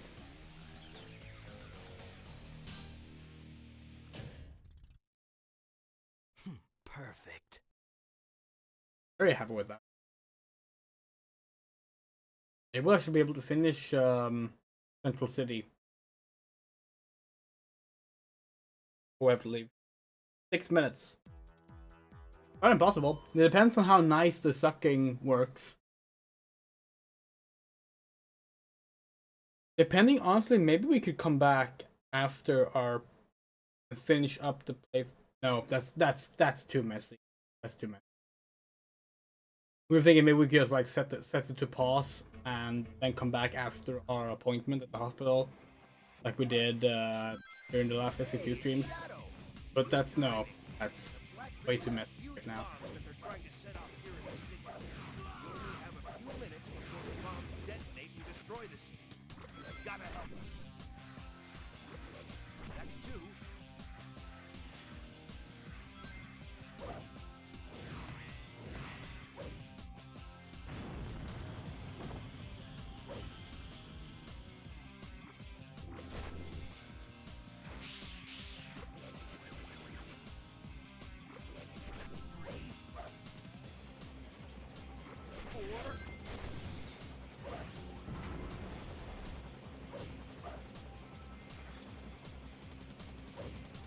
Shadow, try using that.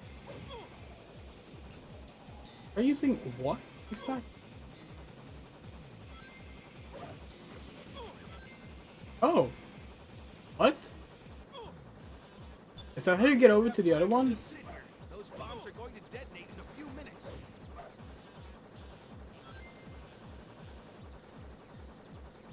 Send out the tanks. Nice. We're getting there. 6. This'll don't underestimate gun. Incoming! This'll just take 3 seconds.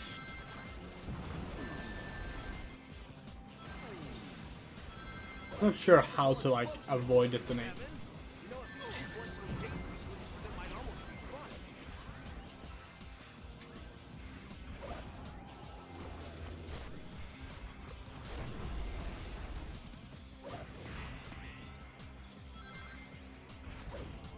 Oh no.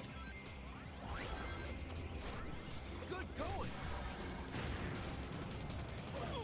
Multiple blast points detected around the city.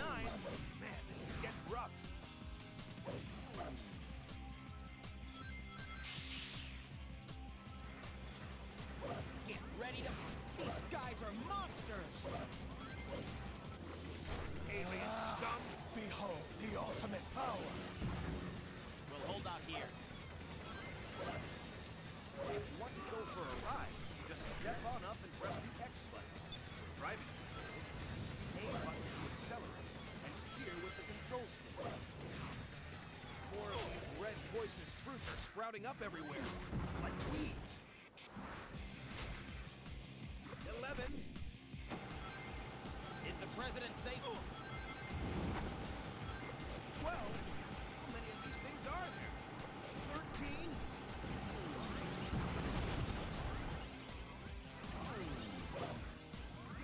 You should be able to smash that. Put out the fire by using sticks or attacking nearby. 7 more. This will fill your Okay. hero gauge a little.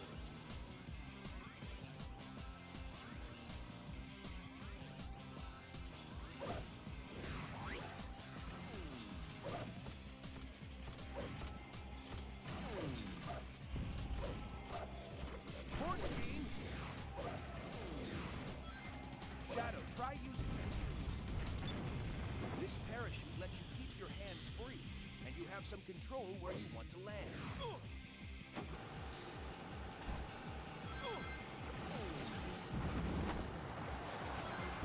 You don't understand, like we are literally like holding the fucking button to like suck.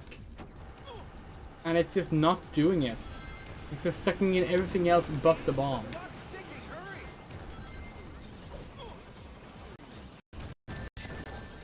Ah.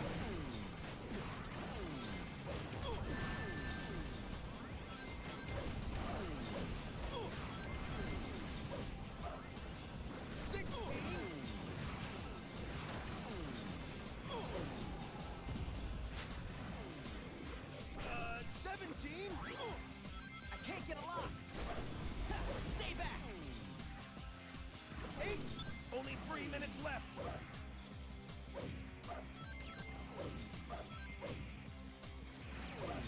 Okay, one more. Men, status report. That's it. I think that's a new record at least. That's good. Already had an A rank though. Such a cowardly attempt to take the city. Unbelievable. Oh, and just in time for us needing to, well, Perfect. we don't need to rush. We have 10 minutes, but we are gonna start wrapping up at least. Gonna get to the next stage. Save. Oh, it auto save. Yeah.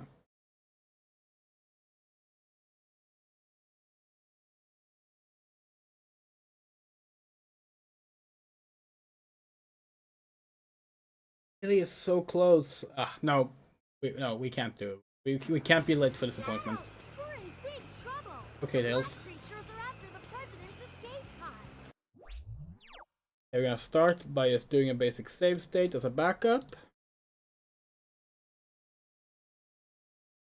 There we go.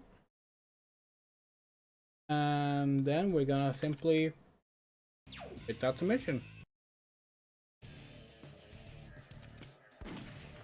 Alright. So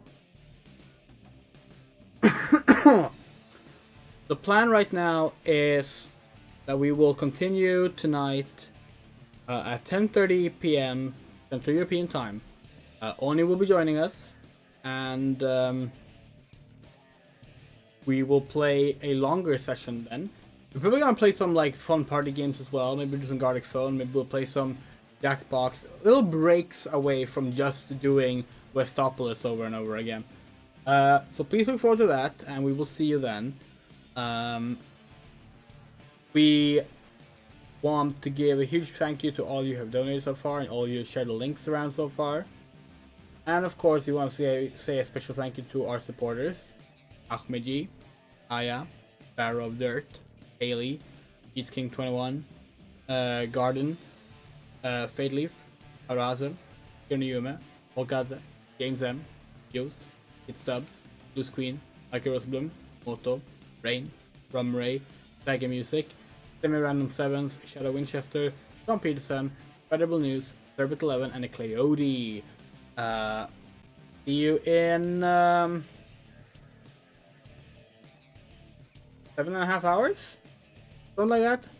Maybe earlier, you never know, but like, that's the plan at least. Take care.